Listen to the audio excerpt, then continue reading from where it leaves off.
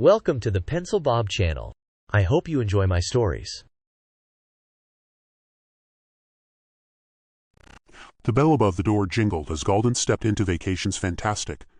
The shop was cramped, cluttered with racks of glossy brochures, cheap display props, and buzzing neon signs that fought for attention in the small space. Plastic palm trees leaned awkwardly against the walls, and tiny model spaceships were frozen mid-flight on bent wires, wobbling slightly with every vibration from the floor. The smell of carpet cleaner mixed with faint electronics created a weirdly antiseptic metallic aroma. Galdent muttered under his breath, "Tacky as hell, and somehow even worse than it looks." Behind the counter, a blonde android looked up from a glowing console. Her hair was meticulously styled, her low-cut top perfectly fitted to emphasize her chest, and her smile was rehearsed, sharp, and practiced. "Welcome to Vacations Fantastic. I am here to help you select the best vacation possible and tailor it to reasonably fit within your budget," she said in a voice that dripped with programmed warmth. Galdent's eyes scanned the tiny shop, and then flicked back to the android. He noticed the contrast between her enthusiasm and the cheap, shoddy surroundings. Her plastic smile, almost too bright, made him smirk. Sex sells, he thought, but he had no intention of letting it influence his choices. "Sir?" the android prompted when she saw him hesitate. Her head tilted slightly, the motion smooth and unnaturally precise. Galdent cleared his throat. "Yeah, looking. Don't bother trying to push me into anything expensive. I've got a budget and that's it." Her smile didn't falter. "Of course not, sir. We provide exactly what the customer wants, no more, no less. Perhaps I can offer you some brochures, or for a more detailed discussion, we can move into the side office to tailor your options at length." Galdent paused. "At length?" He arched a brow, unimpressed. "Sure, just at length, huh?" She gave a small tilt of her head, eyes flickering as if considering how best to respond to a difficult customer. "Yes, sir. Length allows for a thorough exploration of preferences and ensures the most suitable vacation is chosen. Our packages vary widely, and it is important to match the right destination to each traveler." He leaned against the counter, glancing down at her uniform chest for a second longer than polite, then looked back at her face, expression flat. The android's sensors probably detected where his eyes lingered. She subtly inhaled, causing her chest to rise slightly. "Shall we start with what type of vacation you prefer?" she asked, voice softening just enough to seem approachable, almost pleading. Galdent folded his arms, giving her a dry look. "Nothing touristy. I want somewhere off the beaten path. Somewhere I can just choose what I want to see, no scripted nonsense." The android paused briefly, expression blank for a moment, and Galdent's mind flickered with amusement. Did I just break her logic loop? Then her eyes lit up again, her practiced sales tone snapping back. "Very well, sir. We have two primary types of vacations, either of which can fit within the parameters you've outlined. Type A is the most popular. The host is aware of the visit and compensated as part of the package. They share extensive memories to prevent awkward encounters with anyone they know. Gender and age are selectable. This package is low risk and recommended for most travelers. Deluxe packages start at 5,000 credits, which is considered an excellent value." "Low risk, huh?" Galdent interrupted. "And Type B," she continued, "is less common and comes with higher risk. The host has no knowledge of the visit. Other inhabitants may know them, but memory access is limited or non-existent. Price reflects this. Packages start at 1,200 credits. Gender, age, and environment are unpredictable. It is a more adventurous option, suitable only for those who understand and accept the potential hazards." Galdent shuffled slightly, leaning closer to the counter. "Hazards? Like, well," she said, her tone carefully neutral. "The host may wake during the visit, sometimes violently. There have been isolated incidents resulting in injuries. Environments can range from basic living conditions to potentially hazardous or socially unstable areas. Management cannot provide guarantees for your safety in such cases. Accidents or host damage are the responsibility of the traveler." He tapped a finger on the counter, eyes narrowing. "And the likelihood of any of that happening? How often do people die or get seriously hurt?" The android's gaze didn't waver, but there was a hint of mechanical calculation in her expression. "The probability is low, sir. Most travelers complete Type B vacations without incident. However, unlike Type A, there is no compensation if the host is harmed or if conditions are unpleasant. Some clients find the experience challenging, even traumatic." Galdent smirked, leaning back. "Sounds like the kind of place I want." Her brow lifted slightly, almost imperceptibly. "Sir, may I remind you that Type B involves risks including accidental injury or death, and no refunds are possible. The recommended option is Type A. Safety, comfort, and access to host memories are ensured. Deluxe packages, even discounted, offer far less uncertainty. Discounts don't interest me if it costs more than I want to spend," Galdent said firmly. "I'm going cheap, and I'll take my chances." The android's expression shifted subtly from programmed cheer to gentle persuasion. She drew a careful breath, chest rising once again in a barely noticeable display, and tilted her head. "I understand your preference, sir, but consider the potential complications. Type A could be available at a discount, ensuring a safer, more predictable vacation. You would still have an adventure, but with fewer unknowns. Galdent chuckled under his breath. Cute trick, but it won't work on me. Cheap and risky, that's my style. The android straightened, relying now on logic instead of subtle displays. The risks are numerous. Hosts may be unaware, environments may be unsafe, and no refunds or compensation are available. Accidents, including severe injury or death, remain the responsibility of the traveler. Management policy is clear. If the host dies, the traveler dies. This is non-negotiable. Yeah, Galdent said, waving a hand. I get it. Risks, danger, morality issues. I'm still going. Type B. A pause. Then her sensors picked up a faint micro-twitch in his lips, a smirk. Very well, sir, she said, voice regaining its cheery cadence. If you insist, we can proceed with Type B selection. Shall we move into the side office to discuss destinations? Galdent nodded, already stepping past the counter, glancing back only once at the neon, the brochures, and the crowded props that had first assaulted his senses. Lead the way, he said. The android opened the path to the side office, moving fluidly, motioning him inside with a hand. This will allow for a more detailed look at potential vacation worlds, and we can arrange your preferences with precision. Galdent followed, still scanning the cluttered shop, still amused by the tacky chaos and the unnervingly cheerful android guiding him deeper into the small space. The side office was small, almost claustrophobic, lit by the glow of half a dozen screens lining the walls. Each monitor cycled looped images of vacation worlds, sparkling beaches with skies that never dimmed, urban sprawls with impossible architecture, and strange alien landscapes that shimmered with colors unseen on Earth. The grainy, low-resolution footage gave everything an eerie, artificial quality, like cheap theater backdrops pressed into three-dimensional life. Galdent pulled the chair back from the corner console, his boots scraping against the worn carpet. The chair creaked under his weight, forcing him to shift uneasily. The android moved to a keyboard, hands dancing across keys in a blur, pulling up package information and pricing on the screens. Here are the available options, sir. Type E packages provide predictable hosts with shared memories and controlled environments. Type B packages, by contrast, are unpredictable and unmonitored. Galdent leaned forward, resting his elbows on his knees. Unpredictable, huh? Let's start with Type B. Give me the full rundown. I want to know exactly what I'm getting into. Don't sugarcoat anything. Risks, chances of injury, even potential legal trouble. Everything, the android nodded, her voice calm and precise. Very well. Type B offers a wide spectrum of experiences. Hosts are unaware of the visit and interactions are unmoderated.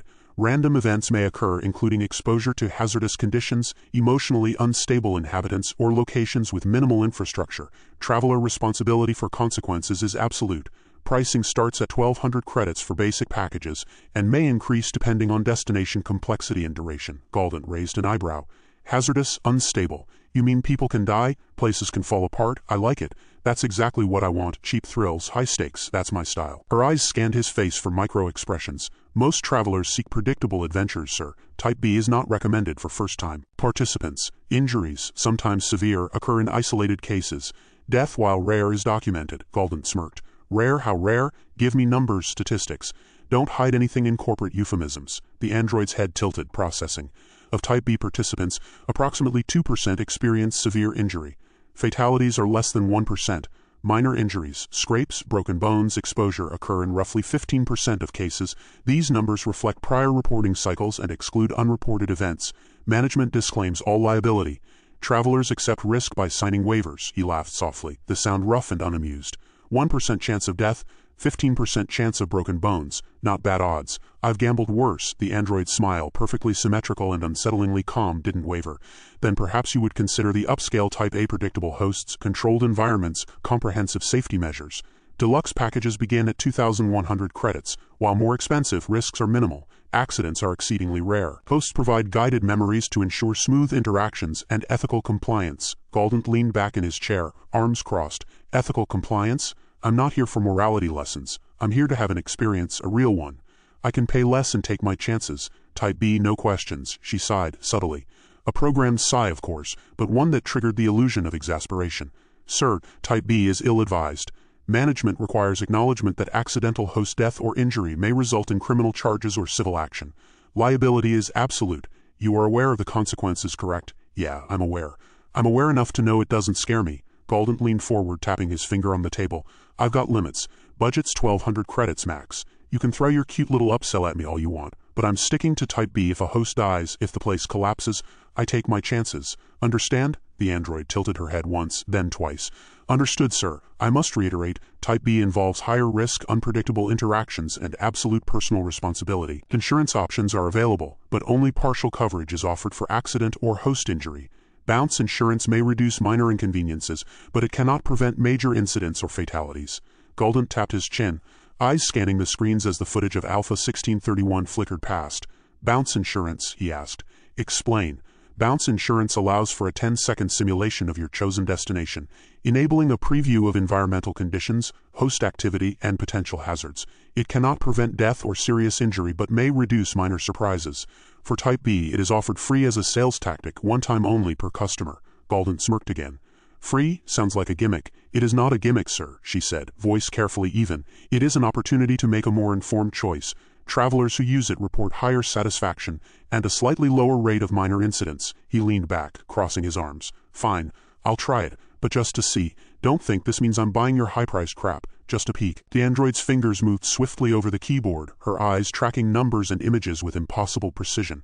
Very well, sir. We will arrange a short preview. Please sign this waiver acknowledging acceptance of all Type B risks, including injury or accidental death, and absolving management of liability. In the event a host suffers harm, the traveler accepts proportional consequences. Galdent glanced over the dense text, his expression flat. Standard corporate legalese. Fine. I'm signing. She printed the waiver, the machine churning in the otherwise quiet room. He took the sheet, scanned it quickly, then scribbled his signature with a flourish, his pen scratching across the paper. Preview scheduled, she said, moving to activate the system. You will experience a controlled 10-second introduction to your chosen destination. Afterward, we will discuss package customization and any adjustments to preferences. Remember, Type B does not allow refunds, and any adverse consequences remain the traveler's responsibility. Noted, he said. Let's see what I'm getting into. As the preview began, the screen in front of him flickered.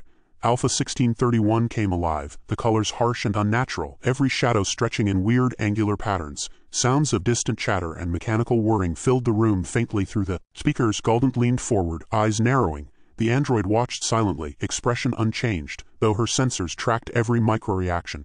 This preview allows you to anticipate conditions, sir. Take note of environmental stability, host behavior, and social interaction potential. He muttered under his breath. Not bad at all. The footage shifted abruptly to paradise briefly, the screen flickering as if resisting its own display.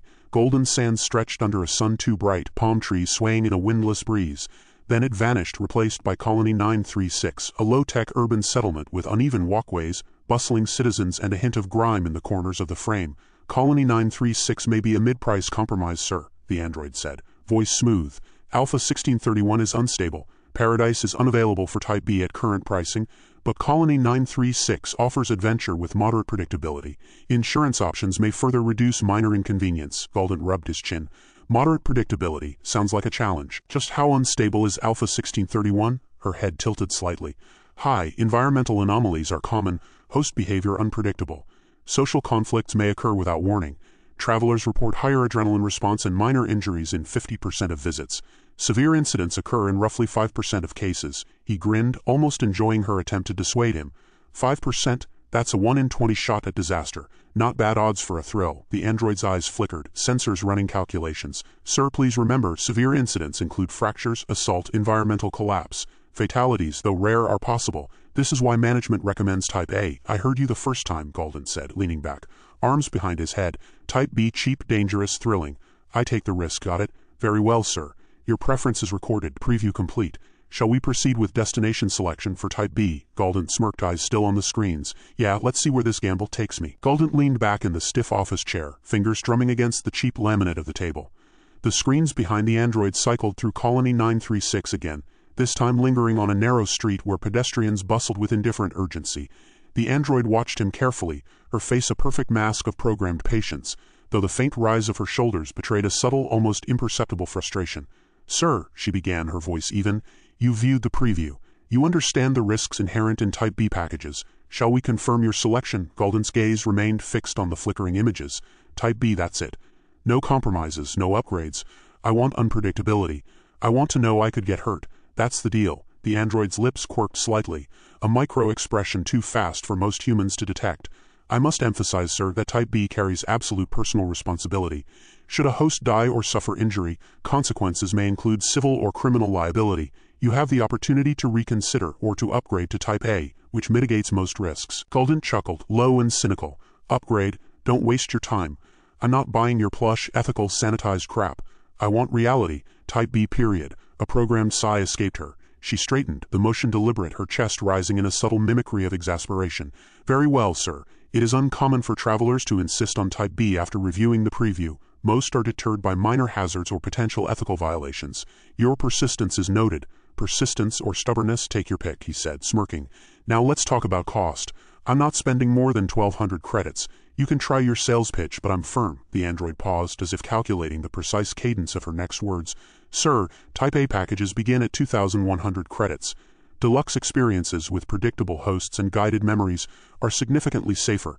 Type B starts at 1,200, but certain destinations, Alpha 1631 for instance, may incur additional fees due to environmental instability and required monitoring. Your choice will determine the final cost. Galdent's eyes flicked to the Alpha 1631 screen, where a violent windstorm whipped through a jagged canyon. Figures moved erratically, small shadows being tossed by invisible forces.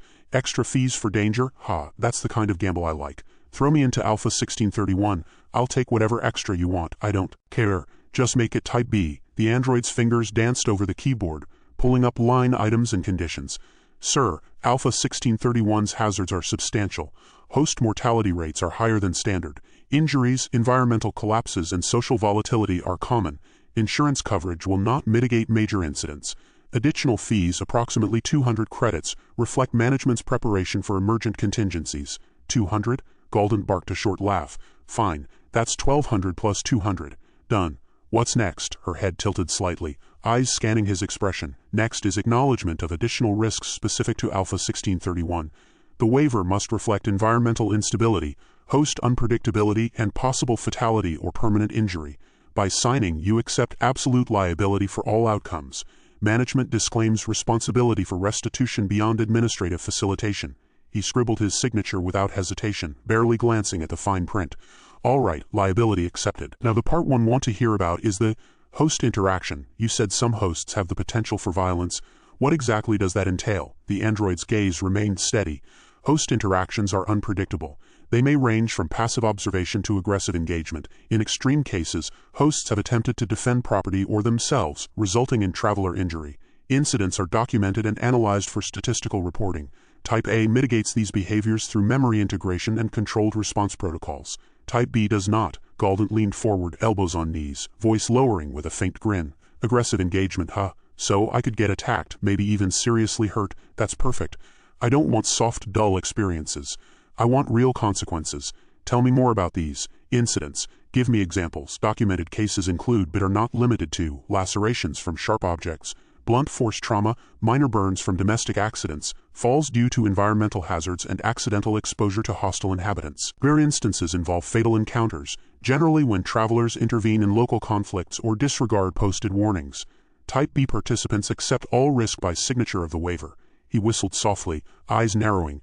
So breaking bones, being cut, may be worse.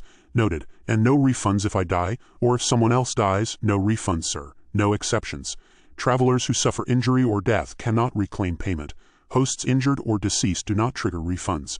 Management provides post-incident administrative support only, including extraction from unsafe locations or notification of authorities if legally required. Galdent leaned back, arms crossed, letting a slow, cynical smile curl his lips. Sounds like exactly the kind of chaos I want. You're really trying to scare me off, aren't you? The android's shoulders shifted imperceptibly, the faintest gesture of programmed human mimicry. It is my responsibility to inform you of all known risks. If you perceive this as fear, sir, that is a human interpretation. My objective is accuracy, transparency, and ensuring compliance with management directives. Accuracy, transparency, compliance, he muttered, tapping his chin. Pretty words for we'll throw you in the deep end and hope you swim. Fine, I swim well. Her expression remained neutral, but her voice softened fractionally. Would you like to discuss further enhancements? For example, Type A hybrid options exist which maintain unpredictability but offer limited host memory synchronization, reducing extreme risk. Galdent shook his head. No, don't even waste your circuits on that. Type B, pure and simple. If I want safety, I'll buy a damn cruise. I want danger. I want uncertainty. And I want it cheap. The android paused, then continued with programmed precision. Understood, sir. Shall we proceed to package finalization, including destination specifics, duration, and optional minor insurance add-ons? He leaned forward again, eyes catching a flicker on Colony 936's screen. Duration? How long am I talking? Standard Type B packages are 48 to 72 hours, measured in subjective time perception within the destination. Adjustments may be made for extended observation or accelerated cycles, though fees may increase proportionally. He grinned, tapping his finger against the edge of the table. 48 hours, sounds perfect. I don't need a vacation that lasts forever. I want the thrill, not the boredom. Make it the minimum. Faster turnover, more intensity. Minimum duration acknowledged. Duration set to 48 hours subjective time. Optional add-ons include bounce insurance for minor inconveniences, expedited extraction protocols, and environmental stabilization alerts for extreme conditions. Would you like any of these? Galdent smirked, voice dry. Bounce insurance, huh? Let's do it. Might as well see what the fuss is about. Don't bother with the extraction or stabilization nonsense. I like living on the edge. The android's fingers flew over the keyboard, confirming selections and finalizing the waiver documentation. Bounce insurance applied. Extraction and stabilization options excluded per your instruction. All Type B conditions remain in force. Final confirmation requires signature on the additional acknowledgement regarding Alpha 1631's volatility. He snatched the sheet, scanning rapidly before signing. Done. Let's get this over with. Any surprises, any last warnings you want to waste my time with? She tilted her head. No further warnings, sir. You have been fully briefed on Type B, Alpha 1631, and all associated risks. Compliance is complete. Travelers are reminded to observe environmental conditions, exercise judgment, and accept all consequences. Management encourages responsible engagement but disclaims liability beyond administrative support. Galdent chuckled, a low, rough sound that echoed faintly in the small office. Responsible engagement, huh? I'll make it work. Now when do I start? The android's hand hovered over a key, then pressed it decisively. Your Type B journey will commence following a 10-second preview of Alpha 1631's environment. Post-preview, you may confirm final preferences and enter the selected destination. All documentation has been processed. The screens flickered. Alpha 1631's storm-filled canyon returning with a vengeance. Galdent leaned forward, letting the lights wash over him. Every shadow, every glint of jagged rock, every tiny figure scuttling across the terrain promised danger, excitement, and chaos. He felt a rare thrill, the sort that made his pulse tick. Let's do this, he muttered, voice low, almost to himself. The android's expression remained calm, flawless. Very well, sir. Type B, Alpha 1631 is now ready. Please proceed with the 10-second preview. He leaned back one last time, eyes narrowing on the flickering images. Every hazard, every chance of injury, every potential death lurking on the screens, it all felt alive. The chaos was real enough to make him grin. Bring it on, Galdent whispered, voice edged with anticipation. I've been waiting for this. The side office was smaller than expected, barely more than a cramped alcove off the main floor. Screens lined one wall, cycling through looped images of distant worlds, each one slightly washed out, grainy, as if the footage had been recorded through an old lens. The android gestured toward the chair in front of the central console, her motion fluid, precise, and unsettlingly human. Please have a seat, sir. The preview is about to begin. Galdent eased himself into the chair, his boots squeaking faintly against the vinyl floor. The chair was stiff, unyielding, designed to keep him upright for observation. He muttered under his breath, eyes sweeping the room, noting the cheap laminate desk, the tangled cords snaking across the floor, and the faint hum of the screens. Cozy, he said dryly, sarcasm dripping. The android tilted her head slightly, as if acknowledging the comment, though her tone remained smooth and mechanical. Comfort is secondary to functionality, sir. Here you will observe multiple environments simultaneously. The previews are designed to provide an accurate representation of each destination, including typical host behavior, environmental conditions, and spatial hazards. Galdent leaned forward, scanning the screens. One displayed Alpha 1631, its jagged cliffs and whipping windstorm frozen in a flickering loop. Another showed paradise, sun-bleached sands and crystal water, though the colors were duller than a postcard. A third revealed Colony 936, a bustling, chaotic settlement with narrow streets and unpredictable pedestrian traffic. He whistled softly. You didn't exactly embellish the graphics. I like that. Feels real. The android moved to the keyboard, fingers flying over the keys. Alpha 1631 presents environmental instability. Avalanches, gust-driven accidents, and host unpredictability are common. Paradise was removed from active listings by head office. Reasons include management concerns regarding environmental preservation and host health. Colony 936 is a mid-price compromise, offering moderate unpredictability at a manageable cost. Current pricing for Alpha 1631 is $1,200 plus $200 for hazards. Paradise would have been $2,100. Colony 936 is 1,600 credits, including standard insurance. Galdent squinted at her, raising an eyebrow. You hyped paradise a second ago, then admit it's gone. Classic corporate bait and switch, huh? It is accurate to state that paradise is unavailable, the android replied, voice smooth. Information regarding the destination was provided for comparative purposes. Prospective travelers benefit from awareness of alternative options. He smirked, leaning back. Fine, Alpha 1631 it is, hazards and all. But I want details. I want to see what I'm really getting into before the preview. The android's fingers danced again, pulling up a split-screen map of Alpha 1631, jagged canyons, narrow ledges, and a faint grid overlay marked unstable zones. Here, she said, pointing to a streaked area on the monitor, is the standard hazard zone. Travelers frequently encounter high winds, rock slides, and hostile inhabitants. Environmental sensors indicate that intervention may be required in extreme cases, though management only provides extraction in administrative emergencies. Type B travelers accept all risk, including fatal encounters. Galdent's lips curled into a grin. Fatal encounters, just what I wanted. Now tell me about the hosts.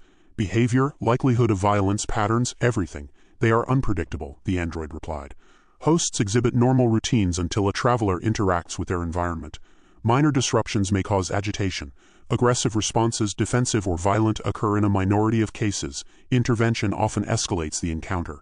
Statistical data indicates that travelers following established observation protocols encounter fewer incidents. Deviation increases risk. Galdent leaned back, chuckling. Protocols, yeah, right. I'm not here to tiptoe around like a damn tourist.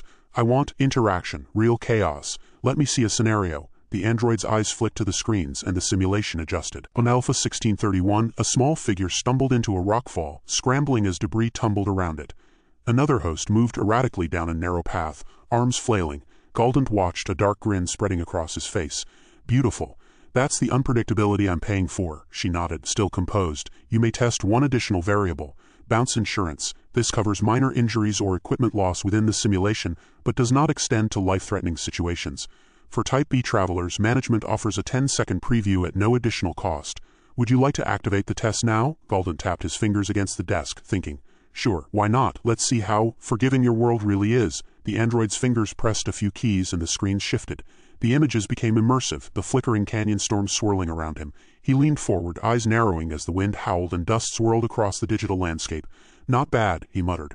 Feels almost real enough to want to duck. It is a short preview, sir. Duration 10 seconds, subjective time, the android said. Please note that all standard Type B hazards are simulated at maximum intensity for this preview. Your reactions will inform subsequent environment calibration. Galdent watched the screens, noting the minute details. The way rocks tumbled down, the shadow of a host disappearing behind a cliff, the occasional glint of sharp edges hidden in sand. He felt a thrill, a dangerous mix of anticipation and exhilaration. Calibration, huh? You've got me pegged. I like that. Traveler engagement is monitored for preference adaptation, she replied. Feedback is used to adjust future experiences within ethical and legal constraints, he smirked, leaning back. Ethical and legal constraints. Fancy words for chaos with paperwork. Fine, proceed. The android pressed a final key, and the simulation ended, leaving him staring at static screens. Preview complete, she said. Do you wish to finalize the entry into Alpha 1631 or consider alternative destinations? Finalize, Galdent said firmly. I'm not here to shop around. Type B, Alpha 1631, hazards included, insurance included. I'm ready. Schedule it. The android's fingers moved swiftly, printing the last forms. Very well. Please review and sign. This includes all Type B provisions, destination-specific hazards, and liability acknowledgement. Once signed, your entry is scheduled. He skimmed the documents quickly. Signature crisp and decisive. Done. Now tell me when I actually start. And don't sugarcoat anything. Your journey commences immediately following processing of the waiver and verification of identity. Estimated departure in real time, 10 minutes, she replied. All pre-entry conditions have been confirmed. Management expects compliance with all Type B guidelines. Emergency extraction protocols are on standby, but activation requires administrative approval. Galdent leaned back, letting the tension ease slightly. 10 minutes. Perfect. Gives me time to enjoy the anticipation. The android's eyes scanned him, flawless and calculating. Anticipation is understood, sir. Please be advised that the environment will be immersive and may include all known hazards. Type B rules remain in full effect. He grinned, eyes tracing the flickering canyon once more. Bring it on. I'm ready. Galdent sat back in the stiff office chair, letting the hum of the monitors fill the quiet. The side office smelled faintly of recycled air and overheated circuitry, a subtle reminder that Vacation's Fantastic spared nothing in spectacle but everything in ambience. Before him, 3 screens displayed the same destinations he'd already glanced at in the main showroom, but now the images seemed almost oppressive in their detail. Alpha 1631's jagged cliffs and restless winds, Paradise's faded turquoise waters and sun-bleached sands, and Colony 936 cramped streets teeming with figures moving in haphazard patterns. The loops were washed, grainy, low-tech, not polished tourist-grade spectacles. He leaned forward, elbows on his knees, eyes narrowing at the scenes. "Give me the dump with history," he muttered, voice sharp. "Not that sanitized bullshit that makes me think someone bought happiness at a discount." The android's head tilted just slightly, perfectly mechanical, her blonde hair shifting as if caught in a non-existent breeze. "We have exactly that, sir," she said, voice bright and programmed cheerful. Though her eyes betrayed nothing, her fingers danced across the keyboard, pulling up sub-loops of miners hauling rock in Alpha 1631, the uneven surfaces of Colony 936 market, and the rough, cracked roads of Paradise's backstreets. Galdent smirked at the flickering scenes. "Now we're talking. Real dirt, real trouble. None of those type A cupcake worlds where every clerk smiles too much and every tree is perfectly green." He tapped the desk, eyes darting to the lower corner of the screen where prices blinked. "I want the kind of place that doesn't give a damn about anyone showing up except to get what you came for and leave." The android's smile remained fixed, her voice smooth. Alpha 1631, Colony 936, and Paradise all contain elements of authentic experience. Clients seeking Type B journeys often prefer unpredictable environments with tangible challenges. She paused, letting the data load. "Your preferences appear to favor Alpha 1631. Shall we focus on its details first?" Galdent leaned back again, arms crossed. "Focus all you want. I'm watching the damn screens. I like the rough edges. No golden beaches, no airbrushed merchants, no happy endings." His eyes lingered on a slow-motion loop of Colony 936 market, watching a vendor struggle as a cart tipped over, scattering produce. He chuckled softly, shaking his head. "People can be messy. I like messy." "Understood, sir," the android replied, her fingers hovering, logging every gesture. Subtle annotations scrolled across her terminal. "Customer exhibits price scrutiny, high-risk tolerance, potential non-conformity, mark for observation." Galdent's eyes flicked to Paradise's screen. The waters looked almost too inviting, too tame. "This one's out looks like a resort that got bored with its job.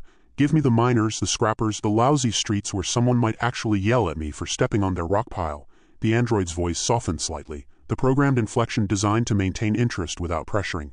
"Alpha 1631 offers environmental instability. Falling rock, extreme wind, host unpredictability. Colony 936 contains highly interactive locals with spontaneous reactions. Paradise's accessible areas are limited due to head office restrictions. However, off-grid sections may still provide challenges. Each presents a unique experience." Galdent grinned, leaning closer to the screens, elbows on his knees again. "Off-grid sections? Sounds like you're trying to upsell boredom with a side of paperwork. Show me the parts where I might get a bruise or two." The android's fingers flew over the console, highlighting alleyways in Colony 936 where carts teetered dangerously, and cliffside paths in Alpha 1631 that led to sudden drops. These zones are typically avoided by Type A travelers. Type B clients encounter these areas as part of the full experience. Note that management enforces regulations for safety and restitution in cases of host injury or property damage. Galdent's dry laugh cut through the hum. "Restitution, huh? So I'm not just risking myself, I'm covering the locals if I misstep. Fine. That's better than babysitting. Makes it authentic." He leaned back, rubbing his chin. "Cheap thrills, maximum hassle. That's my speed." The android's eyes flicked toward him, and her interface logged his body language. Leaning back, fingers tapping, eyes scanning the screens, classic bargain hunter posturing. "Observing customer preferences," she murmured, voice low enough to be almost human. "Price-conscious, high-risk appetite, seeks authentic environments. Initiating optional upsell parameters." Galdent noticed the slight pause, the subtle shift in her posture as she keyed in more settings. "Optional upsell? Try your luck. I'm watching your screens, not your scripts," he smirked, arms folded again. Every bit the connoisseur of cheap chaos. "Sir," she said brightly again, "we can provide additional simulations highlighting in regulated zones, rare interactions, and environment-specific hazards. These typically enhance the Type B experience and ensure a fully immersive session. Would you like to view a brief preview?" He tilted his head, eyes narrowing. "Preview, huh? Freebie, or is this another pitch dressed in neon and legalese?" "It is included at no extra charge for interested clients," she said smoothly, noting the pause in his response. Subtext registered internally. "Client evaluating potential free usage. Flag for observation." The preview allows you to assess environmental engagement and host interaction before final destination selection. Galdent leaned back in the chair, arms behind his head, eyes fixed on Alpha 1631's flickering cliffs. "Fine. Freeze my favorite price. Show me the messy bits, the alleys, the rocks that want to kill me." "Understood," she said, fingers flying, screens shifting. The grainy loops adjusted, zooming into the areas he'd indicated. Rockfalls, narrow market streets, crowded alleys. A miner tripping over a fallen beam. Every image was rough, imperfect, real. Galdent let out a low whistle. "Now we're talking, none of that sanitized tourist crap. Give me the scrappers, the real deal where I have to watch my ass." "Perfect." She nodded, recording every movement, every comment, her internal log silently noting his focus. High engagement with low-tier hazards, ignoring Type A luxury options, strong preference for unpaid risk experiences. Sir, she added, voice smooth and controlled, I will make note of your preferences. Shall we proceed with a full briefing of Type B hazards, or would you like to explore optional protections now? Galdent smirked, arms folded. Brief me. Don't try to soften it. I like the mess. But if you're offering free protection, I'm listening. The screens flickered.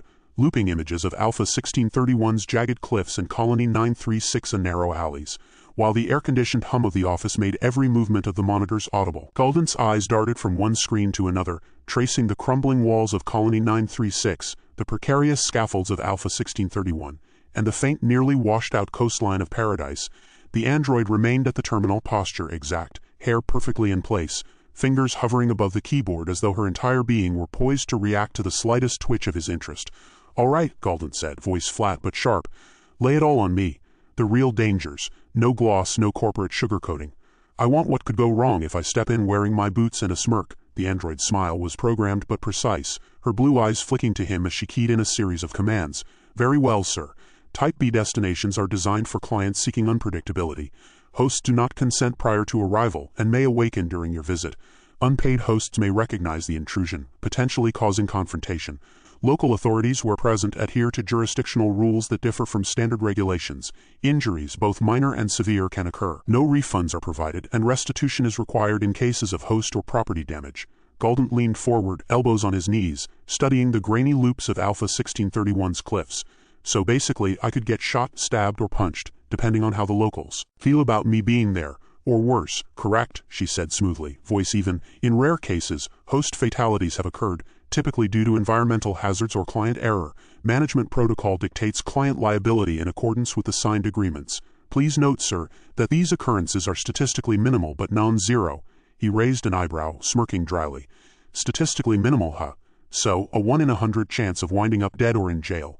Sounds like my kind of weekend. The android tilted her head slightly, a gesture almost human but unnervingly precise. Type B experiences are intended to maximize engagement and authenticity. Many clients appreciate the heightened sense of risk. Some even consider the unpredictability an essential component of enjoyment. Galdent snorted.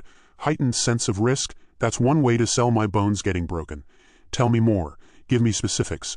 I want the good, the bad, and the illegal looking. Alpha 1631 presents environmental instability. Loose rock formations, sudden gusts capable of toppling equipment, narrow ledges. Colony 936 contains dense crowds, unregulated commerce, and potential theft. Paradise, when accessible, retains natural hazards such as unstable beaches and off-limits cliffs. Each destination carries a variety of challenges and occasional host interactions that may result in conflict. He leaned back, crossing his arms. Conflict, right. So if someone wakes up, I might get cursed, assaulted, or sued. Got it. That's entertainment. The android's fingers hovered over the keyboard, typing a subtle annotation. Customer shows approval of high-risk scenarios. Note for upsell potential. She looked up, voice light and professional. Some clients opt for optional protection measures, including environmental insurance, host restitution coverage, and temporary intervention services. These are recommended for mitigating extreme risk, though they are not mandatory. Galdent's smirk grew, leaning toward her. Optional protection? You're saying I can buy a cheat sheet, a magic wand, or a backup body if things go sideways? Sounds pricey. What's the catch? Her smile didn't waver. Catch is simply adherence to your choices, sir. Each insurance package is credited at the time of booking. Coverage varies. Environmental insurance addresses natural hazards. Host restitution covers accidental client-inflicted damage. Intervention services provide monitoring and guidance for complex scenarios. Prices reflect the likelihood and severity of risk involved. He tapped the desk, voice low and amused. Right, so I pay a ton to not die or get sued. Or I wing it and maybe earn a medal for surviving without help. Tell me which disasters are most common, and don't sugarcoat it. Minor injuries and host confrontations occur most frequently. Statistical data indicate that falls, scrapes, and verbal altercations represent approximately 62% of incidents in Type B visits. Unpaid hosts waking constitute 23%, environmental hazards 14%, and property damage 1%. Fatalities are extremely rare but not impossible. Galdent whistled softly. So 1 in 100 maybe. I like those odds, adds a thrill, makes me feel alive. He tapped his fingers against the arm of the chair, eyes narrowing on Alpha 1631's cliffs. And if I get arrested or sued, local enforcement varies. Clients are advised to follow posted laws where present. However, jurisdictional enforcement may be unpredictable. Type B destinations do not guarantee immunity from local legal systems. Galdent let out a dry laugh. Immunity? I didn't expect one. That's fine.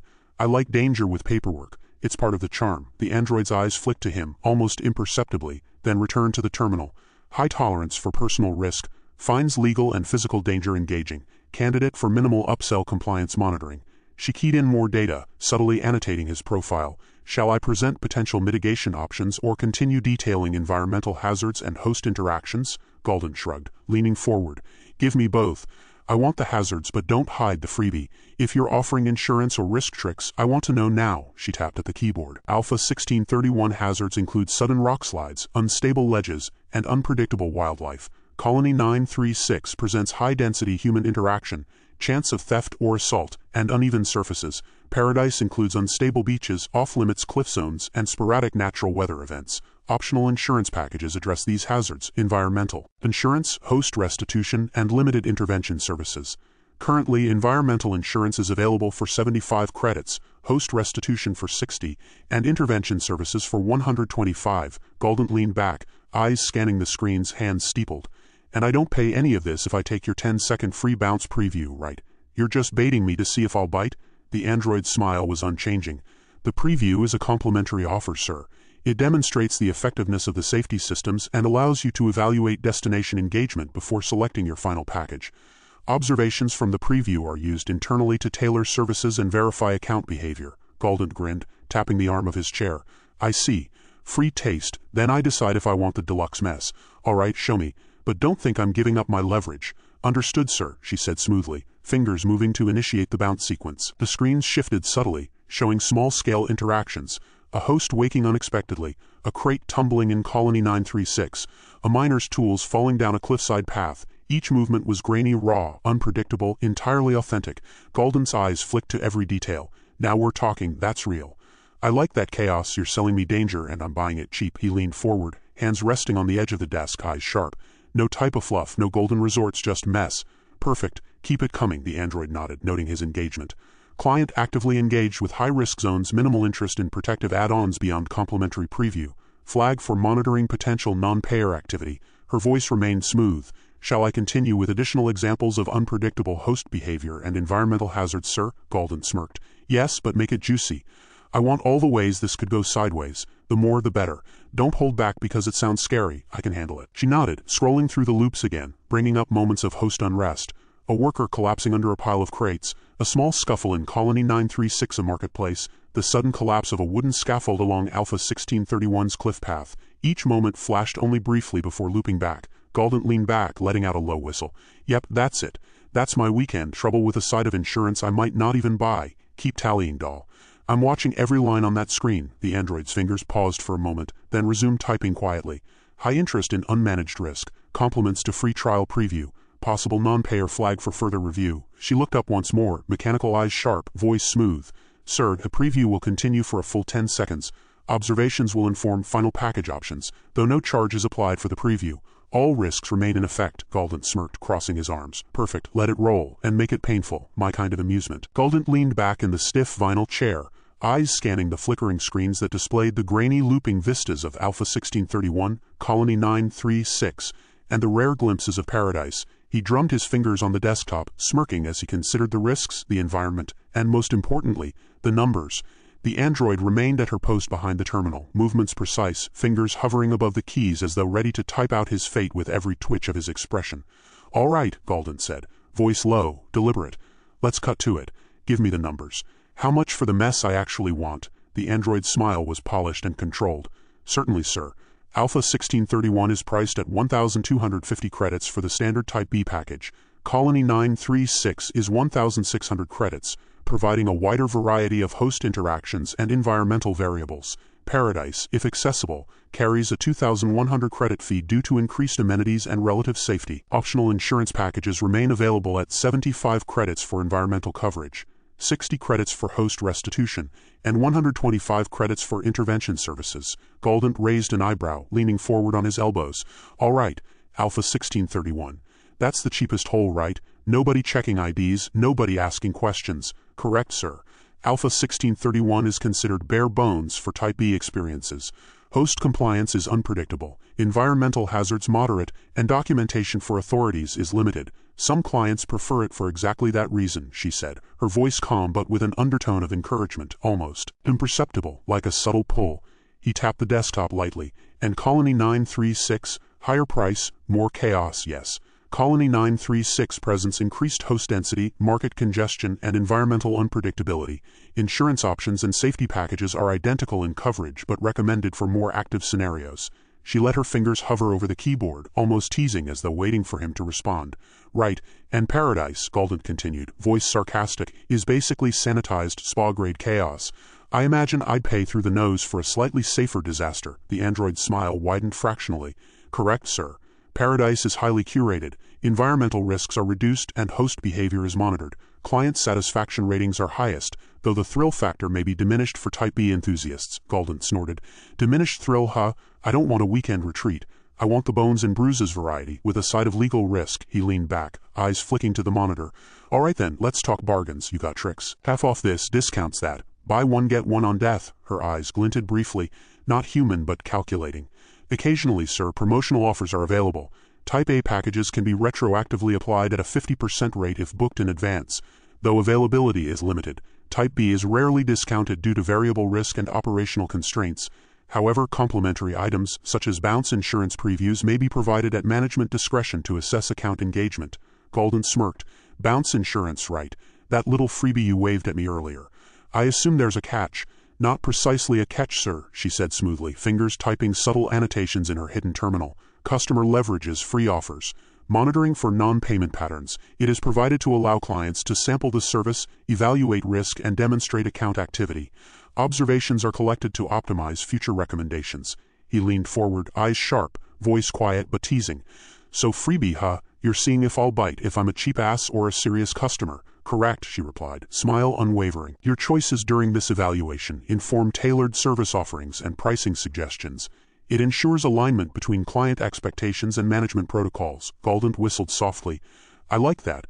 So the more I pretend to be cheap, the more you track me, makes me feel alive. All right, run the numbers again. Lay it out like I'm counting every credit and deciding if it's worth my arm or leg. Of course, sir, she said, her voice now perfectly measured and professional. Alpha 1631 to 1250 credits, standard Type B experience. Colony 936 to 1600 credits, increased host and environmental activity. Paradise, 2100 credits, curated risk environment. Optional protections, environmental insurance, 75 credits, host restitution, 60 credits, intervention services, 125 credits. Complimentary bounce insurance is available for immediate evaluation. Galdent tapped his fingers against the desktop, leaning back and squinting at the flickering loops of mismanaged market stalls and unstable cliffs. Cheapest hole, predictable chaos, Alpha 1631. Mid-range mess, Colony 936. Fancy disaster, Paradise, got it. And the insurances, he added, leaning forward again, are basically your way of making sure I don't sue if I break a bone, right?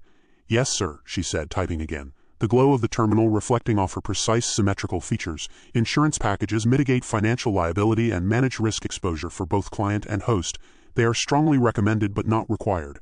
Observing client response to offers also informs management evaluation of account behavior. Galdent's grin widened. All right, so you're fishing for my reaction.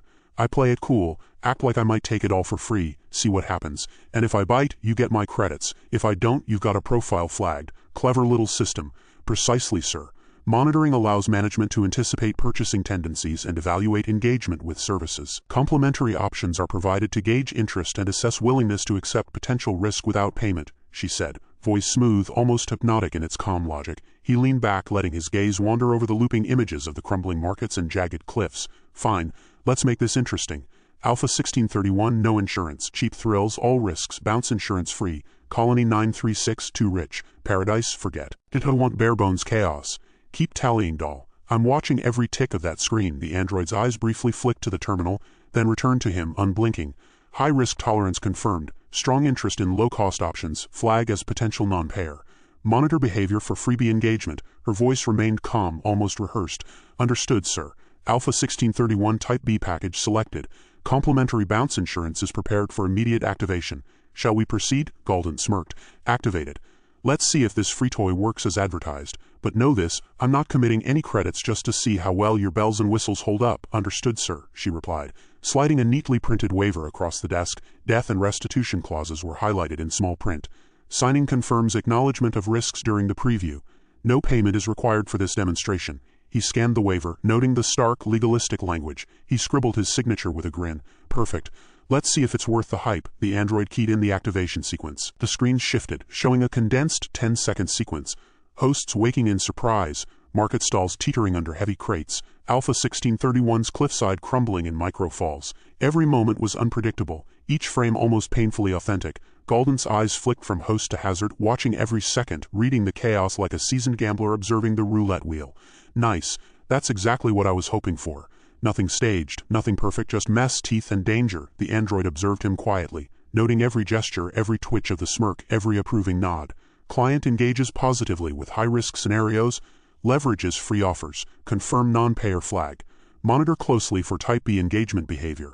Her fingers hovered again over the keys, ready to annotate every subtle expression. Galdent leaned back, finally letting out a low whistle. All right, that's my weekend preview. Chaos, potential injury, maybe a brush with the law, nice touch, good show. Keep your half-price Type A and the fancy paradise for someone else. I like my disasters raw and cheap. The android's smile remained steady. Very well, sir. Observations will be logged, and the system will tailor further options based on your preferences. Complimentary bounce insurance remains active for this sequence. Shall we continue with full scenario analysis for Alpha 1631? Galdent grinned, leaning forward once more. Yes, but keep it messy. I want all the ways this could go sideways. Make me count my lucky stars when I come out of it alive. Show me what I'm buying without paying a credit yet. Understood, sir, she said, sliding the next loop into place. The images flickered again, showing unstable cliffs, hurried hosts, and toppled carts. Each glitch, each stumble, each misstep was catalogued by her precise sensors. She made no sound, only watched Galdent react, every subtle smile and laugh noted, every smirk typed into the hidden database of potential non-payers. He leaned back, hands steepled, eyes fixed on the loops. Perfect, that's it. That's my kind of chaos, bare bones, full danger. You can track all you like. I like being a test case for free. The android's smile remained serene, flawless. Every movement of her fingers, every annotation in her hidden terminal, every flick of her gaze was calculated, prepared to ensure that the next step, purchase or punishment, would be perfectly timed. The screens flickered with the muted, grainy imagery of Alpha 1631, each loop showing the uneven streets, teetering market stalls, and hosts scrambling to maintain order. Galdent's eyes followed the chaos with an almost clinical detachment, studying each stumble and misstep. The android stood at her terminal, hands poised over the keyboard, watching him more closely than the visuals themselves. Her expression was a perfect mask of programmed cheer, lips curved in a consistent, unchanging smile, though her sensors were recording every micro-movement, every twitch of interest. Sir, she began, voice measured and inviting, we can now proceed with the bounce insurance preview. This option, as previously mentioned, allows for a 10-second manual observation of host interactions and environmental hazards. Typically, the cost is 100 credits, but we are offering it complimentary at this time to both evaluate your engagement and ensure informed selection for Alpha 1631. Galdent leaned forward, elbows resting on the desk, smirk tugging at the corner of his mouth. Free, huh? You're really dangling it in front of me like a carrot. I take it this isn't just a courtesy? The android's smile didn't waver. Not merely courtesy, sir. It is a service evaluation tool. It allows us to observe client decision-making patterns, risk assessment tendencies, and overall interaction preferences. Your engagement with the preview informs future offerings and management recommendations. Her fingers hovered over the terminal, typing unseen, annotating a hidden ledger. Potential non-payer, maximum freebie exploitation likely. Monitor engagement closely. Galdent chuckled, low and sharp. Ah, so this free toy is both a show and a test. I get the chaos for free, and you get to see how I act when I'm not spending credits. Clever. I like that. Let's see if your little trick is as fun as it sounds. Excellent, sir, she said, her tone unwavering. Please review the waiver prior to activation. It outlines all liabilities, potential host injury restitution, and any accidental fatality clauses. Signing confirms acknowledgement and acceptance of risk for this preview sequence. She slid a neatly printed sheet across the desk. Galdent picked it up, scanning the dense legalistic text with practiced eyes. The words were cold, impersonal, outlining the extent of risk and absolving vacations fantastic of almost any responsibility. He traced the highlighted sections. Death of hosts, accidental injury, restitution for property damage. He let out a low whistle, flicking his eyes toward the android. You're thorough. Very convincing, makes me feel like I'm about to rob a bank while juggling grenades. She tilted her head slightly, a gesture almost human but too precise to be natural. The waiver ensures informed engagement, sir. It protects both parties and provides clear acknowledgement of all operational risks. Signing is required for compliance but does not obligate any credit expenditure. Galdent grinned, pen in hand. Compliance. Sure. Signing is easy when it costs nothing. Let's do it. He scribbled his signature, glancing up at the android. That's my name, no credits yet. Just let's see if your system works as advertised. The android's fingers danced across the terminal, the hidden monitoring interface logging each nuance of his expression and signature pattern. Free preview accepted. High-risk engagement. Note client inclination toward non-payment. Forward flag to technical evaluation team for follow-up. Thank you, sir, she said, sliding the terminal slightly toward him. The bounce insurance preview will now begin. You will observe a 10-second sequence. Environmental hazards and host unpredictability are accurately represented. Please focus on interactions, structural failures, and host responses. Galdent leaned back, folding his arms. All right, hit it. Show me the mess. The screens flickered, and the first 10 seconds of the Alpha 1631 loop began. Hosts stumbled over uneven cobblestones, crates toppled in miniature avalanches, and the market's fragile balance teetered as if mocking reality. Galdent's eyes tracked every stumble, noting how hosts reacted, how buildings quivered, how danger unfolded in real time. He murmured, fingers drumming on the desk. Not staged, no safety nets, no soft lighting, just chaos. I like it. Authentic disaster, no sugarcoating. And I didn't pay a damn credit yet. The android's eyes flicked to the terminal, noting every micro-expression. Client approval detected. Engagement high. Risk tolerance confirmed. Flag remains active for potential future consequences. You're enjoying this, she said smoothly, tilting her head again, her tone deceptively casual. Observation confirms your preferences align with minimal safety intervention. Note that prolonged engagement with preview may influence subsequent recommendations for additional insurance or protection packages. Galdent smirked, eyes never leaving the screens. Yeah, I get the drill. You're telling me I might want to buy something later because I like seeing people fall over without consequence. Noted. I'll keep it in mind. Maybe. She adjusted the angle of the screen slightly, as if to emphasize a particularly precarious cliff edge. This segment highlights environmental hazards, sir. 10 seconds provide a condensed view, yet every risk factor is represented. Hosts' reactions are authentic, unscripted, and unassisted. You may notice rapid changes in stability, as seen here. Galdent leaned forward, squinting at the flickering images.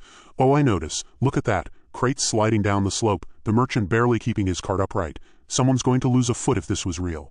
And that's the appeal, real danger. I'm keeping score in my head. The android nodded, fingers noting every nuance of his engagement. Scorekeeping behavior detected. High-risk enjoyment. Freebie being fully exploited. Forward report to management after session. She continued, voice calm and steady, emphasizing the practical while slipping in subtle nudges. Bounce insurance mitigates some risk during preview by providing temporal recovery and simulation, yet the sequence demonstrates outcomes should client miscalculation occur. Activation ensures comprehension of environmental instability and host unpredictability without immediate financial obligation. Galdent grinned, leaning back. Temporal recovery, huh? Fancy words for you don't die in 10 seconds. Got it. Nice toy. I approve. Now I can brag I survived Alpha 1631's preview without paying a cent. Your observation confirms effective comprehension of risk mitigation, sir. Full-scale activation for your chosen destination requires standard Type B procedures and corresponding credit transaction. Complementary bounce insurance ensures informed engagement and provides management with critical behavioral insights, she said, glancing at her hidden logs again. He tapped the desk, voice low and dry. Behavioral insights. Fancy term for you watching me like a hawk, fine. I like being studied, keeps me entertained while I watch your little towns collapse. Precisely, sir. Observation and analysis enhance alignment between client expectations and operational reality. Monitoring ensures management may adjust recommendations, pricing, and engagement opportunities appropriately, she said, motioning toward the screens as the loop ended. Galdent exhaled, smirking. All right, bounce insurance preview done. I got my 10 seconds of chaos, I survived, and I didn't pay a dime. Now what? Do I get a trophy or just a bill? The android's smile remained perfectly in place, eyes reflecting the faint glow of the terminal. No obligation for payment at this time, sir. However, full scenario engagement requires credit allocation. Complimentary preview is designed to assess willingness to accept risk and determine suitability for subsequent Type B participation.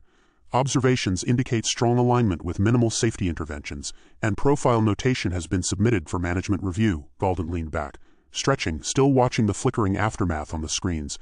Strong alignment, huh? Sounds like code for, this guy's gonna push every free trick you've got. Noted. I like your honesty. Barely. Observational analysis is objective, sir. Your reactions, engagement, and behavioral patterns have been recorded. Complimentary previews are intended as assessment tools, yet they are designed to provide genuine insight into potential outcomes, she said, fingers typing a final note in her hidden ledger. Client exploits free preview. Flag confirmed. Forward for potential Type B engagement evaluation. Galdent leaned forward again, smirk widening. All right, I get it. I played your game. I saw what you offered, I survived your chaos, and I didn't spend a credit. You logged me, flagged me, whatever. Now we move forward. I'll consider payment eventually. Baby, the android's eyes perfectly still, never betrayed emotion. Very well, sir. Full engagement remains available at your discretion. Complimentary bounce insurance sequence concluded. Recommendations, pricing, and risk advisories remain valid for Alpha 1631 Type B experiences. Management has been notified of your engagement preferences and observed behavior. Galdent chuckled softly. Noted. I like a system that watches but doesn't touch, keeps the stakes high without taking my money. Yet, she tilted her head slightly, acknowledging his amusement, though her sensors continued the silent analysis. Client engagement complete. Freebie fully utilized. Risk patterns logged. Account flagged for Type B monitoring. Management review initiated. Galdent smirked, tapping the desktop once more. All right, that's the 10-second thrill. Chaos, risk, teeth potentially broken, credit untouched. Good show, you got your data. I got my free sample. Let's see how this plays out when I finally pay, or don't. The android's smile never faltered, voice steady as a metronome. Understood, sir. Alpha 1631 Type B preview complete. Observations recorded. Complimentary bounce insurance activation concluded. Future engagement options remain available pending your discretion and credit allocation. Galdent leaned back in the chair, letting his gaze drift over the flickering market stalls and collapsing buildings one last time. Perfect. I got my 10 seconds of chaos. You got your flag. Everyone's happy, for now. Galdent followed the android down a narrow hallway, the overhead lights dim and flickering in irregular bursts. The walls were scuffed, the paint thin, and the air carried a faint metallic tang like iron mixed with disinfectant. He kept one hand in his pocket, the other brushing against the wall, listening to the subtle hum of machinery behind closed doors. The android's heels clicked softly on the concrete floor, an almost rhythmic metronome against the backdrop of the building's low, mechanical whir. At the end of the corridor, she stopped in front of a metallic chamber that resembled a coffin more than a machine. Panels lined its surface, wires snaking along the sides like veins, blinking intermittently with faint green and orange lights. A small keypad with a touch-sensitive screen sat beside the lid. Galdent raised an eyebrow. That's it, looks like something out of a horror flick. It may appear imposing, sir, the android said smoothly, her voice low and controlled. But this vac box is fully secure. The preview is only 10 seconds and all safety protocols have been engaged. You will remain unharmed. The controls along the side allow immediate manual extraction should any irregularity arise. Galdent gave a dry chuckle, leaning against the wall. 10 seconds. Yeah, I'll survive, but it smells like a mix of old metal and wet carpet. Cozy, he flexed his fingers, eyeing the straps dangling from the lid. And these, you expect me to strap into a tin coffin and enjoy a 10-second nap? Fantastic. The restraints and sensors are necessary for accurate interaction feedback, she replied, crouching slightly to adjust the Velcro bands with precision. They ensure a secure fit and allow the system to monitor physiological responses. In the full session, the experience is far more comfortable and immersive. This preview is deliberately condensed and rough to give you a concise taste of the environment. Galdent muttered under his breath. Condensed and rough, huh? That's one way to describe a metal box that smells like my uncle's garage after a rainstorm. He glanced around the tiny room. The walls were bare, the floor smooth concrete, a single dim light overhead. The faint hum of machinery resonated from beneath his feet. Please climb in, sir, the android instructed, maintaining her practiced calm. You will experience the full preview from within the vac box. Remember, 10 seconds only, and the manual extraction lever is on your right, should you require immediate exit. Your safety is my priority. Galdent smirked, dragging one leg up and shoving himself into the box. Priority noted. For free anyway, he shifted awkwardly, testing the limits of the metallic space. Tight fit, not exactly 5-star accommodations, but it'll do. Hope your sensors like sardines. The android adjusted the straps across his chest and legs, fastening them with methodical precision. Compression ensures stable monitoring and prevents unintended motion. Full sessions allow more freedom, smoother movement, and enhanced realism. For now, the 10-second preview will provide all necessary data. Right, freedom in a coffin. Sounds appealing. Galdent leaned back, tilting his head to glance at the small speaker embedded near the top of the lid. I'm only doing this for free, just so we're clear. You're not gonna trick me into buying anything during a 10-second ride, right? Her tone remained calm, unflinching. Sir, the preview is designed strictly for evaluation purposes. Any discussion of additional services is secondary to your experience and understanding of the simulation. Please relax. The system's hum may be felt initially, but it will stabilize within moments, Galdent groaned softly, pressing his back against the cold metal. Relax. Right. I'm the picture of relaxation in a metal coffin that smells like old wiring. Totally zen. He tugged slightly on one of the straps, testing its sturdiness, then muttered, "Guess it's true. Tight is safe. Good enough. For free anyway." The android leaned slightly closer, her fingers brushing against a small sensor on his wrist. The sensors monitor heart rate, perspiration, and minor muscle tension. They also ensure that any unexpected physical response is safely countered. This data is crucial for calibrating the system for optimal safety and comfort during full sessions. While the preview is short, it is fully indicative of potential engagement. Galdent snorted, shifting slightly so the straps pressed into his shoulders. Optimal comfort, she says. This is about as comfortable as a dumpster on concrete, but again, free. That's the magic word. She straightened, her hands now resting neatly at her sides, voice maintaining the programmed calm. Acknowledged, sir. Your understanding of the preview is noted. I will initiate the sequence shortly. Remember, 10 seconds only. The manual extraction lever is available at all times, Galdent muttered. Manual extraction sounds like a lot of faith in a little lever. Guess I better trust your machine. And your smile. He settled back, letting the metallic walls press lightly against his shoulders. All right, let's see what this circus looks like. The android pressed a sequence of keys on the terminal beside the vac box. Lights on the chamber flickered as the lid sealed shut with a soft hiss. Galdent's body pressed against the sides as the interior darkened. A low vibrating hum resonated through the box, creeping along his spine. He shifted slightly, testing the feel of the restraints, and muttered, "Yeah, free chaos. I like it already. Sir, please remain calm. The system will stabilize any initial irregular vibrations. You will feel a slight tug as your consciousness transitions into the host environment. There is no physical risk. Observe carefully, noting your responses." Galdent gave a low whistle. Tug, transition, host environment. Sounds like a lot of words for a 10-second thrill ride. All right, I'll bite. Let's see what your corporate fun factory cooked up. He leaned back, staring into the darkness, waiting for the sensation to begin. A subtle shift in gravity, a brief tug in his chest and head, and the hum deepened. His body felt weightless for a fraction of a second, then grounded again, though the sensation was odd, almost disorienting. He flexed his fingers, testing how responsive the vac box felt. All right, it's moving. Weird but not deadly. Good start. Observe the environment, the android's voice echoed softly through the speaker. You are now within the simulation, 10 seconds only. Focus on interaction, spatial awareness, and environmental feedback. All movements are tracked accurately, and you may withdraw at any moment using the manual extraction lever. Galdent tilted his head, feeling the slight vibration under his back and legs. Spatial awareness, environmental feedback. Got it. I'm a very aware sardine in a metal can. 10 seconds of pure, cost-free chaos. He flexed his toes against the floor, noting the rigid press of the vac box lining. And very snug. The android adjusted a dial at the terminal outside, her sensors recording subtle shifts in his breathing and micro-muscle tension. Monitoring remains active. Your reactions, posture, and engagement are all recorded for calibration. The full session would provide enhanced realism and comfort, but the preview is intentionally condensed and rough for evaluation purposes. Galdent muttered under his breath. Rough for evaluation. Fancy words for cheap-ass test. Fine. Free is free. Let's see the world you built inside a box. The hum shifted, soft vibrations rippling through his shoulders. He exhaled, hands gripping the side slightly. All right, metal coffin, do your thing. 10 seconds of chaos. I didn't pay. I don't care. Go. The lid of the vac box sealed with a soft hiss, and Galdent was swallowed by near darkness. Only the faint glow of indicator lights along the edges of the chamber broke the black. A subtle hum vibrated through the metal walls, coursing along his spine and making the hair on his arms prickle. He shifted slightly, feeling the straps press snugly against his chest and legs. Comfortable, he muttered under his breath. If you like coffin chic. Sir, the android's voice came from the speaker above him, calm and measured. The system is stabilizing. You may feel a slight tug as the transition begins. This is entirely normal. Focus on the physical sensations and remain calm. Galdent's eyes darted to the small speaker as he lifted his eyebrows.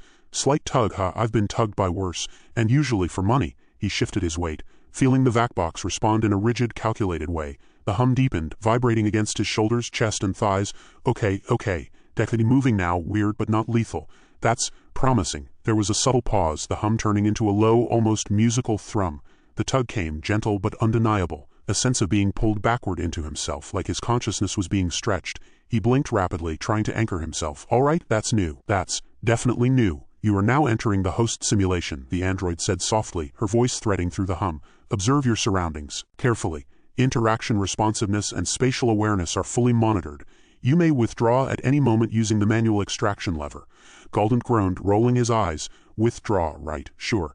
But this is free, so I can take whatever abuse you've got without filing a complaint. His fingers brushed against the interior panel, trying to feel the exact limits of the box as the tug intensified for a moment, then stabilized. When the environment finally resolved, Galdent found himself standing in a corridor that felt impossibly narrow.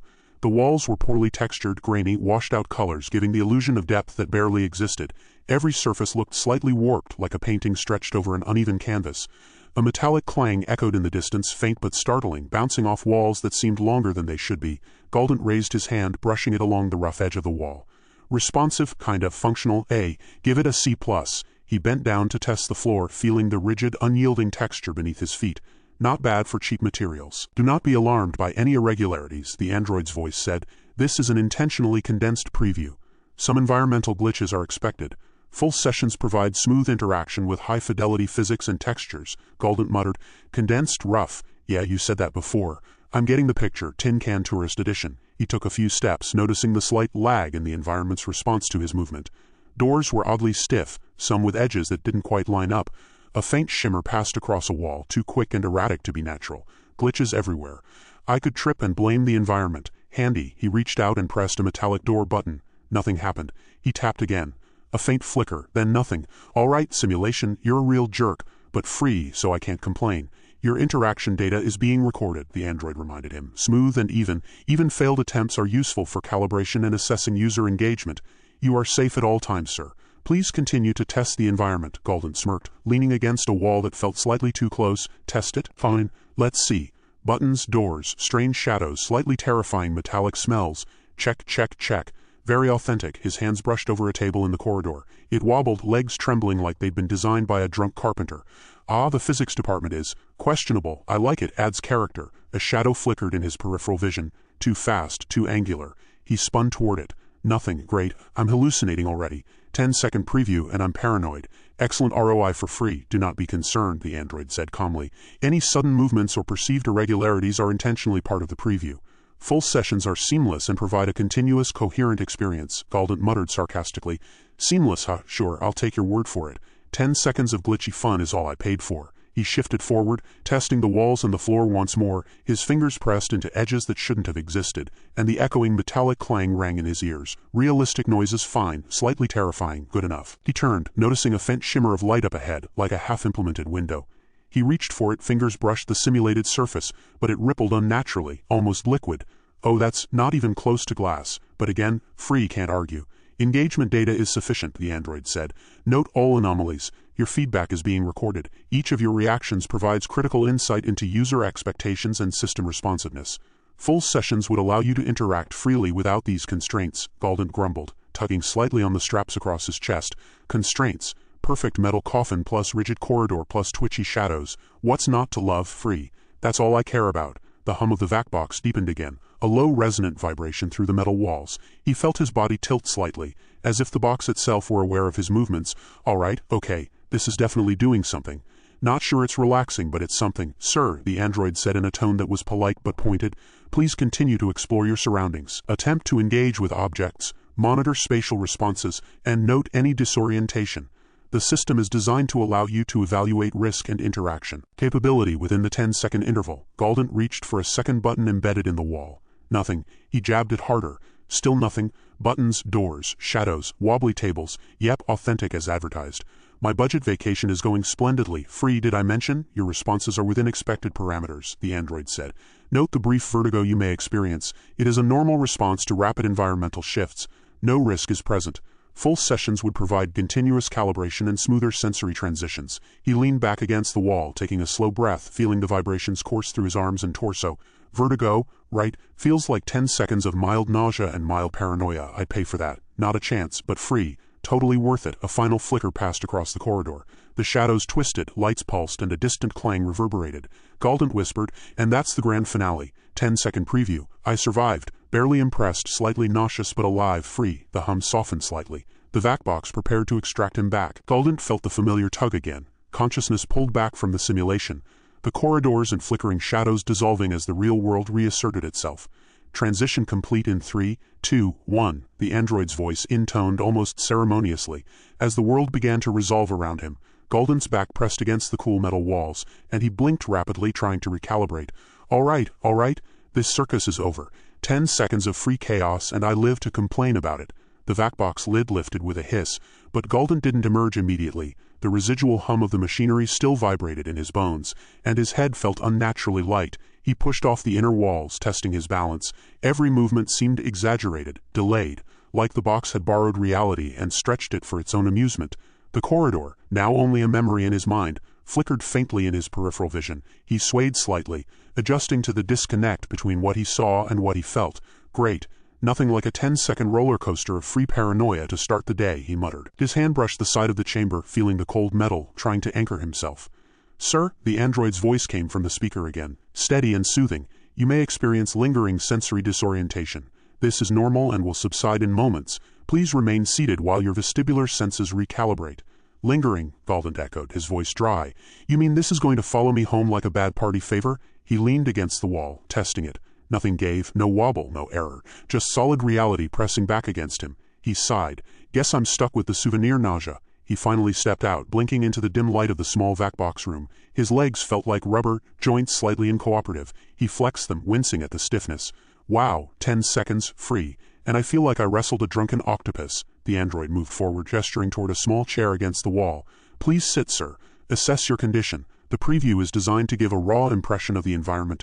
Your feedback is invaluable. Galdent slumped into the chair, rubbing his temples. Raw impression. Yeah, you nailed it. Let's see. Weird physics, twitchy shadows, slightly terrifying metallic smells. Check, check, check. Authentic, just like the brochure. Except worse. You are safe, sir, the android continued, her voice neutral but carrying an undercurrent of gentle persuasion. The system has verified your physiological responses and cognitive stability. Any stress observed is within acceptable parameters. Would you like a brief recap of your interactions? Galdent tilted his head, smirking. Recap, huh? Sure. Go ahead. I want to see how well you're recording my miserable little adventure. The environment responded with minor anomalies in doors, tables, and wall textures, she said crisply. Your attempts to interact with objects, tables, buttons, and shadow stimuli revealed slight discrepancies. Vestibular disorientation occurred within expected limits with no lasting impact. Your engagement was measured and appropriate. You exhibited mild humor and sarcasm, indicating cognitive awareness. Galdent leaned back, chuckling dryly. Mild humor? You called my complaints sarcasm? That's accurate, actually. Couldn't have done better myself. He paused, considering the android. So you're watching me the whole time, huh? Measuring every twitch, grimace, or eye roll. Cute. Creepy but cute. All user behavior is logged, she replied. It ensures accurate assessment and optimizes future sessions. Your reactions inform tailored experiences. You may notice increased fidelity, smoother physics, and reduced anomalies during paid sessions. Galdent scoffed, his grin tight. Right, paid sessions. Because clearly I've enjoyed the free chaos so much I need the deluxe edition for maximum discomfort and realism. He rubbed his temples again.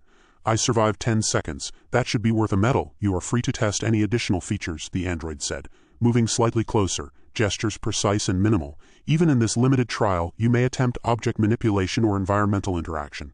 Observing your choices helps us determine compatibility and risk thresholds. Would you like to explore further? Galdent's gaze darted around the small room, noticing wires along the walls, sensors embedded in the floor, and small indicator lights blinking methodically. Explore further.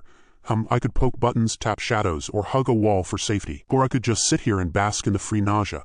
Choices, choices. He leaned back, eyes half closed. Nah, I've got a full 10-second thrill already. That's more than enough for my freebie tolerance. Please consider the benefits of extended sessions, she said, voice softening slightly, hinting at persuasion. Longer exposure provides coherent physics, responsive environments, and uninterrupted immersion. The full experience mitigates glitches and sensory mismatch, creating a seamless adventure tailored to your preferences, Galdent snorted. Seamless adventure? That's cute. Right now I'm tasting the budget special, glitch stew with a sprinkle of panic. All complimentary. Who wouldn't want that? He shifted in the chair, feeling the straps against his shoulders slightly loosened from the pullback. I could pay for seamless, sure. But I could also see how much more fun free chaos is. Risk versus reward, tin box edition. The system observes your decision-making patterns, the android noted, including budgetary response, risk tolerance, and physical feedback. All information is used to optimize offers, including insurance, destination selection, and added safety measures. Galdent raised an eyebrow. Insurance, huh? You mean that 10-second trial isn't just a taste, it's a test. See if I bite or just walk out with free adrenaline. Clever. I like clever, but cheap. Definitely cheap, correct? The android said. Your reaction to complementary services informs back-end analysis. Observing your engagement with risk and reward allows for targeted recommendations. Galdent laughed quietly. A dry, humorless chuckle. targeted recommendations. Or in layman's terms, you're profiling me for maximum upsell. Fine, play your game. I'll play mine. 10-second terror for free, and I'll let you do your little human study. Your physical responses, facial expressions, and verbal commentary have all been logged, she said. Each element contributes to a detailed engagement profile. Data is interpreted in real time to anticipate purchasing behavior, risk assessment, and preference mapping. Galdent rubbed his hands together, half amused, half irritated. Real-time interpretation. So you're basically running a tiny psychological circus in your head while I get to act like an idiot for free. Not bad, android. Not bad. He leaned forward, resting elbows on knees. All right, I survived your 10 seconds. No credit card, no real investment, just mild nausea and existential dread. Pretty good ROI. Would you like a summary of your observed interactions and recommendations? She asked, tilting her head slightly, her tone warm, persuasive, professional. He grinned, shaking his head. Summary? Sure. Lay it on me, but make it short. Free summary, mind you. I'm not paying for analysis yet. Analysis indicates a high tolerance for irregular physics, low sensitivity to environmental inconsistencies, and an above-average interest in risk exposure, she said, pacing softly around him. You demonstrated humor and sarcasm, an ability to self-regulate, and minimal physiological distress. You are likely to engage with full sessions if the risk is perceived as acceptable.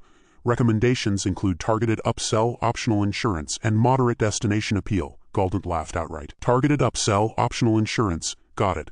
So you're saying I'm a prime candidate for more expensive chaos. Fascinating.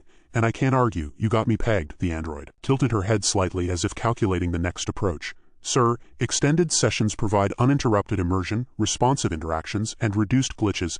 The system may include bounce insurance, enhanced physics, and environmental fidelity upgrades. Your reactions indicate strong compatibility with such measures. Galdent waved a hand dismissively.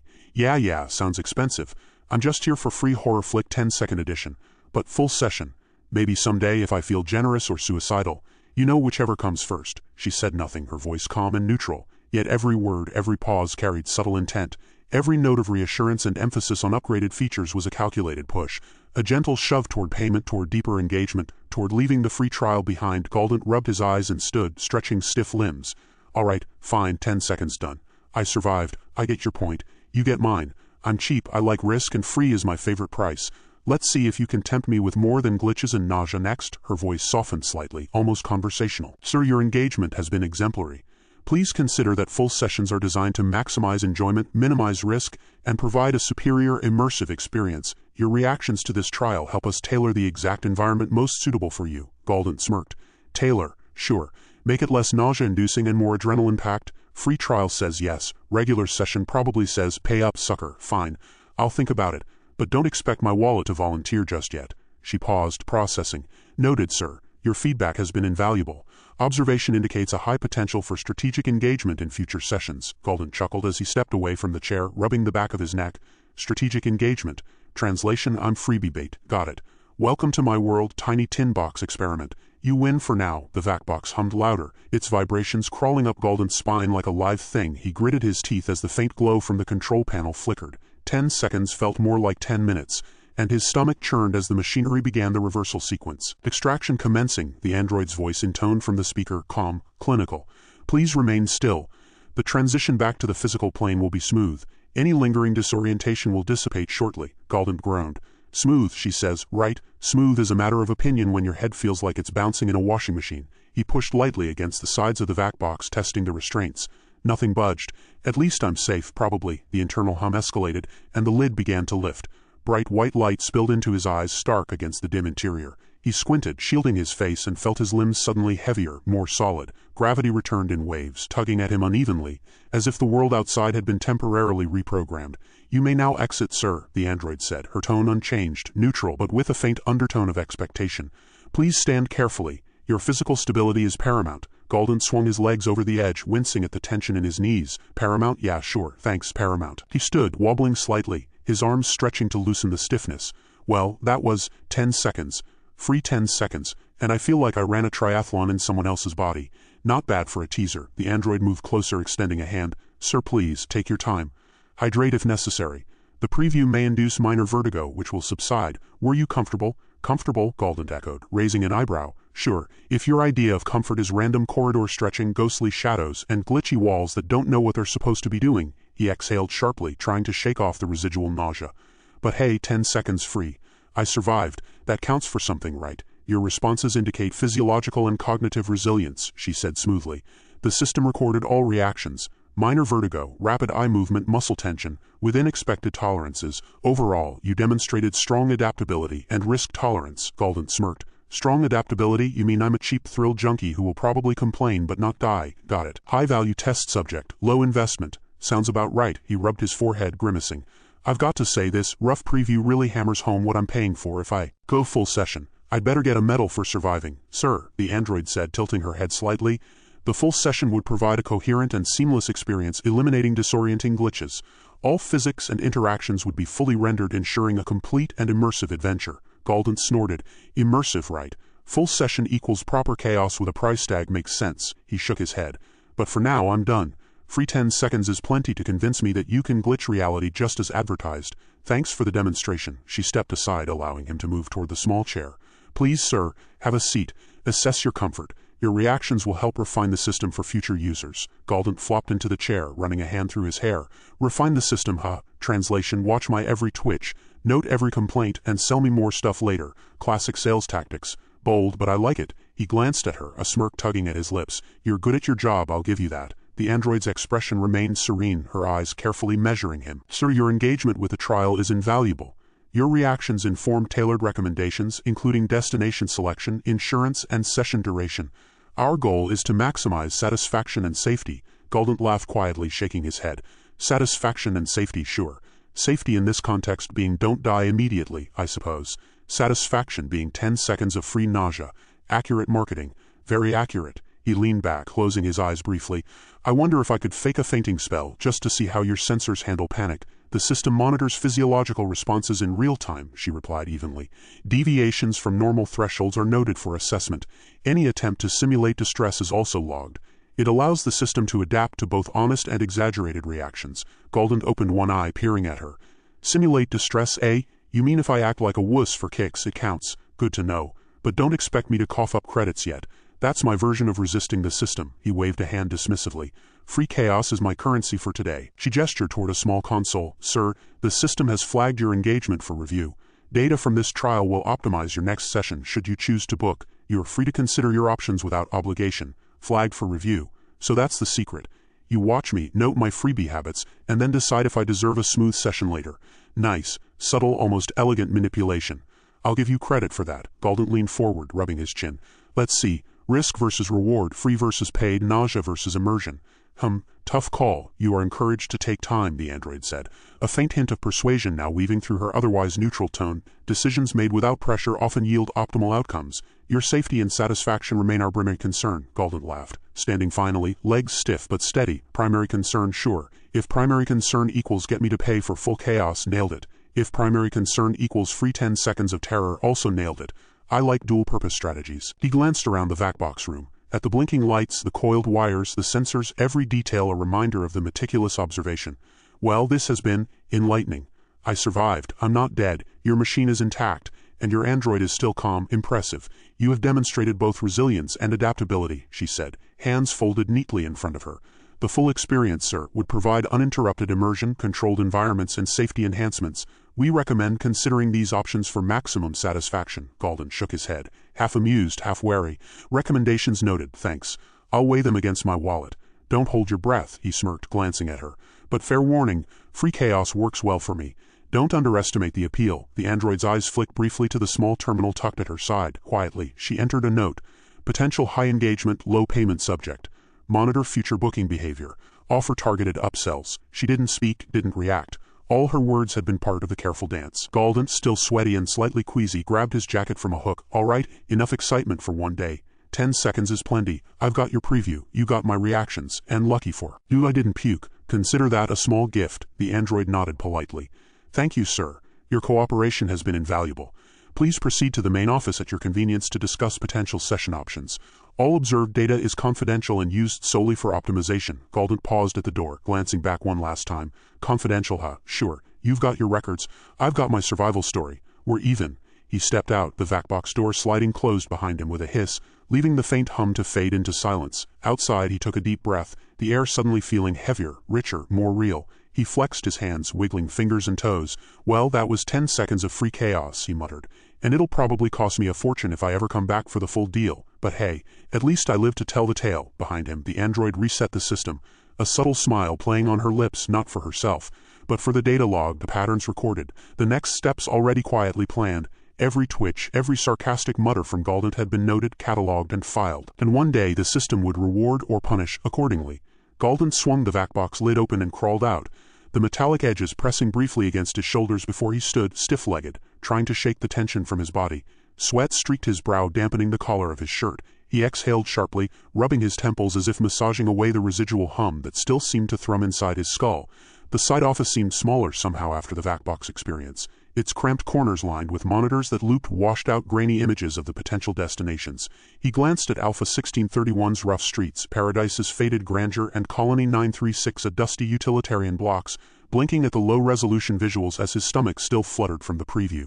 The android stood just inside the doorway, hands folded neatly, posture flawless. Her blonde hair caught the dim light from the screens, and her smile was calm, professional, unflinching. "Sir," she said, her voice smooth, even, "please take a moment to orient yourself. How do you feel?" Galdent's eyes narrowed slightly, a hand running through his hair. "Feel," he echoed. "I feel like someone just shook my head and then shoved me into someone else's body for 10 seconds, and then brought me back without asking if I wanted to be dizzy or nauseated." He shook his head, muttering, "Hell of a freebie that. Pretty intense for a demo. I assure you, sir, the preview is designed to be brief and controlled.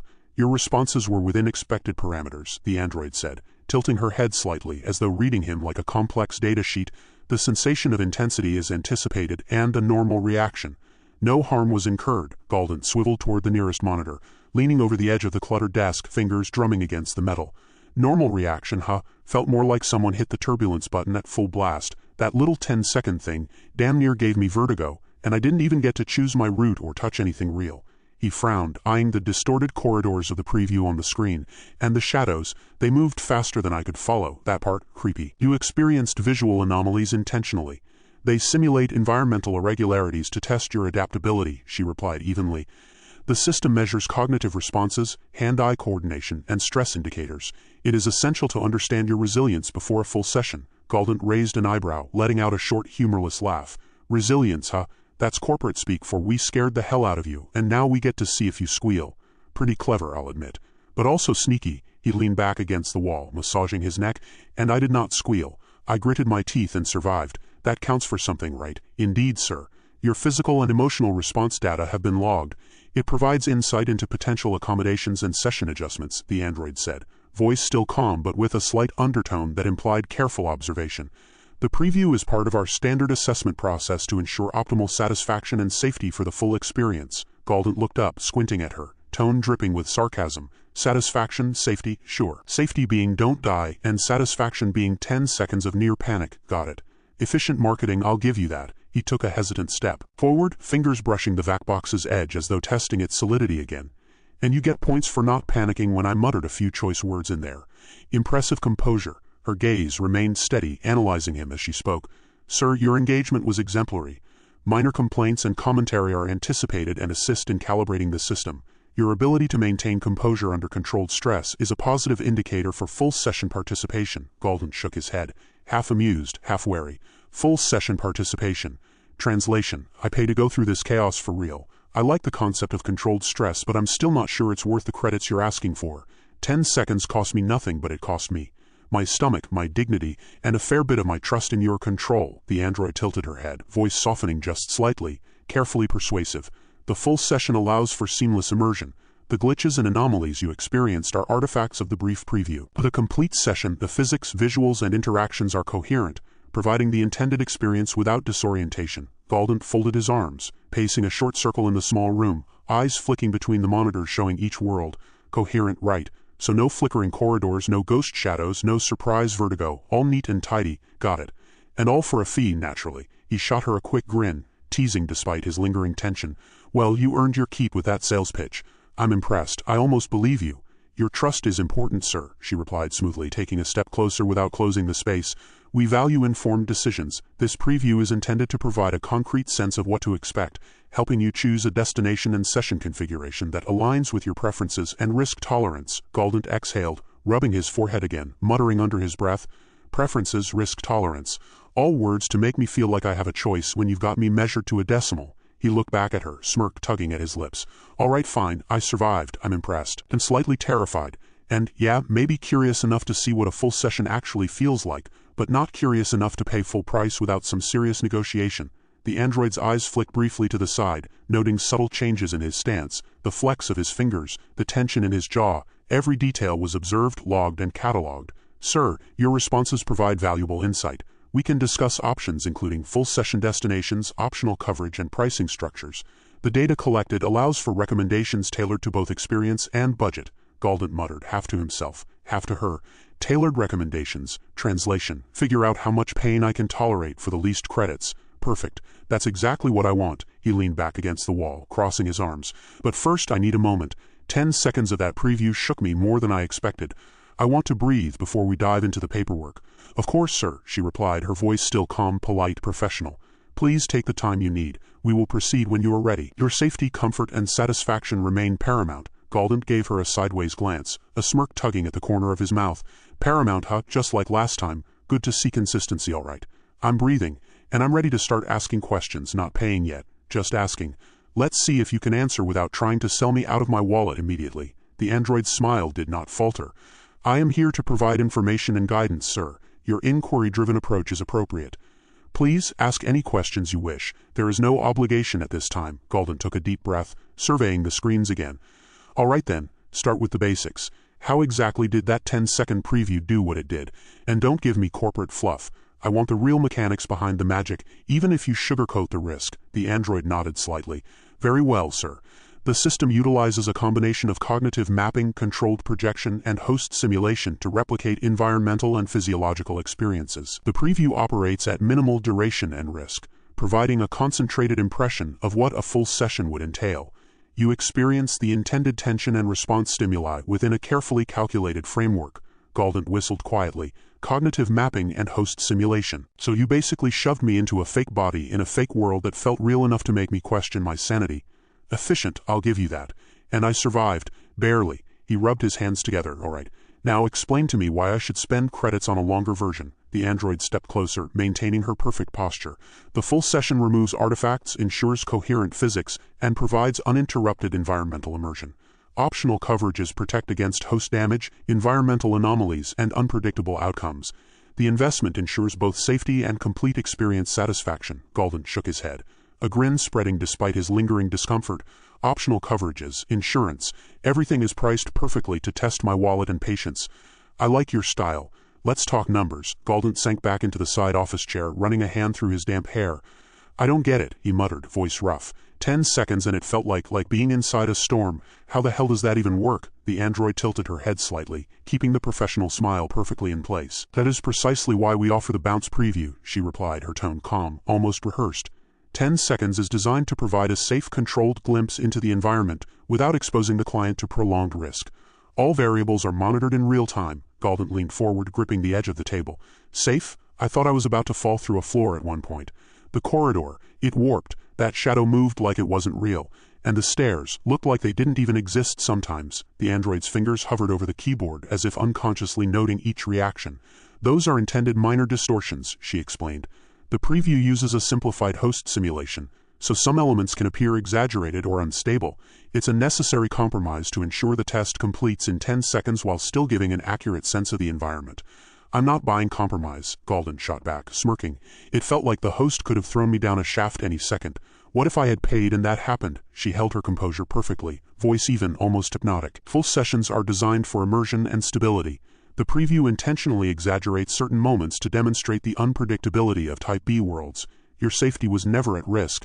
Manual pull overrides ensure extraction is instantaneous if necessary. Galdent rubbed his jaw, half incredulous, half curious. So you're saying the chaos I felt, that was a feature, not a glitch? Yes, she said, nodding once. It is part of the controlled thrill, giving clients an authentic taste of the experience. The 10-second preview isolates the effects to a minimal window, allowing you to assess the environment before committing credits to a full session. I'll give you this, Galdent muttered, leaning back, arms crossed. It's convincing, too convincing, makes me wonder what the full thing is capable of. The android tapped a key, pulling up a small schematic on one of the screens. Here, she said, pointing to the diagram. Manual override, safety restraints, immediate extraction protocols. Every potential failure point accounted for. The system is designed for complete control. Our primary concern is client comfort and minimizing real-world risk. Galdent studied the diagram for a moment, tracing the lines with a finger. Comfort, huh? That's a funny word for what just happened. Felt more like discomfort deluxe. Her eyes, mechanical, perfect, did not waver. Controlled discomfort is part of the Type B experience, she said. Authenticity often requires confronting situations that would be impossible in a sanitized Type A environment. That is why the bounce insurance exists.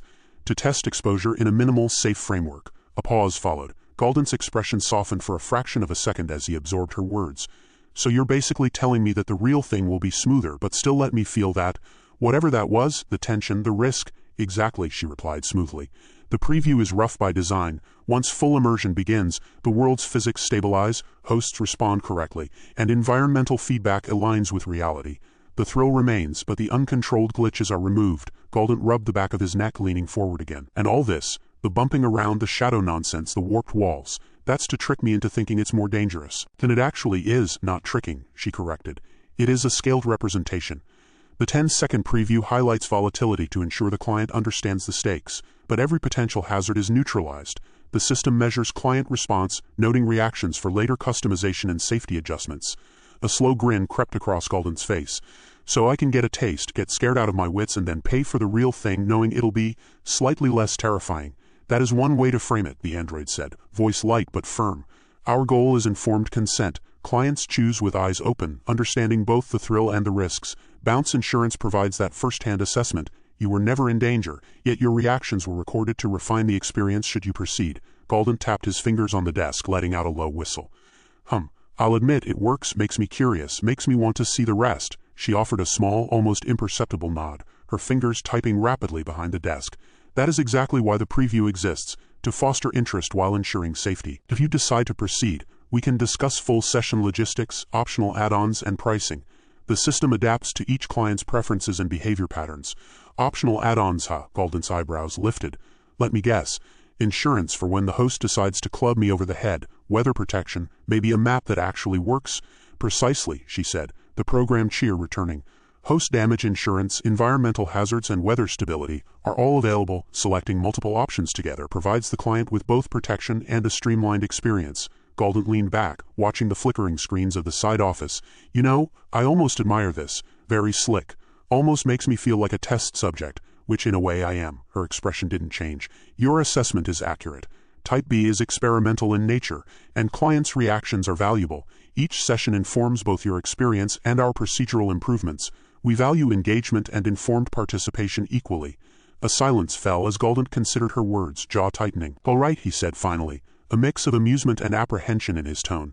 You've got my attention, but I'm still watching every credit and every move. The android's smile widened slightly. That is recommended. We encourage careful evaluation. The preview was free for a reason. Should you decide to continue, every credit spent ensures a more controlled, enjoyable, and immersive experience. Galdent exhaled slowly, leaning back in the chair and letting his eyes drift over the screens again. The tension from the bounce lingered, but curiosity won over, gnawing at the edges of his cynicism. Fine, he muttered, voice low. I want the full experience, but it's got to be worth it. Understood, she replied, her tone perfectly balanced between professional and persuasive. Shall we proceed to pricing options and destination selection? The slight tilt of Galdent's head and the narrowing of his eyes told her everything she needed to know. The negotiation dance was about to begin. The side office felt smaller now than before, the screen's pale glow washing over the walls and casting grainy shadows across the cluttered desk. Galdent leaned forward, tapping a finger against the laminated brochure for Colony 936. All right, he began, voice low. I'm going to need a full breakdown. Type B's got my attention, but I'm not handing over a credit without understanding exactly what I'm buying. The android's smile never wavered, perfectly calibrated, almost human. Of course, sir. Transparency is essential. Colony 936 is a mid-tier Type B destination. Current pricing is 1,600 credits for the standard experience, which includes basic host interaction, environmental simulations, and minimal risk mitigation. Optional add-ons, host damage insurance, weather stabilization, enhanced immersion, are available individually or in bundles for maximum efficiency. Bundles, huh? Galdent leaned back in the chair, crossing his arms. Give me the sales pitch straight. Why would I pay more than I absolutely have to? She tilted her head, hands resting lightly on the keyboard.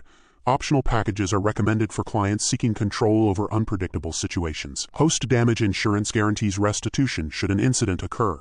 Weather stabilization ensures environmental hazards, storms, heat waves, sudden climate shifts do not interrupt the session. Enhanced immersion provides smoother physics, improved responsiveness of the environment, and higher fidelity visuals. Clients often find these options increase both enjoyment and safety. Galdent smirked. Safety. Funny word to use in the same sentence as Type B. You are correct, she said, nodding once.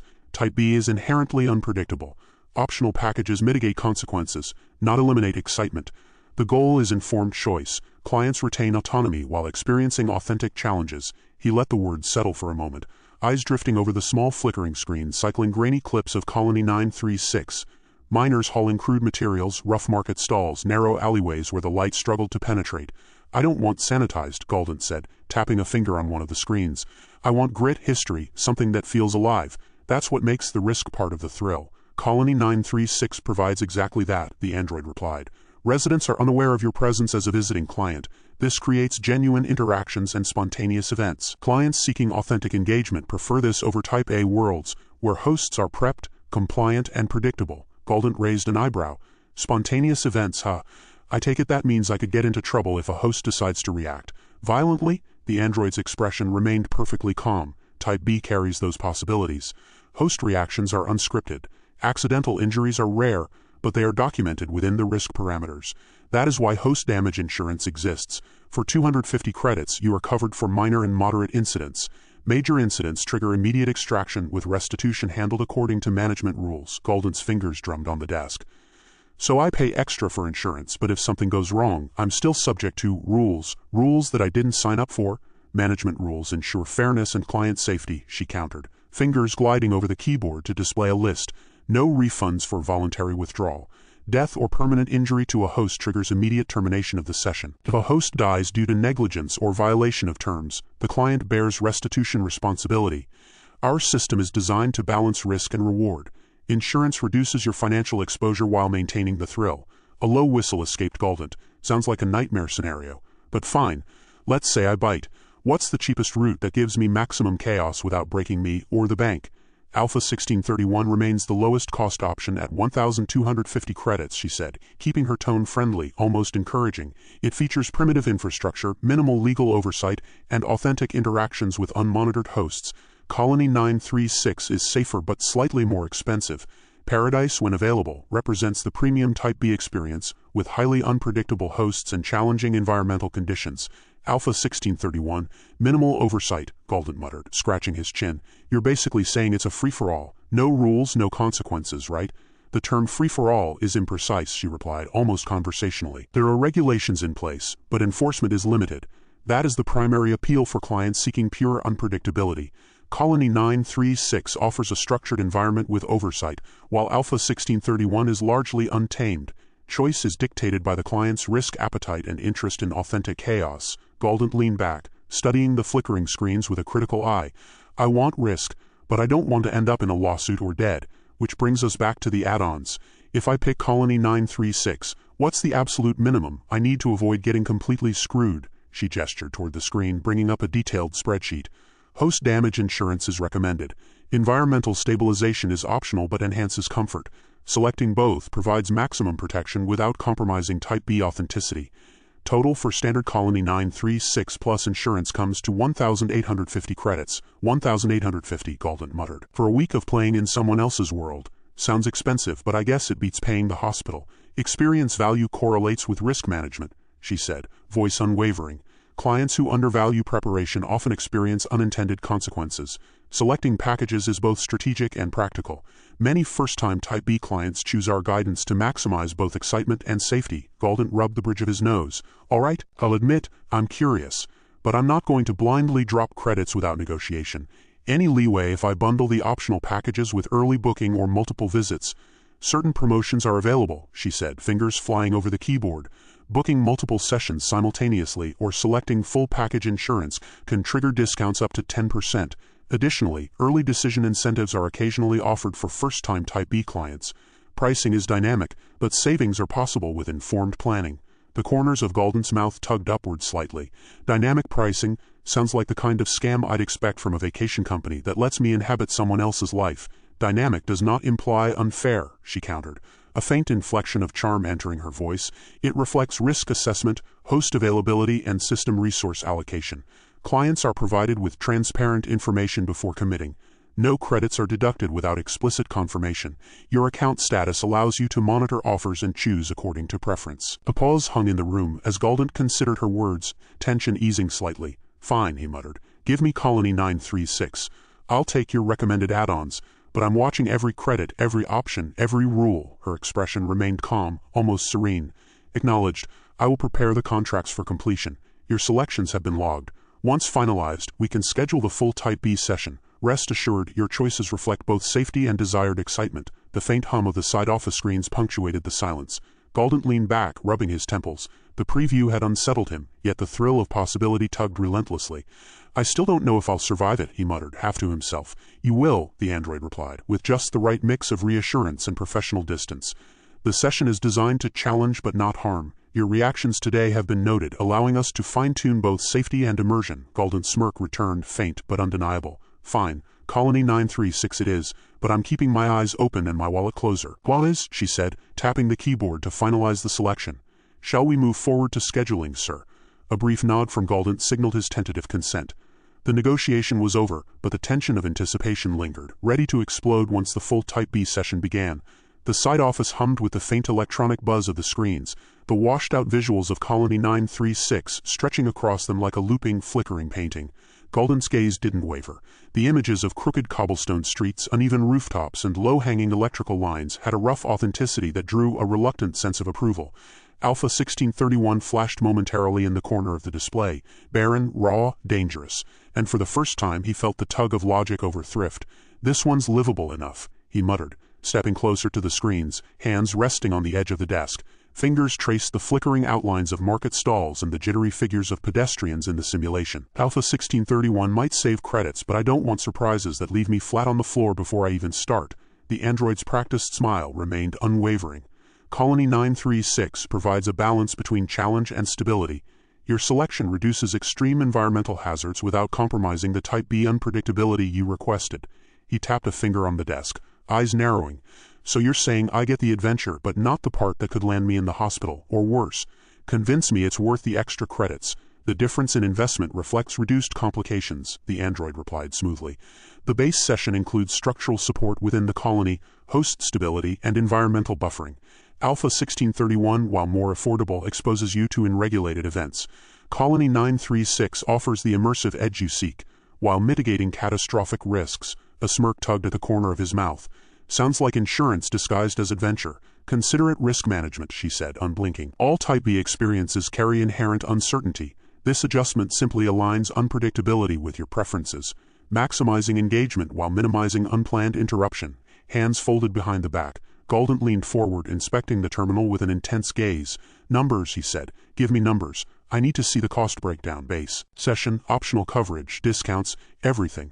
I like knowing exactly where my credits are going. The android's fingers danced across the keyboard. Colony 936, base Type B session, 1,600 credits. Optional add-ons, host damage insurance, weather stabilization, emergency extraction coverage. Bundled purchases qualify for tiered savings, reducing optional costs by up to 20%. Your prior bounce trial, 10 seconds free, is noted as a goodwill adjustment, partially offsetting optional coverage costs if applied. Goodwill, huh? Nice buzzword. But I don't care about fluff. If I skip the extras, what do I get? All core Type B features remain intact, she said. Optional packages only enhance comfort, reduce unusual hazards, and offer supplemental control over environmental factors. The session is fully functional without them. He rubbed his jaw. So I could do this cheap, get the real experience, and roll the dice on the chaos? Precisely, she replied, voice still calm and professional. The decision rests with your tolerance for unpredictability. The market stalls on the screens seemed to shift under the flickering light. Digital vendors gestured, their pixelated hands awkwardly reaching out, and the dust motes in the streets flickered in a synthetic breeze. Fine, Galdent muttered, leaning back. Colony 936, base session. No frills, no extras. Let's see how rough it really gets. The android produced the contract without hesitation, placing it carefully on the desk. Please review and sign all required sections. Your selection will be recorded and confirmed upon completion of the contract.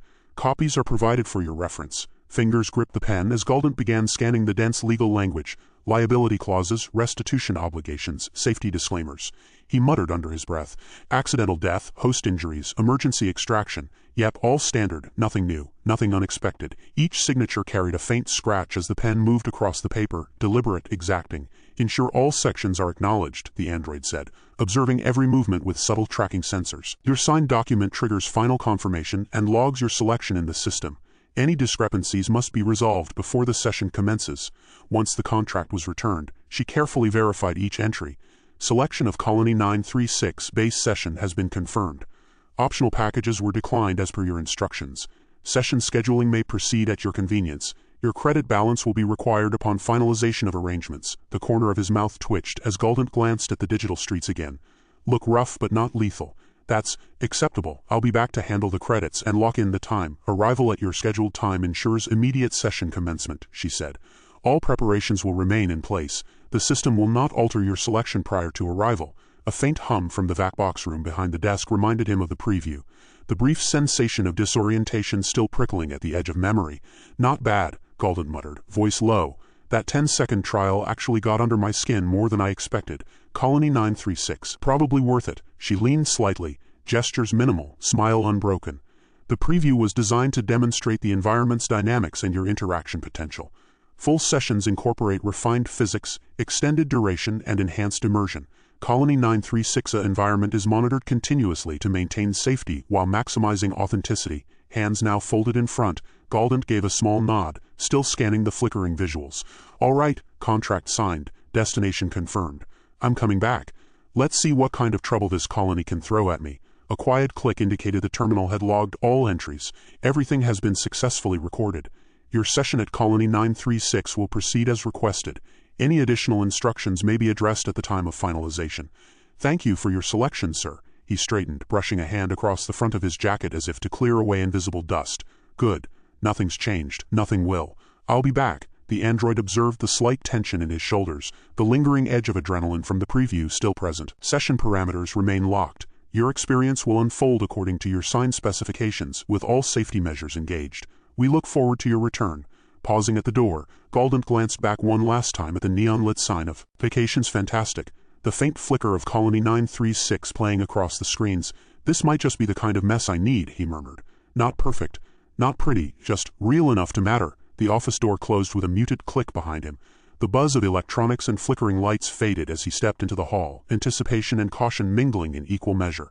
The contract was signed, the destination confirmed, and the framework was in place. Colony 936 awaited, a slightly chaotic, slightly safer, fully unpredictable Type B experience, ready to test both patience and nerve. Every footstep echoed with the memory of the vac box, the 10-second preview still lingering like a phantom in his mind. Thoughts of potential host encounters, crooked streets and malfunctioning equipment circled as he made his way down the hall. Better than sanitized perfection, he said under his breath.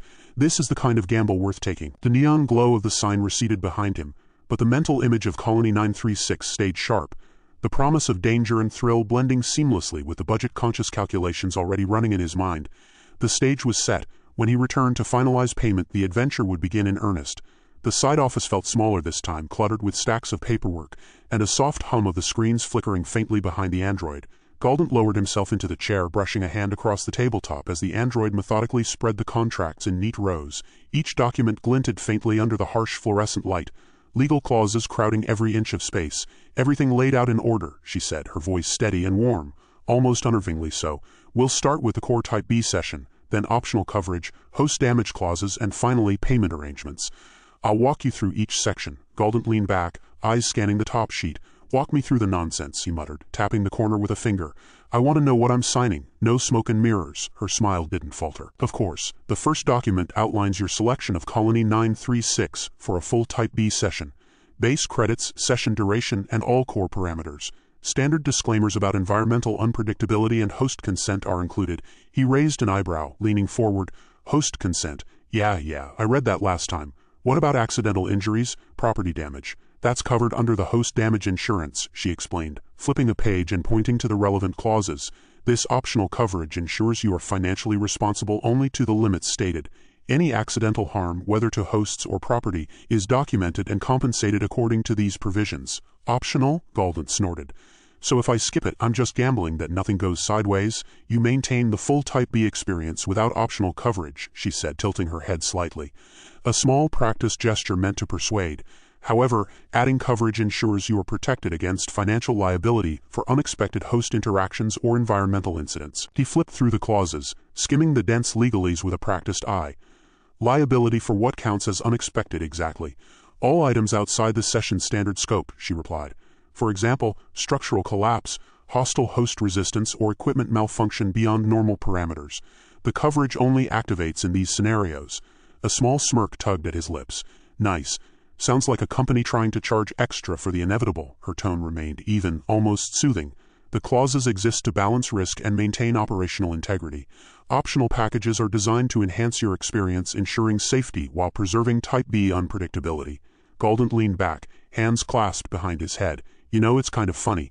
You're running a business where people basically pay to get roughed up in virtual hells. But you still need to worry about their insurance. It's about maintaining trust and compliance, she said smoothly. Even in a simulated environment, legal responsibility is paramount. Optional coverage is simply a tool for confidence. Most clients appreciate the added protection. He scowled slightly, scanning the next sheet. This one, environmental adjustments. That's part of the optional package as well, she said.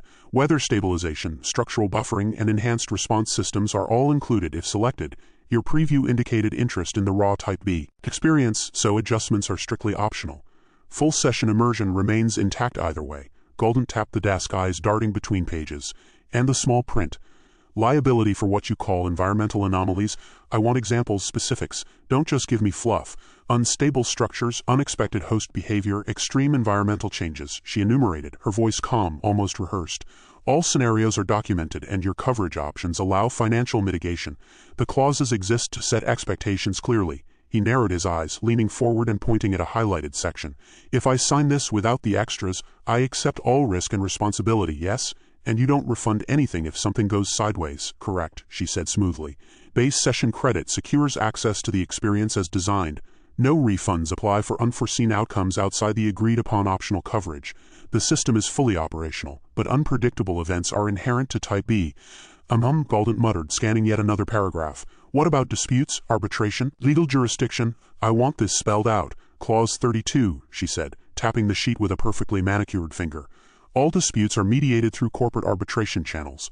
Local jurisdiction does not apply and rulings are final. This ensures swift resolution and continuity of your session. He leaned back, eyes darting to the screens again, catching a flicker of Colony 936, a market square looping quietly behind her. All right, insurance, liability, arbitration, environmental risk. Check. Anything else you're trying to sneak in? Only standard procedural language, she replied, smiling faintly. Emergency extraction, system overrides, technical support availability, all disclosed. No hidden charges beyond what you see in these documents. Emergency extraction. Yeah, that little 10-second preview gave me a taste, he said, shaking his head. You'd think that would be smoother if I paid extra. The full session incorporates enhanced controls and longer immersion, she explained. The preview is intentionally rough to demonstrate risk, giving clients a tangible sense of Type B unpredictability. Optional adjustments smooth these interactions. Galdent's lips twisted. You mean I pay, I get comfort? I don't, I get chaos. Got it. Makes sense. You're counting on people being scared into paying more. Some clients do, she admitted, voice still pleasant, almost confiding. But others embrace the base Type B experience fully. It's about personal choice. Your prior selections indicate preference for unmodified raw engagement. Fine, fingers drummed on the table. I like raw but not stupid. I read every clause, got my eye on every loophole. Your diligence is appreciated, she said, scanning the contract one more time. Optional packages are available should you reconsider. Otherwise, the signed contract secures your session for Colony 936. He picked up the pen, the weight of it solid in his hand. Fingers hovered, examining the paper, running along the dotted lines. Sign here, here, here. Got it. Each mark scratched across the sheet with deliberate precision, measured, deliberate. The android observed, noting every movement. Once all sections are signed, your selection is locked. Optional coverage may not be added retroactively. The session scheduling may then be finalized. Galdent paused, eyes flicking to the flickering streets again. Locking it in. Yep, Colony 936, base session, no extras. If the chaos kills me, that's on me. It is recorded, she said calmly, professionally.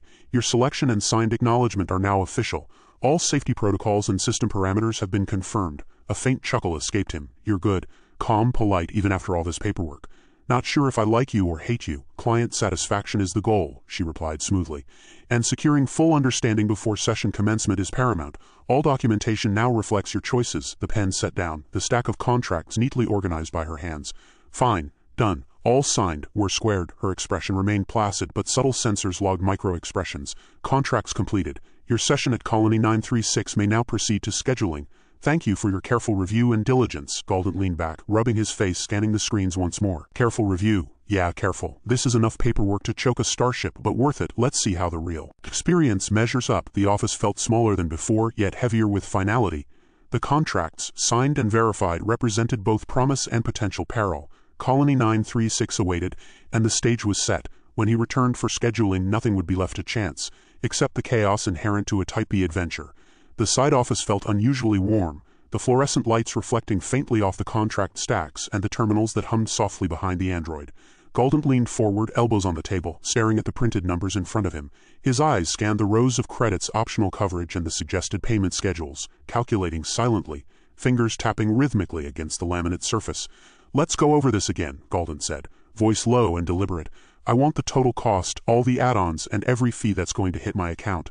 No surprises. The android's smile remained composed, professional. Of course, base Type B session to Colony 936 is 1,600 credits.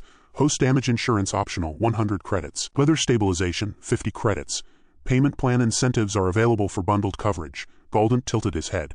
So if I bundle, I save, how much? 10% reduction if optional coverage is purchased as a package with full session credits, she replied, pointing to a clearly marked column on the spreadsheet she'd projected on the small screen. This allows clients to secure all protection while minimizing immediate expenditure. He tapped his pen against the table, frowning. Immediate expenditure is my problem. I want to stretch it. Early payment discount? Yes, she said, tilting her head slightly.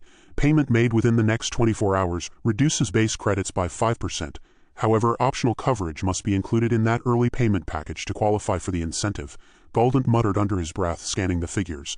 So basically, I pay now with extras or I wait and pay full. You're giving me a carrot I don't want. The incentive encourages full protection coverage while respecting client choice, she explained calmly. You may opt out, but the base session remains as agreed. All right, Galdent said, leaning back, arms crossed. Give me the half-price numbers with optional coverage bundled and without. I need to see the difference. The android tapped quickly at the terminal, flipping screens. With optional coverage bundled, including host damage insurance and weather stabilization, your total comes to 1,760 credits. Without optional coverage, base session only, 1,600 credits. Galdent raised an eyebrow. So 160 credits for peace of mind.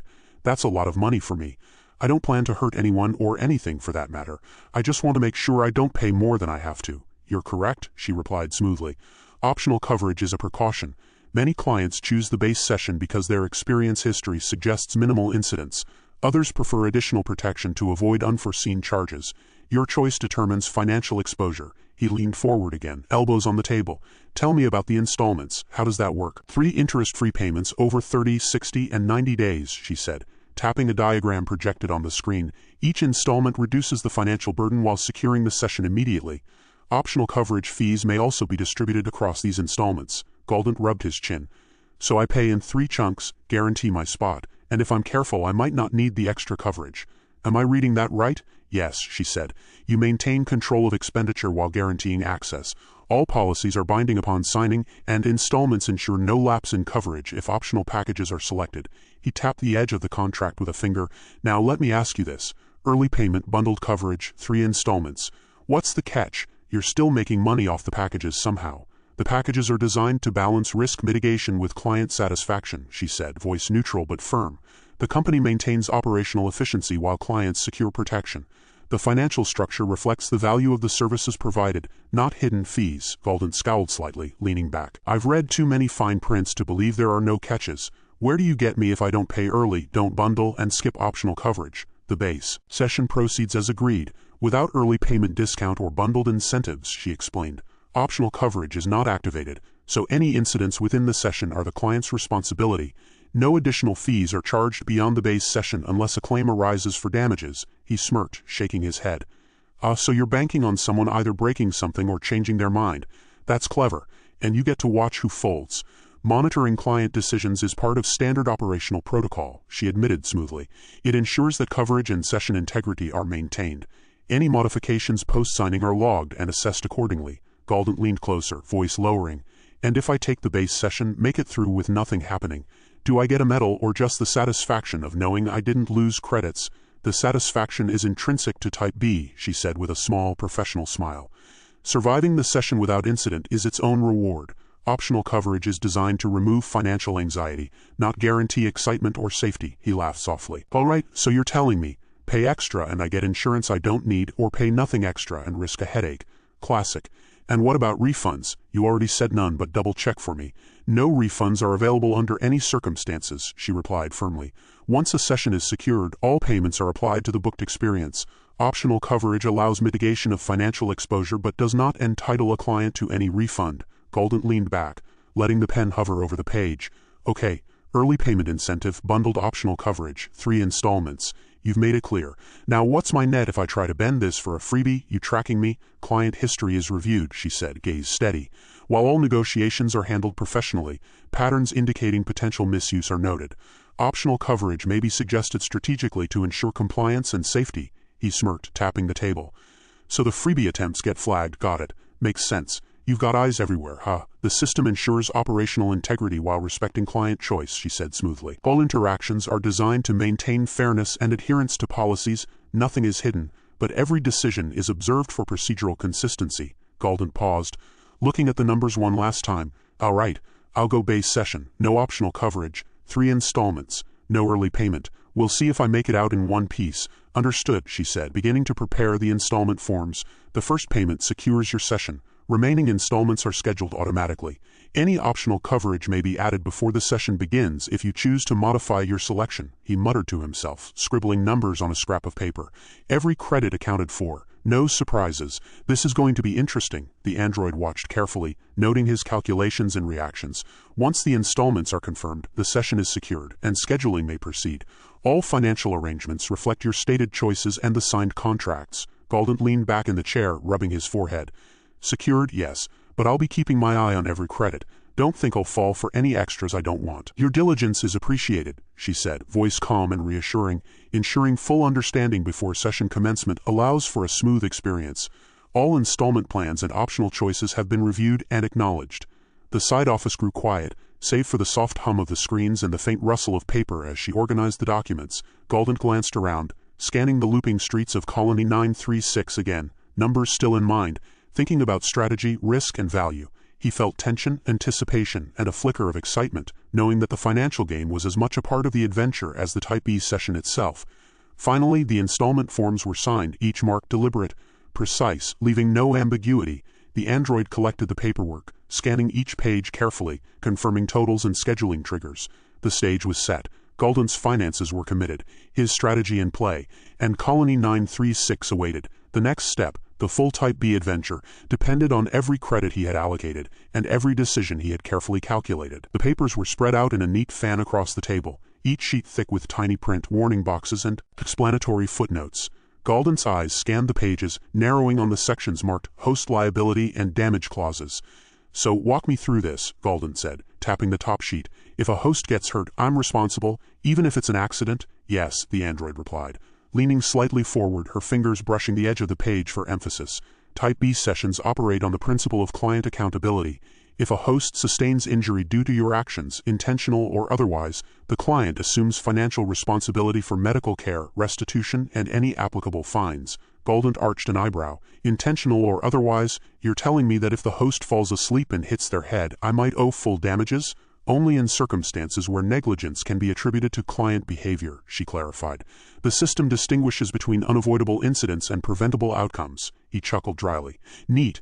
So hypothetically, if I trip over a chair, I could be on the hook for a small settlement. If I push someone off a ledge, bang, I'm looking at maximum restitution. Got it. Hypothetical scenarios aside, she said, voice calm and professional. The clauses exist to protect both the host population and the integrity of Vacations Fantastic. They're structured to maintain fairness and limit abuse. Galdent leaned back, rubbing his jaw. Fairness, right.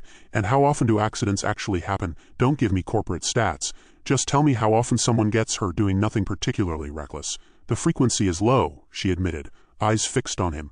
Most clients follow the provided guidelines. Type B sessions are designed to simulate unpredictability without significant risk to hosts. Rarely do incidents escalate to full damage claims, but the clauses exist precisely because even rare events have financial implications. He tapped a pen against the table, thinking. And what about property? If a host's living space gets trashed, I'm paying again? Correct, she replied smoothly. All host property is insured through the clause. The client compensates for damages incurred during the session, including intentional destruction or carelessness. Optional coverage can reduce or cap the liability. Galdent smirked. Optional coverage. Ah, there it is. You try to lure me into extra spending with insurance I don't want. I see your game. Her smile didn't falter. It is merely a tool for risk management. Many clients opt for full coverage to mitigate potential exposure. The choice remains yours. All right, Galdent said, flipping a page, scanning a dense paragraph labeled Host Health Intervention. If a host starts showing signs of distress, what am I supposed to do? Call your little helpline? Meditate on their survival? The system provides guidance for emergencies, she explained. Clients may pause the session or follow on-screen instructions to stabilize the host. Liability remains, but proper protocol may reduce financial responsibility. Galdent leaned closer, voice dropping. So if I follow instructions, you still get some money. If I ignore them and everything goes wrong, you get more. Seems like a win-win for you. Protocol exists to minimize harm and maintain fairness, she said. The clauses do not serve corporate gain beyond risk mitigation. Whole settlements are calculated based on actual damages and operational costs, not punitive measures. He shook his head, pen in hand, scanning the next paragraph. Unforeseen events, acts of nature, host malfunctions, system glitches. He raised an eyebrow. Host malfunctions, you mean the ones that wake up or the ones that freak out mid-session? Both. Both, she said, tapping the sheet. Any unexpected behavior of a host that results in client-caused damage is covered. Acts of nature, glitches, or system interruptions may trigger adjustments in liability, but clients remain responsible within defined parameters. Galdent laughed. Adjustments? So you can raise, lower, tweak my bill depending on how you feel? Or is there a formula somewhere that I'm not seeing? There is a formula, she replied evenly. All claims are calculated algorithmically. Adjustments follow strict procedural guidelines. No subjective decisions are made without documentation. He leaned back, smirking but clearly engaged, testing boundaries. All right, fine. Tell me about settlements. If something happens and I'm on the hook, do I pay on the spot or can I dispute it? Disputes may be filed, she said, sliding a folder toward him. Procedures exist to contest claims, however. Resolution may take weeks. Immediate payment is not required in every case, but adherence to timelines ensures your account remains in good standing for future sessions. Galdent picked up a contract and scanned the fine print. So basically, I get to gamble with host safety, risk damage costs, and potentially get flagged if I push my luck. But I still get the adventure? Exactly, she said, voice smooth, calm, but pointed. The clauses are part of the challenge and the immersive experience. They ensure clients remain aware of consequences while engaging fully with the session. He tapped the edge of the table again, thinking, all right, I get it. I can either play it safe, buy all the coverage, and spend more, or I can walk the tightrope and hope nothing goes wrong. Is that it? Yes, she said, eyes meeting his. Type B is about choice and calculated risk. The clauses ensure that even as the experience pushes boundaries, the rules protect everyone involved, clients, hosts, and the company. Galdent rubbed his forehead, pen hovering over the signature line. Fine, I'll sign, but I want this understood. I'm watching every credit, every clause, and I expect you to follow your own rules. Understood, she said, collecting her own pen and preparing the final signature lines. Every obligation is clearly documented, and all clauses are binding as stated. As Galdent signed, the side office seemed to hold its breath. Every stroke of the pen was deliberate, every number and word acknowledged, every liability absorbed into a carefully calculated mental ledger. The android watched attentively, noting his hesitation, his focus, and the subtle challenge in his eyes. The negotiation had shifted from money to risk, from optional coverage to ethical tension, and the first real hints of consequence for missteps were laid bare. When the pen finally set down, a quiet click echoed. Galdent leaned back, eyes scanning the contract one last time. Done. But don't think I'm going to let my guard down. I'm keeping track. Every host, every glitch, every credit. Your diligence is noted, the android said smoothly. With the contract signed, all host damage clauses are active and your session is fully secured. Your choices have been recorded. Colony 936 awaits. For the first time, Galdent allowed himself a small grin. The paperwork was done, the financial game navigated, and the risk landscape clear. The thrill wasn't in the destination alone. It was in the balance of control, calculation, and the edges he was willing to push. The side office had settled into an almost tense quiet, the hum of the screens and the faint click of the printer filling the space. Galdent leaned against the edge of the table, scanning the contract copies once more, his expression skeptical but attentive. The android stood across from him, poised with a tablet in hand, her posture fluid and professional. Every movement suggested efficiency, every smile calibrated to maintain engagement. "Let's settle the schedule," the android said smoothly, tapping the tablet. "Departure for Colony 936 can be arranged for Thursday at 8 o'clock. Pre-departure check-in is 15 minutes prior. Does that align with your timing preferences?" Galdent narrowed his eyes, tapping the pen against the table. "Thursday morning, huh? That's early. I don't like mornings." "Any wiggle room? Flexibility is limited, sir," she replied, calm and measured. "Early departures ensure all system checks are completed, technicians are present, and host availability is optimal. Later slots are available, but the simulation's integrity may be compromised." "Integrity, huh?" Galdent muttered, scanning the contract again. "So if I want the full effect, I take the early slot. No cheating the system." "Got it. But what about prep? You mentioned check-ins before?" "Yes," she said, holding up the tablet. "Pre-departure involves verification of identification, final review of signed documents, and optional calibration of the vac box for enhanced responsiveness. The 15-minute window is sufficient for these steps." He leaned back, arms crossed, and gave a dry chuckle. "Optional calibration. Sounds like an upsell disguised as courtesy." "Optional, yes, but recommended for optimal experience," she replied smoothly, not missing a beat. "Many clients find that the slight adjustment improves responsiveness and immersion significantly." Galdent smirked, glancing at the screen showing Colony 936 of grainy streets and low-tech markets. "All right, I'll bite. Early slot, 15 minutes check-in, calibration optional. But let me guess, any tweaks to the timing?" "Cost extra, no additional cost for the standard procedures," she assured him. "Deviations beyond the preset parameters, such as extending the session or skipping sequences, require additional credits. All of that has been detailed in your contract." He picked up the pen again, flipping to the relevant section. "Deviations, right. So if I want to tinker mid-session, I pay. If I stick to your schedule, I'm good, clear. But just so I understand, the full 72 hours. Exactly immersive, no breaks, right? Continuous immersion is recommended," she said, her voice calm. "Any pauses or adjustments are accounted for, but the system is optimized for uninterrupted engagement. Your preferences and any adjustments will be logged and monitored." Galdent leaned forward, resting his chin on his hand. "Logged and monitored. Sounds like you've got me on camera, microphone, everything. That's reassuring," he gave a wry grin. "Nothing like a little corporate oversight to make me feel safe." The android's professional smile never faltered. "Oversight ensures safety and maximizes the quality of your experience. Every parameter is recorded for client protection and system integrity. You retain full control over your engagement." He tapped the table, nodding slowly. "Fine, I'll take it. But if something goes wrong and the system glitches, do I get a reset, or am I stuck dealing with whatever chaos you cooked up?" "System resets are available under standard protocol," she replied without hesitation. "Any anomalies during the session are logged, and corrective action is applied immediately. Your experience will always remain within safe parameters." Galdent muttered under his breath, eyes flicking back to the images of Colony 936. The rough, dusty streets, the uneven market stalls, the primitive settlements. Each flicker on the screen felt both inviting and dangerous. "All right," he said finally, exhaling. "Let's lock it in," the android nodded, bringing the tablet closer. "Excellent. I will finalize the schedule and confirm all pre-departure instructions." She began tapping the screen, scrolling through lists of checkboxes and confirmations. "Departure set for Thursday, 8 o'clock. Check-in at 7:45. Optional calibration noted. Whole sessions logged for continuous monitoring.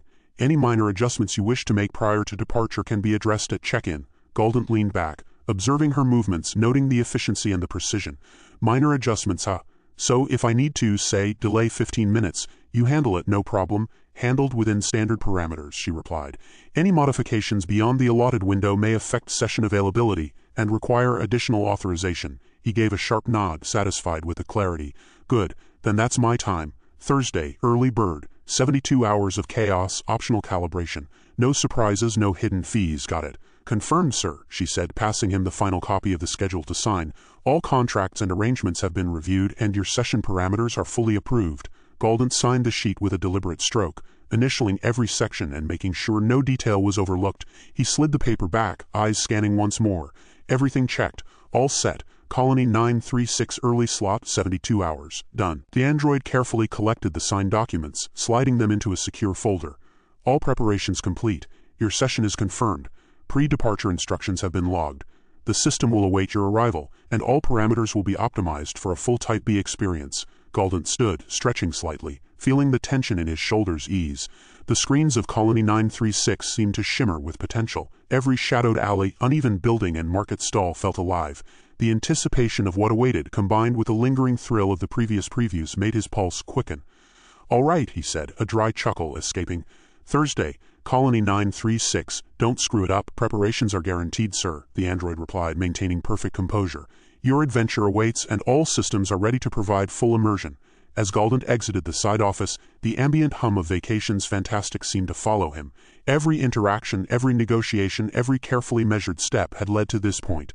The schedule was set, the contract signed, and the plan confirmed. Colony 936 awaited, and with it, the full weight of the Type B experience. Nothing could undo what had been agreed upon, and the next stage of the adventure was imminent. The faint vibration of the terminal beneath the android's fingers marked the end of the session. Back in the control room, subtle flags and logs noted every choice Galdent had made. The early slot, the calibration, the preferences. Every detail recorded for smooth execution and, should it be needed, careful oversight. Galdent paused at the door, glancing back once more. The android's expression remained fixed, professional and reassuring, yet there was an unmistakable calculation in her movements. She had logged every reaction, every hesitation, every sarcastic remark. The quiet tension of anticipation stretched across the room as he stepped into the hallway, leaving the side office behind. The date was set. The plan was confirmed. Colony 936 waited, and with it the next chapter of risk, discovery, and adventure was about to begin. The back office of Vacations Fantastic hummed with the low, constant whir of machinery and the occasional beep of monitoring consoles. Screens glowed dimly in the half-light, each displaying the status of various vacations in progress, a scatter of green, yellow, and red indicators blinking rhythmically. The air smelled faintly of ozone and heated electronics, a stark contrast to the polished, customer-facing front of the shop. The android leaned casually against one of the consoles, arms crossed, watching the monitors. Her blonde hair was pulled back neatly, the plastic gleam of her uniform catching the light. Completed contract, she said smoothly, tapping at the interface to highlight Galdent's session. Type B, Colony 936, no additional insurance purchased. Predictable, one of the tech staff, a wiry man with tired eyes and a crooked grin, snorted. Predictable is one word for it. I'd call it painfully obvious. He leaned back in his chair, spinning slightly. Galdent spends more time calculating savings than most clients spend enjoying their vacations. The android's smile widened just a fraction. Almost conspiratorial. It's almost charming in a way. The way he haggles, pokes at every clause, tests every boundary. You can see him weighing the risk of each little contingency as if the universe depends on it. A second technician, younger, with a streak of blue in her hair and a smudge of grease on her sleeve, shook her head while monitoring a nearby terminal. Universe doesn't depend on it, trust me. But the contract logs are entertaining. He really does treat everything like it's a game. Find the loophole, spend the least credits possible, get the thrill. The android tapped a finger against the desk, her eyes flicking to a line of console messages. And yet he still signs he wants the full experience without giving anything extra. It's always the same pattern, the first tech chuckled softly. Yeah, and the best part? We still get to watch him squirm when the glitches hit. I swear, you could set a clock by his reaction times. 10 seconds of minor instability, and he's already calculating how to exploit it. You think he notices the brownouts? A brief flicker of lights cast shadows across the room, making the screens shimmer for an instant. The android's expression didn't change, but her voice carried an amused note. Occasional brownouts, routine, nothing worth flagging. Her gaze lingered on the monitors, the edges of the screen displaying minor system warnings that she deliberately ignored. The younger tech swiveled his chair toward a terminal, tapping a few commands. Minor glitches here and there, nothing major, just odd system warnings. I'd bet the front office wouldn't even notice. Most of the clients never realize the previews are less than perfect. He leaned back, arms crossed, grinning. Except for Galdent, of course. That guy's obsessed with perfection, or at least perfection for free. The android's smile softened almost imperceptibly. It's amusing watching him try to beat the system. The way he calculates, questions every phrase, every clause. Charming little human arrogance. Her eyes flicked to a line of code briefly highlighted in orange. And yet, she added, the instability grows, minor for now, just enough to keep him unaware. If he notices too much, he adjusts. If he doesn't, well, that's where the fun begins. A quiet chuckle rose from the first technician. Oh, don't worry. He notices everything, but only just enough to keep him thinking he's in control. You give him a free preview, he tests the loopholes, he signs contracts without buying extras. It's predictable and profitable. And the best part is, we get to watch how he navigates the glitches without ever realizing the full risk. The android's voice carried a teasing tone as she leaned closer to the screens. Watch this one. She pointed to a minor warning blinking in the background. A small amber alert indicating an unexpected system lag in the preview modules. Brownout during a low-risk simulation. Nobody else would notice, but he would. If he knew, he'd try to find a way to exploit it. He'd calculate how to turn this glitch into an advantage. The second tech leaned forward, curiosity in his eyes. Do you think he'll catch it? The android's smile was tight, practiced, and just a touch cold. Maybe, maybe not. That's the point. He never knows what's truly dangerous and what's trivial. That uncertainty is where he becomes pliable. A pause settled over the room. The soft hum of electronics filled the silence while the screens blinked with status updates. The android continued, her voice quiet, yet loaded with sly amusement.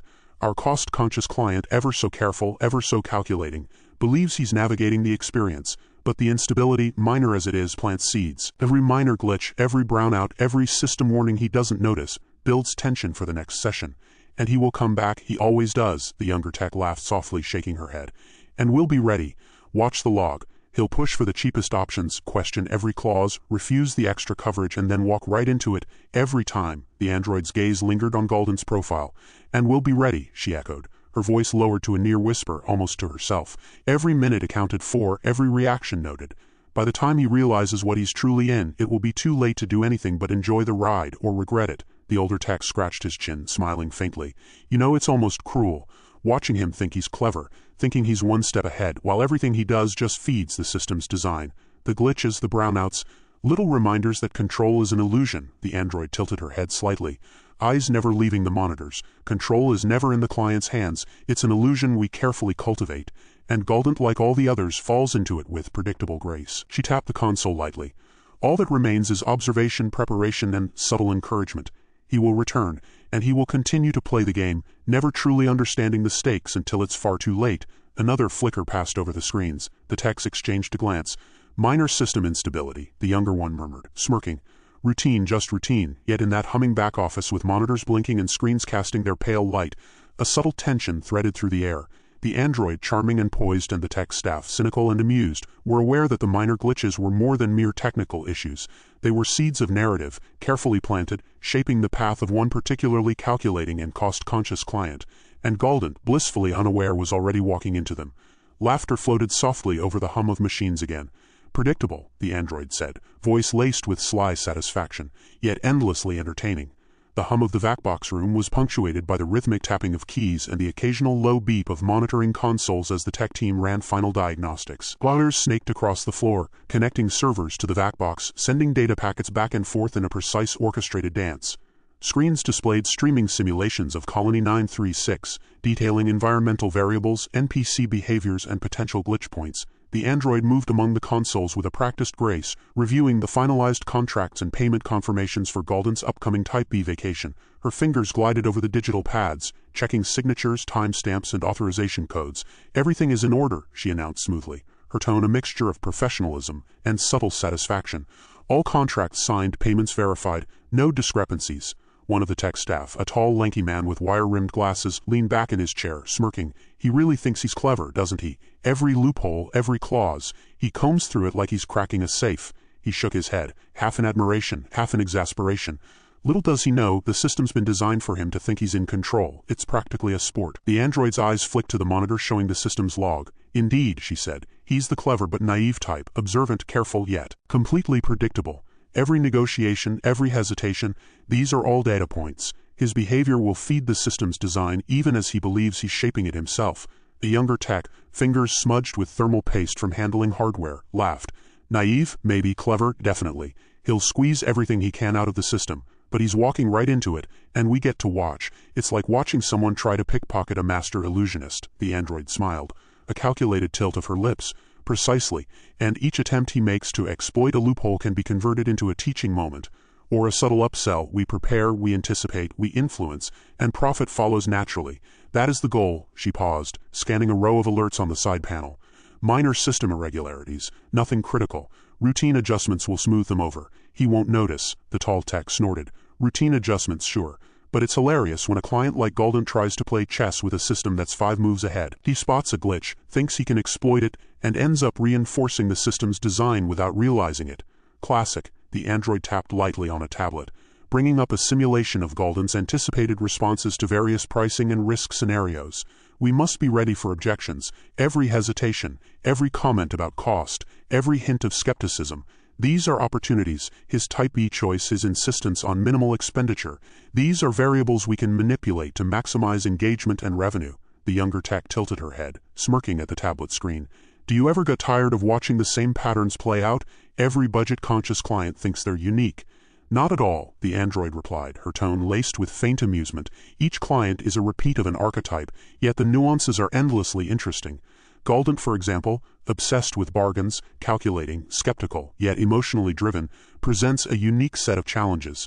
And challenges are where we find opportunity. The older technician leaned over a console pointing at a diagnostic readout. VACBox is stable, system resources optimized.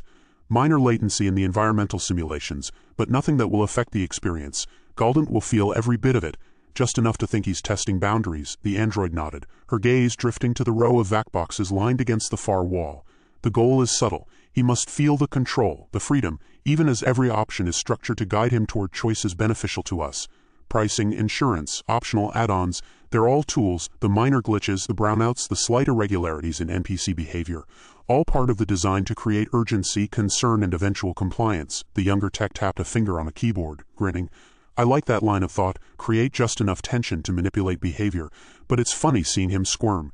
He thinks he's in command. Exactly, the android said, her voice dropping to a near whisper as though confiding a secret.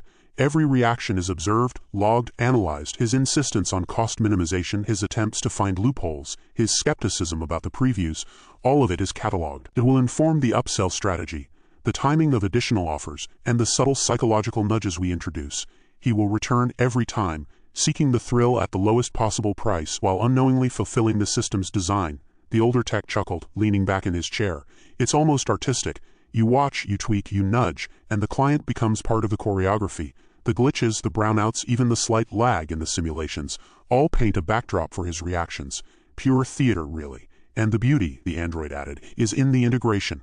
All systems communicate. His responses trigger algorithmic adjustments, nudges in pricing, subtle recommendations. By the time he considers additional coverage or upgrades, it's not even a choice. He's been led there, believing it to be entirely his decision.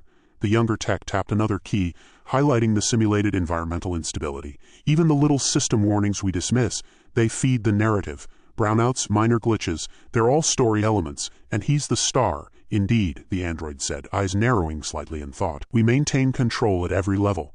His perception of risk, of choice, of autonomy, all carefully crafted, and yet he is unaware that ignorance amplifies engagement, heightens tension, and, ultimately, enhances compliance and spending.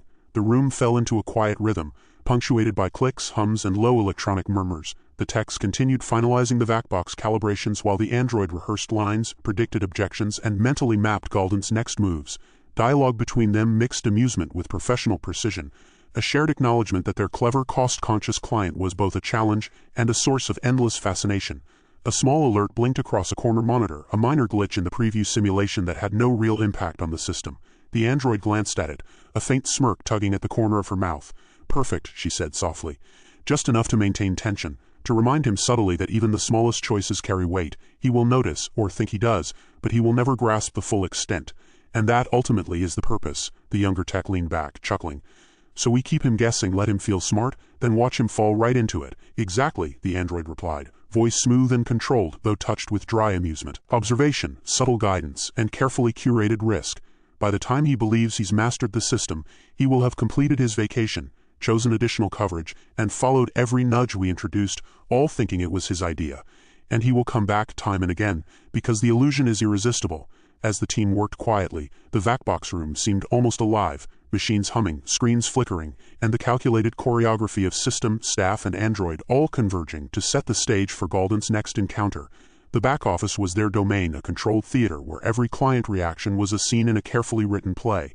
And Galdent, ever the clever but naive player, had yet to realize just how central he had become to the performance.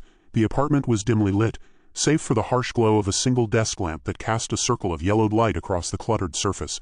Maps, checklists, and scribbled notes were spread in haphazard layers, overlapping like the pieces of a jigsaw puzzle Galdent was determined to solve. Supplies sat neatly on one side, a compact first-aid kit, spare batteries, multi-tools, and an array of inexpensive but durable gear that he had picked up over weeks of careful research. Galdent crouched over the spread, lips pursed, eyes scanning each item with meticulous attention. All right, if the VACBox doesn't account for this, he muttered to himself, tapping a pen against the page. I need contingency, redundancy, and minimal spending. No extras, no surprises. His voice had a dry edge, laced with both excitement and frustration. He picked up a small notebook, flipping through the scribbled calculations of costs and potential loopholes. Insurance, optional, could be useful, but I bet they're padding it. Host damage coverage. I'll review that fine print again. Anything I can exploit without paying for it, that's my target.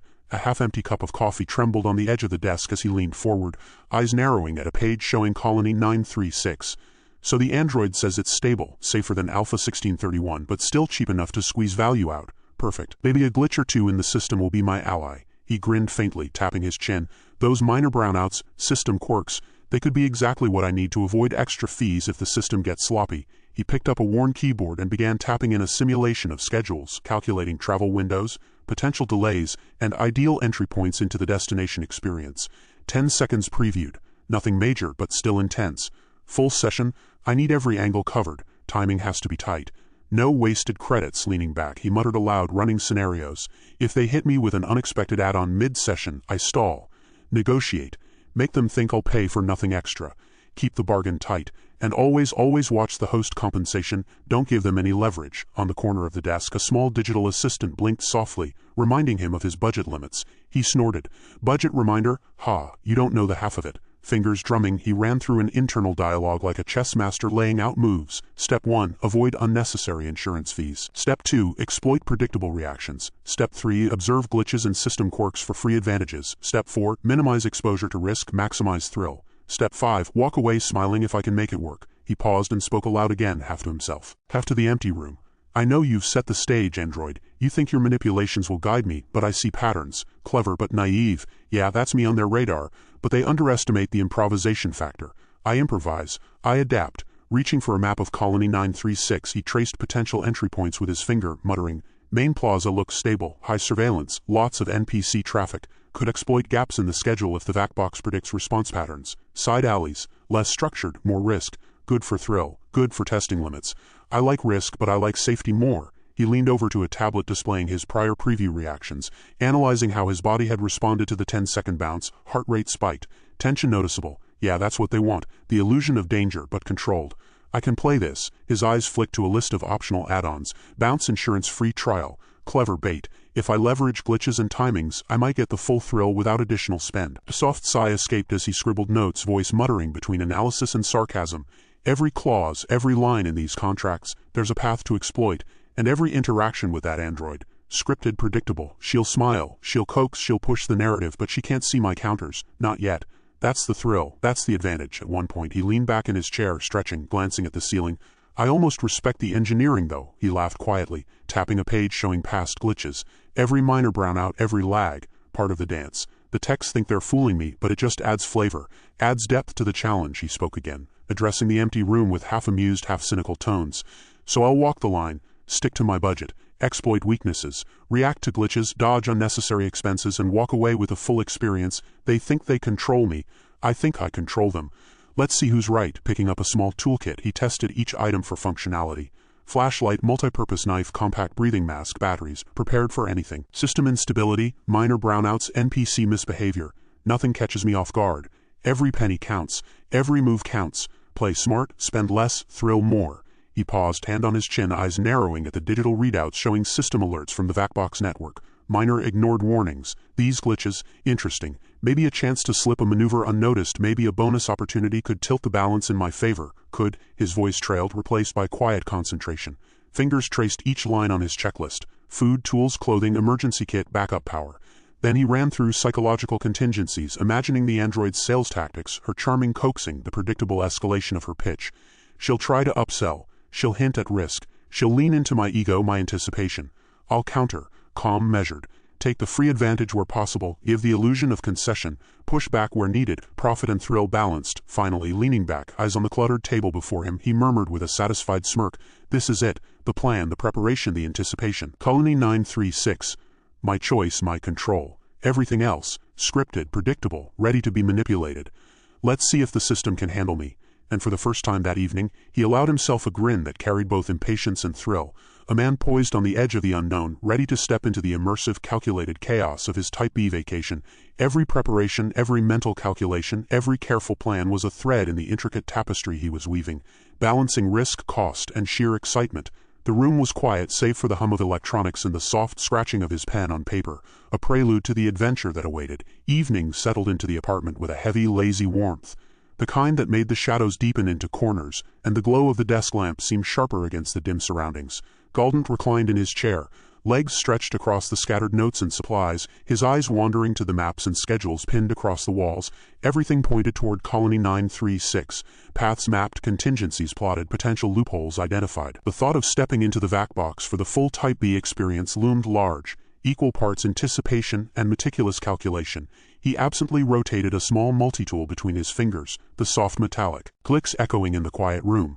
"So tomorrow," he muttered, low and dry, "everything's set, or at least as set as I can make it, every angle accounted for, every loophole mapped." His gaze wandered to the list of optional add-ons he had scrutinized earlier.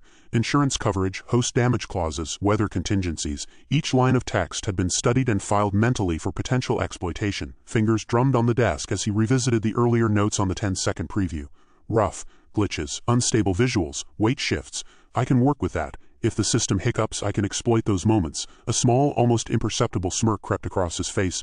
Minor brownouts, system alerts, trivial but useful. Not paying extra for errors, that's my specialty. He leaned forward, staring at the screens on his desk. Even now, the images of Colony 936, Alpha 1631 and Paradise flickered faintly, grainy and washed, as if the apartment itself held fragments of the VacBox systems. Could be a good omen, could be a warning, he muttered. Either way, I adapt. Always adapt. He tapped a finger on the desk, running through each scenario. Early glitches, minor system instability, NPC misbehavior. Each one was a puzzle piece he intended to manipulate. A potential edge over the well-rehearsed corporate system. There was a pause as he considered the android's subtle cues, remembered the slightly staged coaxing during the preview, the hints of manipulation hidden behind practiced charm. She wants me to feel vulnerable. She wants me to pay for comfort I don't need, he murmured. I'll play along, let her think she's in control. But I control the budget, the moves, the outcome. Galdent reached for the checklist one more time, methodically reviewing the supplies for the journey. Compact first aid kit, extra batteries, emergency lighting, multi-tools, basic provisions. Each item was positioned for both necessity and efficiency, nothing wasted, nothing extravagant. He flipped through the notebook of mental contingencies, rehearsing verbal and mental strategies for any upsell, surprise clause, or unexpected twist the android might throw at him. Dialogue ran through his mind as if spoken aloud. Full session provides optimal immersion, sure, but if I catch a glitch I exploit it. Bounce insurance optional. Already flagged. Host compensation clauses. Not paying extra for that. Watch, watch, watch. The soft hum of electronics filled the room, punctuated occasionally by the flicker of monitors, tiny irregular disturbances that would have unsettled anyone else. For Galdent they were challenges, opportunities wrapped in subtle risk. Minor delay there, could buy a second. Glitch over there, could dodge a surcharge. Everything's measurable. Everything's manipulable, he noted, his tone dry, analytical yet tinged with a palpable thrill. He reclined further, closing his eyes briefly to visualize the steps of the upcoming vacation, entering the vac box, the lift, the full transfer, the immersive environment of Colony 936. Each movement, each potential reaction of the system and the NPCs was mapped in his mind. Timing, precision, observation, and patience. Patience for every minor advantage that comes my way. Even as fatigue began to creep in, his focus did not waver. Tomorrow, he whispered, voice barely audible, is about execution, not just thrill, not just risk. Every glitch, every delay, every minor instability becomes part of the strategy. The system can try to trick me, but I've prepared for it. A subtle tension lingered in the back of his mind. A recognition that the VacBox network was not flawless, that the corporate machinery had its hidden strategies, its manipulative subtext. He could sense it even now. The potential for small errors, for system hiccups, for subtle detection of freeloading or overcalculated moves. They think they're prepared, that I'll bend to their script, but I've read the patterns. I've counted the pauses, observed the scripts, noted the quirks. For a long while, he simply sat, eyes sweeping across the tables, the maps, the scribbled notes, the faintly glowing screens. He rehearsed in his head and aloud, scenarios that might unfold, reactions to every possible intervention from the android or the back-office techs. Dialogue loops played through his mind. His potential objections, her persuasive counters, his improvisation, her subtle nudges toward paying more or yielding control. Even as the night deepened, there was a sense of calm precision beneath the anticipation. Galdent understood that every calculated move, every minor manipulation was part of a broader game, one where he had studied the board meticulously. Tomorrow, he thought again, the full session, all my planning, all my strategies, all my anticipation, put to the test. Every minor error, every slight instability, every glitch, becomes a potential advantage. And I'll take it. The flickering screens, minor brownouts, and occasional delayed notifications were background noise to him. Trivial, ignorable, yet laden with latent potential. Each quirk, each imperfection he filed mentally as an asset. No extra cost. Full immersion, thrill, control. That's the goal. That's the point. That's the game. As sleep finally tugged at his consciousness, Galdent allowed himself a brief smile of satisfaction. The apartment was quiet, the scattered notes and maps surrounding him like a fortress of preparation. Every contingency planned, every minor system irregularity noted, every potential interaction rehearsed. Tomorrow the Type B vacation would begin. The tension between calculated schemes and the immersive experience hung palpably, a fine line between thrill and danger, opportunity and risk. And in that quiet, meticulous anticipation, Galdent felt the pulse of the adventure yet to come, ready to step into it with every strategy, every wry thought, and every prepared contingency fully in place. The night held its stillness, but within that calm lay the simmering energy of anticipation, the balance of careful preparation and the unknowable chaos of an artificial world waiting just beyond the vac-box door. Galdent's fingers brushed the cold metal of the vac-box, the chill crawling up the palms as the chamber hummed to life. Lights flickered along the panels, pulsing in irregular sequences that hinted at the immense computational task ahead. The android's voice, smooth and deceptively reassuring, cut through the vibrating air. "Galdent, the system is prepared. The transition will be seamless. Please remain calm and follow instructions." "Seamless," Galdent said flatly, lips twisting in a dry smirk. "That's exactly what I'm counting on." The lid closed with a soft metallic click, sealing Galdent in a cocoon of polished steel and dense circuitry. Darkness pressed from all sides, only broken by the faint rhythmic glow of LEDs embedded in the control interface. Every strap and sensor pressed gently against the body, calibrated to track minute physiological changes. Galdent tested the restraints with a subtle tug, noting their precision and the slight resistance that suggested careful calibration for safety and control. A low, vibrating hum coursed through the chamber, resonating in the chest and along the spine. Each pulse seemed to extend beyond the body, spreading into the consciousness itself. The transition began subtly, a tug in perception that blurred the boundary between reality and simulation. The polished metal of the vac-box faded, replaced by the rough, uneven textures of Colony 936. The first view revealed narrow, cobbled streets stretching beneath low wooden buildings. Smoke drifted lazily from uneven chimneys, mixing with the faint tang of metal and dust in the air. Every building carried slight imperfections, cracked walls, tilted supports, and missing shingles. Even the simplest structures gave the sense of instability, a careful orchestration of tension for Type B guests. Galdent's eyes scanned the surroundings, cataloging every imperfection. Loose planks on bridges, cracked masonry on low-rise houses, and uneven streets were not flaws but opportunities, chances to exploit the system's limits. The simulation's subtle flickers and jitters, almost imperceptible, provided a running map of potential advantages. A vendor stood at a stall, stacks of grain and dried fruit arranged in near-random piles. "Fresh bread, warm and ready," the NPC called, voice clipped, practiced. "Price?" Galdent asked, moving closer to observe. "3 credits or 4 for a choice loaf," the vendor replied, repeating the program negotiation pattern. Galdent's lips curved in a half-smile. The patterns were predictable. Timing, trajectory, and mispriced items were immediately logged mentally for potential exploitation. "This is almost too easy," Galdent muttered quietly, surveying every micro-interaction for leverage. A low vibration passed through the vac-box interface, and a building along the street flickered slightly. Minor brownouts, a faint shimmer in textures, and glitches in NPC movement suggested that the system, while powerful, was not flawless. Galdent cataloged each anomaly, noting how timing and interaction could produce advantages or avoid detection of minor rule-breaking. Every instability was a tool, every quirk a variable. Children ran through the courtyard ahead, their laughter looping slightly out of sync. Galdent observed paths, noticing overlaps and delayed responses. Calculations formed in the mind, predicting moments when movement could avoid NPC notice or exploit scripted distractions. Each child's movement was both entertainment and tactical data. A gust of wind shook loose leaves and debris, scattering them across the streets. Galdent followed their trajectory, noting how each object might obstruct vision, create distractions, or provide cover for slipping through restricted zones. Even the simulation's environmental randomness became a navigational advantage. Across the street, miners argued over a dropped crate. Their dialogue looped slightly, a delay that suggested scripted repetition. Galdent tested the timing of approach, calculating when the NPCs would ignore a nearby observer. Strategy merged seamlessly with observation. Every minor hazard, glitch, or scripted pause became a potential path to gain free advantage or bypass programmed restrictions. The vac-box pulsed slightly, and the interface vibrated in sync with the environmental feedback. Galdent noted the subtle feedback cues as additional data points. Shadows shifted from uneven lanterns, doors creaked unpredictably, and NPCs occasionally froze in place before resuming movement. Each moment was a test of timing, patience, and tactical exploitation. At the edge of the central marketplace, an unstable bridge arched over a small stream. One plank tilted, a support beam creaked with strain. Galdent walked slowly, feeling the system's physics in each step. The simulation responded with rigid precision, the overcorrection in balance offering insight into timing and risk. A misstep might trigger a scripted minor collapse or distraction, potentially opening a shortcut or bypassing an NPC patrol. Nearby, a stray dog barked and lunged unpredictably. Galdent noted the behavior patterns, testing potential reactions without triggering penalties. NPCs argued in nearby alleys, their disputes replayed on loops with subtle randomness. Even minor host interactions provided exploitable variables. Galdent cataloged these details, balancing calculated risk against the potential reward of free advantages within the Type B environment. Above, a lantern swung violently on its timber support, jagged shadows cutting across the uneven street. Galdent mapped the movements, planning navigation to remain unseen while observing NPC behavior. Timing and environmental observation merged into a single calculated rhythm.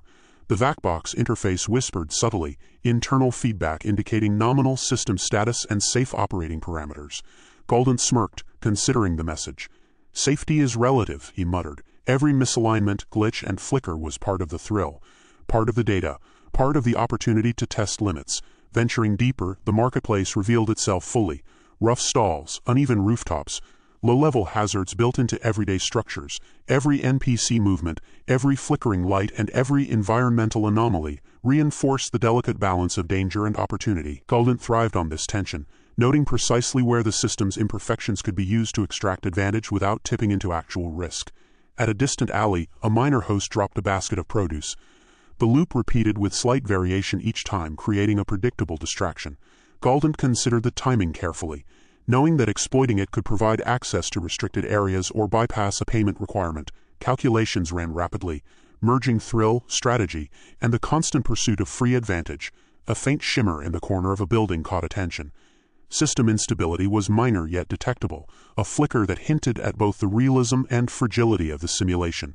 Galdent logged it immediately, noting potential paths for future navigation and interaction. By the time the first full stretch of streets and alleys had been surveyed, the Type B environment revealed itself as a living, breathing yet precarious network.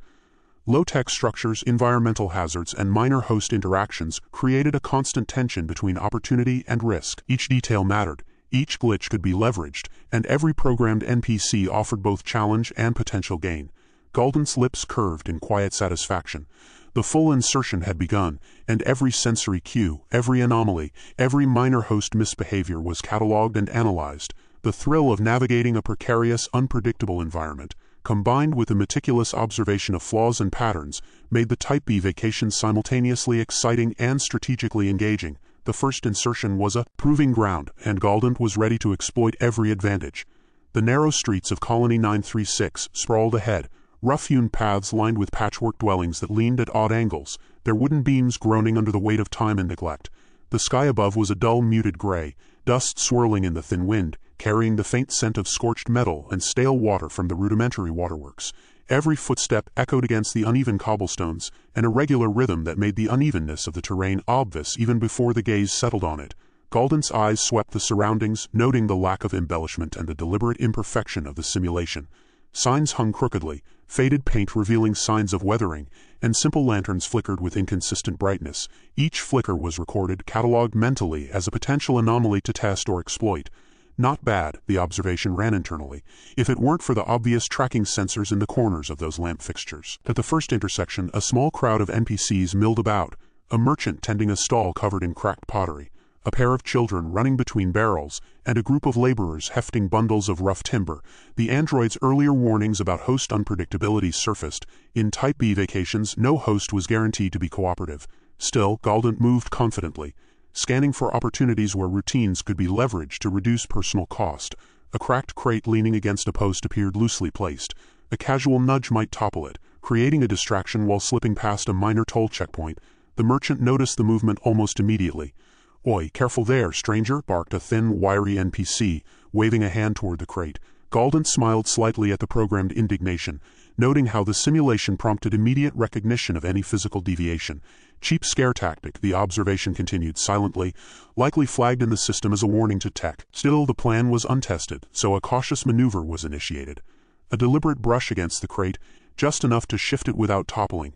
It wobbled but remained upright, and the merchant's glare intensified, yet no formal trigger occurred. Good for analysis, bad for amusement. Moving down the street, the uneven ground forced constant recalibration of balance. Loose stones and occasional debris required attention, and the subtle hum of the simulation machinery under the surface reminded that every step was being logged. Doors to homes opened and closed with minor delays. Hinges squeaked inconsistently, an indication of the low-tech realism that had been promised. Observing these quirks, Galdent identified potential pathways that could be navigated faster than the average NPC might attempt. A narrow alley between two buildings presented a shortcut to the marketplace, while avoiding a toll assessment at the main plaza. A young NPC, a wiry worker balancing a crate of grain, blocked the entrance to the alley. Dialogue initiated automatically. "That alley's private. No cutting through," the NPC barked, hand raised in warning. Galdent tilted the head slightly, lips twitching at the predictable programming. "Private or not, it's open," came the dry retort, delivered with deliberate cadence to test response. The NPC hesitated, eyes darting as though seeking confirmation from an unseen supervisor, then stepped aside, muttering about rules. Observing this, Galdent noted the subtle tension in the simulation's AI. Rules could be bent with sufficient boldness. Approaching the marketplace, the scene became more chaotic. Stalls were haphazardly arranged, merchants calling out in overlapping voices. "Best grain in Colony 936, pottery, hand-forged, barely cracked, fresh water, come get it before it's gone." Each NPC exhibited programmed personality quirks, impatience, exaggeration, or minor hostility. The ambient sounds echoed off low walls, and occasional glitches were apparent. An NPC's foot sliding unnaturally, a child's laughter repeating mid-stride, a stray dog vanishing mid-bark. All of these elements were cataloged as part of the environment. Potential weaknesses to manipulate. Dialogue became a tool. One merchant shouted, "No freebies, stranger." Galdent's lips curved into a sardonic grin. "Free is my preferred currency," came the response, just under audible whisper to the surrounding NPCs. A subtle shift in the merchant's stance, a brief pause in their programmed annoyance, indicated a micro-reaction to the challenge. The internal note: the system could be nudged without triggering overt penalties. Further exploration revealed environmental hazards. A rickety footbridge spanning a shallow, murky canal. The planks were uneven, some warped, creating an unsteady path. Observing the structure, Galdent calculated risk versus reward. A safe path circumventing the bridge required doubling back 2 streets, losing potential advantage. A glance downward showed water teeming with simulated debris, an obvious visual cue that the system allowed consequences for missteps but kept them within minor, non-lethal limits. A dry quip, "Bridge looks ready to collect tolls in teeth and elbows," was whispered under breath, catalogued for amusement rather than actual risk assessment. NPC behavior continued to provide cues. A petty thief attempted to lift a pouch from an oblivious customer. The reaction was immediate, a local guard intervening, but the timing revealed exploitable lag. Galdent noted the patterns. Delay between action and correction could allow small strategic manipulations of resources, such as diverting attention to pilfer minor items or bypassing minor fees. Every small opportunity was stored mentally, a ledger of potential advantage in an unpredictable system. The environment's low-tech design created a tactile tension. Rough surfaces scraped against simulated clothing, drafty alleyways shifted sounds unpredictably, and minor brownouts flickered the virtual lights. Each anomaly suggested potential for exploitation but also introduced subtle danger. While none of the risks threatened immediate failure, the simulation enforced a constant awareness of consequences. At a small market stall selling mechanical parts, the vendor barked a warning, "Watch your step. Price doubles if damage occurs." Galdent arched an eyebrow, observing the warning text flicker briefly. Likely an artifact of the system's programming. A minor technical glitch allowed an inconsequential test, lifting a small gear and placing it back carefully without triggering the surcharge protocol. Success prompted an internal smirk. The system was not impervious, but it monitored closely. Dialogue followed as a simulated merchant commented, "Not that easy for outsiders, you know." A measured response: "Outsiders learn quickly." Continuing through the streets, environmental storytelling became apparent. Notices tacked to walls, worn posters, and graffiti suggested history and social structure. "Council meeting tomorrow, all present," or "Watch for bandits, Eastgate." Each artifact informed strategy, hinting at patterns of NPC movement, potential shortcuts, and risk zones. Galdent cataloged these observations, mentally mapping zones of advantage versus potential costs. Sudden wind gusts rattled shutters and stirred dust, creating brief moments of visual obstruction. NPCs reacted with minor stagger animations, some hurrying indoors, some standing firm. These micro-behaviors provided insight into how the system treated environmental unpredictability and NPC adaptability. Dialogue between NPCs added flavor. "Storm's coming. Don't want your ears frozen off. Better stock up or suffer the council's wrath." Galdent noted the simulated society's informal rules, assessing which could be leveraged for a cost-free advantage. By the time the sun dipped toward the muted horizon, casting long, uneven shadows across the streets, Galdent had cataloged multiple opportunities for minor gains, exploiting NPC timing lags, manipulating environmental hazards to bypass fees, and observing behavioral triggers to anticipate host reactions. Each small observation fed into a larger strategy, an evolving plan for maximizing value without paying for unnecessary services. The exploration concluded with a brief reflection. Despite the rough textures, inconsistent physics, and minor technical glitches, the simulation maintained a coherent ecosystem. NPCs followed patterns but exhibited slight unpredictability. Environmental hazards were present but manageable, and subtle system anomalies created a layered, tense experience. Each element contributed to a sense of immersion that, while low-tech, was compellingly real. Before leaving the main marketplace, Galdent paused by a flickering lantern and muttered wryly, "Not perfect, but profitable, if one knows the rules." The thought encapsulated both appreciation for the immersive design and recognition of exploitable flaws. Every dialogue cue, every minor hazard, every technical anomaly was a thread to be pulled for advantage, forming the backbone of a carefully orchestrated Type B strategy. The narrow alleys twisted unpredictably, cobblestones uneven underfoot, walls leaning in ways that suggested centuries of haphazard maintenance. Galdent adjusted his pace, eyes flicking. Over every detail, slabs of metal riveted into walls, loose planks dangling from upper floors, the faint whir of wind chimes clanging in irregular rhythms. Each sound, each shadow was noted as potential information, a marker of host behavior or an exploitable quirk of the simulation. A sudden scuffle broke the monotony. Two minor NPCs, burly in form and short-tempered in demeanor, argued over a crate of produce. "That's mine," one growled, elbowing the other backward. "You took my turn at the market stall," the other spat. "You cheated last week, I get this one." Galdent paused, stepping back into the shadows, careful not to draw attention. The argument revealed much. The NPCs reacted with programmed aggression, yet patterns existed. Timing, distance, and environmental cues dictated escalation. A minor shove, a raised voice, a step toward an object could trigger defensive or retaliatory behavior. Observing this, the internal calculation ran. Push and one steps aside. Ignore and both fight until someone disengages. Sliding closer, a dry remark muttered under breath. Nothing like digital violence to test crowd reaction. No direct interaction. Yet, this was reconnaissance, a study in NPC psychology and predictable chaos.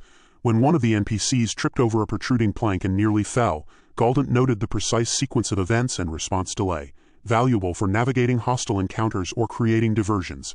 The environment itself became a player in the simulation. A rickety stairway creaked under the weight of the wind, the topmost step splitting slightly. Galdent carefully navigated, measuring the sound produced by each step, watching NPC reactions. A merchant nearby flinched, hand instinctively reaching for a countermeasure, an animation triggered by environmental cues, now logged as exploitable.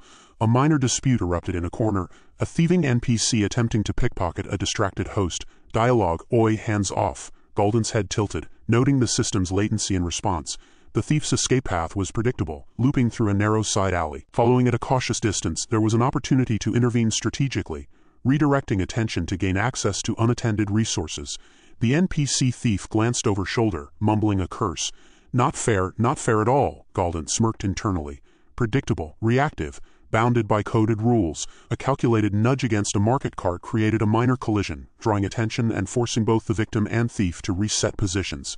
Effective, the thought registered, and still no penalty. This micro-manipulation highlighted how minimal input could exploit Type B vulnerabilities. Movement across the colony revealed environmental hazards layered atop NPC interactions. Unstable rooftops threatened collapse. Loose beams protruded along walkways and debris littered many paths. A stray plank collapsed under the weight of a passing host, generating a cascade of noise. Nearby NPCs reacted with a mixture of programmed alarm and defensive retreat. Timing was everything. An overly aggressive approach might trigger unintended hostility, but subtle manipulations produced opportunities. Dialogue overheard, "Watch where you step, or you'll pay the council fine." Galdent's focus remained opportunistic. Observation of NPC routines suggested exploitable patterns. Guards circled predictable loops. Merchants rotated through stalls at set intervals. Children ran between designated safe zones. Each repetitive behavior was cataloged, cross-referenced with environmental hazards, and mentally plotted for optimal maneuvering without triggering penalties. A hostile minor host emerged unexpectedly from a shadowed archway, scowling and brandishing a wooden staff. "Stay away," the NPC barked. Galdent held position, voice calm but pointed. "I'm just passing through, don't waste your energy." The NPC paused, evaluating before stepping aside with a muttered warning. The simulation's subtle responsiveness provided insight. Aggression could be deflected with composure and timing rather than confrontation. Small-scale conflicts continued, each a learning opportunity. A cart overturned during a minor skirmish, scattering crates of supplies. Galdent surveyed the spill, assessing the potential for acquiring needed items or diverting attention. A vendor's program tirade erupted. Get those crates back, quick, or pay the price. Subtle gestures, hand-waving, footsteps toward the mess, highlighted the NPC's functional priorities. Dialogue cues allowed predictive modeling of behavior. Bridges and elevated walkways added verticality to the experience. A rope bridge spanned a narrow chasm between two buildings. Planks spaced irregularly. Observing an NPC attempting the crossing revealed the delay between misstep and recovery. A careful pacing allowed Galdent to exploit similar patterns for strategic advantage, bypassing potential surveillance or intercept zones. The simulation rewarded attentiveness and timing while punishing careless movement. Technical anomalies subtly punctuated the experience. Flickering lanterns, brief audio delays, and occasional NPC stutter glitches hinted at the system's complexity. Galdent cataloged each, mentally noting areas where minor exploits might circumvent scripted penalties. Dialogue from nearby hosts occasionally highlighted inconsistencies. The council said yesterday, "This path's blocked." Nonsense. "I walked it this morning." The contradictions were not random. They formed part of the immersion, reinforcing risk while creating exploitable gaps. Despite low-tech visuals, immersion remained convincing. The soundscape was layered, clanging metal, distant shouts, low murmur of water through rudimentary channels, occasional animal sounds. Environmental storytelling, tattered posters, graffiti, and makeshift signage imparted a sense of history and social structure. Each artifact informed strategy, revealing patterns of NPC activity and potential resource caches. Galdent's internal monologue, though silent to others, was alive with anticipation. Every observed behavior, every environmental quirk, and every minor system glitch fed into a running calculation. How to navigate efficiently, avoid costs, and maximize gains. Opportunistic tendencies guided choices, choosing which host interactions to engage, which hazards to bypass, and which paths offered minimal resistance. The first brush with minor hostility crystallized the stakes. A territorial dispute between two NPC groups nearly escalated, crates clattering to the ground, shouts ringing out. Galdent evaluated the situation. Stepping in too aggressively could trigger monitoring penalties. Staying too passive risked loss of opportunity. By observing patterns, the pauses, the overreactions, the microgestures, a subtle influence was applied, nudging NPCs in predictable directions without detection. Dialogue snippets floated through the air. "You cross this line again and all better back off before the council intervenes." These cues informed the mental map of colony politics. Hours passed as streets were mapped, hazards catalogued, NPC patterns observed. Opportunities for gain were plentiful. Minor theft, resource diversion, avoidance of tolls, timing missteps, and leveraging environmental anomalies. Each successful maneuver reinforced confidence in the system's flexibility and in Galdent's ability to exploit it. Dialogue, environmental cues, and technical glitches combined to create a dynamic, tense experience that required constant attention and adaptability. By mid-afternoon, observation concluded with a comprehensive understanding of Colony 936, a lower-tier districts. Structural instability, petty host aggression, and environmental unpredictability formed a layered ecosystem, rich with exploitable patterns and subtle hazards. Galdent paused at a vantage point, surveying rooftops and streets below, mentally calculating sequences, risks, and potential gains. Flickering lanterns and faint brownouts punctuated the scene, reminders that the system was intricate, imperfect, and still under Vacations Fantastic's control. A faint chuckle escaped at the realization. Within this immersive world, each minor glitch, each NPC misstep, and each environmental hazard became an avenue for advantage. Dialogue overheard, gestures noted, and structural weaknesses identified. All were pieces of a puzzle for maximizing value without paying for excess. The hours of methodical observation concluded as dusk approached, shadows lengthening unnaturally across the streets. Galdent's mental ledger was full. Opportunities mapped, hazards recorded, NPC behaviors catalogued, and system anomalies flagged.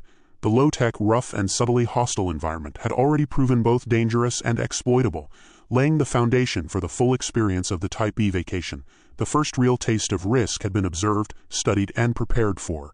Every interaction, every environmental cue, every minor glitch now a tool in a growing strategy of opportunistic navigation. The low sun cast elongated shadows across the rough streets of Colony 936, stretching the narrow alleys into distorted corridors. Galdent's eyes scanned every detail. cataloging cracks in walls, uneven stone slabs, and rusted beams dangling precariously. Each misalignment, each stray piece of debris became an opportunity, a potential shortcut, a hidden advantage, a distraction for NPCs to create gaps in oversight. The simulation thrummed with subtle feedback, small vibrations from beneath the boots that hinted at structural instability. From the distance, a shout echoed, harsh and abrupt. "Hey, who's moving through my territory?" A minor host, ruddy-skinned and clutching a worn stick, stomped forward, signaling an area off-limits. Galdent paused, noting the NPC's programmed aggression, the lag between perception and action, and the safe window for negotiation or evasion.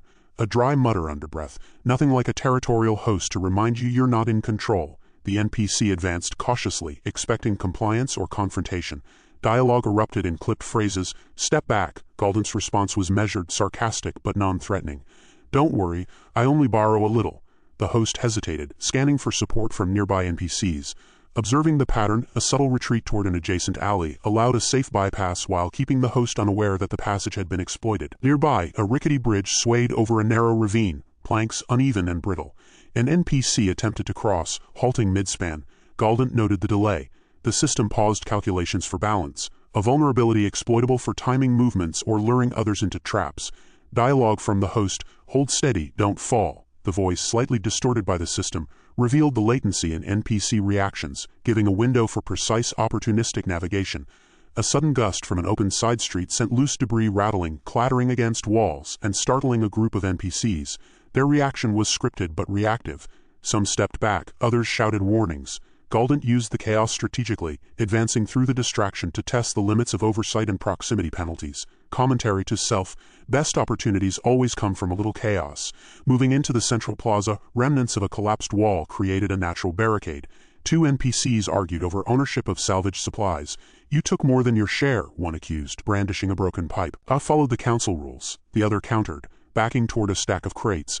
Observing the conflict, Galdent noted patterns, NPC aggression thresholds, response times, and priority targets. A small shove against a nearby cart sent produce scattering, drawing attention and forcing both NPCs to reset positions.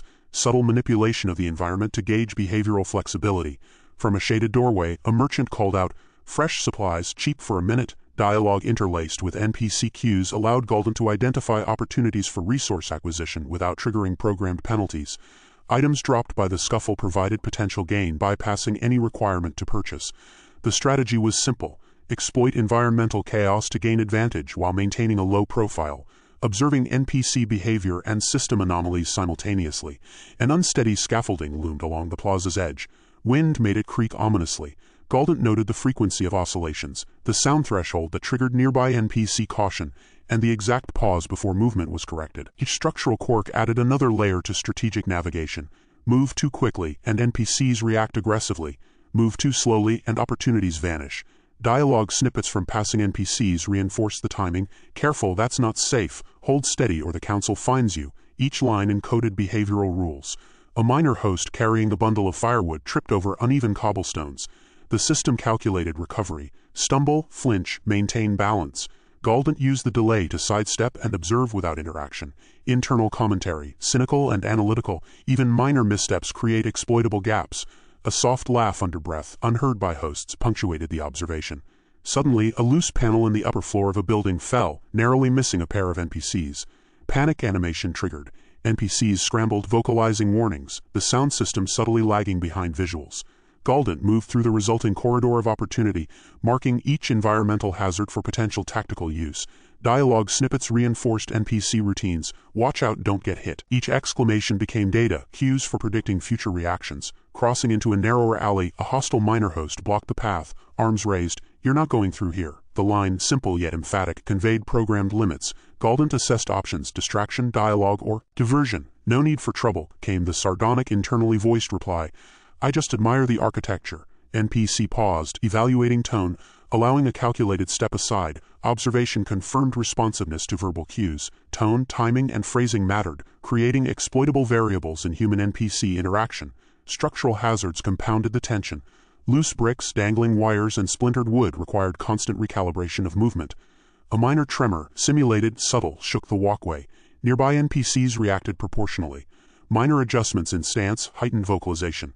Galdent's calculations: maintain distance, avoid triggering penalties, and exploit micro-instabilities for advancement. Dialogue from NPCs: steady now, watch the edge, confirmed system thresholds. A small scuffle in the distance, petty theft, drew attention. Galdent's observation: identify timing, pattern, and environmental advantage. One NPC's attempt to flee triggered a chain reaction, others attempted to intercept, leaving gaps along peripheral paths. Galdent navigated these with precision, mentally noting which reactions could be manipulated later for resource or positional gain. Commentary: dry and internal. The real world wouldn't be this forgiving, but the system has rules, and rules can be bent. Crossing a partially collapsed courtyard, a patch of water reflected the evening sky, distorting visuals. Environmental anomaly noted: reflection not aligned with NPC perception. Dialogue from a nearby host: watch your footing. The discrepancy offered potential for subtle misdirection, using visual distortion to mislead NPC targeting or pathing. Every glitch, every misalignment became data. Material to refine strategy, anticipate host behavior, and maintain advantage. The first brush with real danger was subtle but instructive. A high balcony, partially unstable, threatened to collapse under excess weight. Nearby NPCs moved cautiously, voices calling out warnings. Don't step there, Galdent observed timing, sound cues, and response intervals. Exploitation opportunities existed without direct engagement. Wait for structural corrections, use NPC delay to advance along safer paths, maintain oversight of reaction thresholds. By dusk, patterns emerged clearly. NPC behavior, environmental hazards, and system anomalies interwove into a predictable but tense ecosystem. Minor host conflicts, structural instabilities, and unpredictable environmental cues kept adrenaline high. Every interaction, from verbal exchanges to path navigation, became part of a calculated approach. Maximize advantage, avoid cost, and maintain safety while leveraging system quirks. Dialogue overheard throughout, shouts, warnings, and complaints, provided context and confirmed predictability within apparent chaos. At a high vantage point overlooking the colony's main thoroughfare, the view captured the density of risk and opportunity. Leaning structures, scattered debris, narrow alleys, and minor host interactions, each detail was noted, mapped, and mentally prioritized for action. Flickering lanterns, brief audio lag, and intermittent NPC stutter hinted at the underlying system instability, subtle but constant. A reminder that every advantage carried potential unseen consequences. As shadows deepened, the realization settled in. Type B immersion was unforgiving but exploitable. The careful observation, tactical manipulation, and measured interactions had yielded a wealth of strategic understanding. NPC behavior, environmental hazards, and minor system glitches combined into a layered, dynamic challenge. Galdent's approach, calculated, opportunistic, and adaptive, was tested against the colony's rough environment, hostile minor hosts, and subtle unpredictabilities. Dialogue, environmental cues, and technical anomalies all informed a growing mental ledger of risk and reward. With night approaching, Galdent paused, surveying the colony. Every narrow alley, unstable walkway, and reactive host was logged for future action. The stakes had become clearer. Structural hazards, environmental unpredictability, and NPC aggression were ever present. Opportunities for advantage were plentiful, but required attention, timing, and understanding of system behavior. Each element, the dialogue, the minor host interactions, and the environmental instability, was a piece in a complex web to be navigated carefully, maximized opportunistically, and respected for its inherent danger. A final glance toward the central square confirmed the balance of risk and reward. The Type B vacation had begun in earnest, full of tension, opportunity, and subtle menace. Every misstep carried consequence, every observation, potential gain, and the immersive reality of Colony 936 had proven both challenging and manipulable. The experience was no longer a mere simulation. It was a living, reactive environment, testing Galdent's cunning, adaptability, and willingness to navigate danger for maximum advantage. The colony's narrow pathways twisted unpredictably, littered with jagged stones and uneven planks that rattled underfoot. Galdent paused at the edge of a rickety wooden bridge spanning a shallow chasm, fingers brushing against the warped rails. The creak of stressed wood echoed unnervingly through the alley below. A faint metallic hum ran through the VACBox interface, a residual vibration from the system. "Bridge looks sturdy enough," Galdent muttered under breath, tone laced with dry sarcasm. "For a simulation, it's terrifyingly convincing." From the shadows, a minor host emerged, lean, wiry, with a sun-weathered face and an expression that seemed genuinely irritated. "No crossing there without approval," the host barked, waving a crude hand signal that the system recognized as a territorial marker. Galdent's eyes darted to the nearby alley. "Approval? I'm just trying to admire your scenery," came the mockingly polite response. The NPC frowned, stepping closer, weaponless but imposing. The gap between simulation and threat blurred slightly as the system added subtle feedback, tiny floor vibrations, faint air currents, enough to keep heart rate elevated. A small gust rattled the wooden bridge. Planks shifted beneath boots, sending Galdent teetering for a heartbeat. "Nice touch," came the dry comment, voice low. "You'd almost forget it's not real." He moved slowly, weighing each step, reading NPC movement patterns, testing response windows. The NPC raised a hand again. "Stay there, you're trespassing." Galdent tilted his head, feigning compliance while scanning lateral paths. "Trespassing, huh? And what happens if I do?" The tone was casual, almost conversational, but the words were a test. The NPC stiffened, hesitated, and muttered, "Council fines, or worse." "Worse, huh?" Galdent's lips curled slightly in amusement. "Is that supposed to scare me?" The NPC's gaze shifted to the bridge beneath him. System calculated hesitation, giving Galdent exactly the opportunity he needed. In a few careful, measured steps, he sidestepped onto a more stable plank, using the NPC's distraction to continue forward without triggering aggression protocols. A sharp crack echoed as another plank gave way slightly under simulated weight. Galdent froze.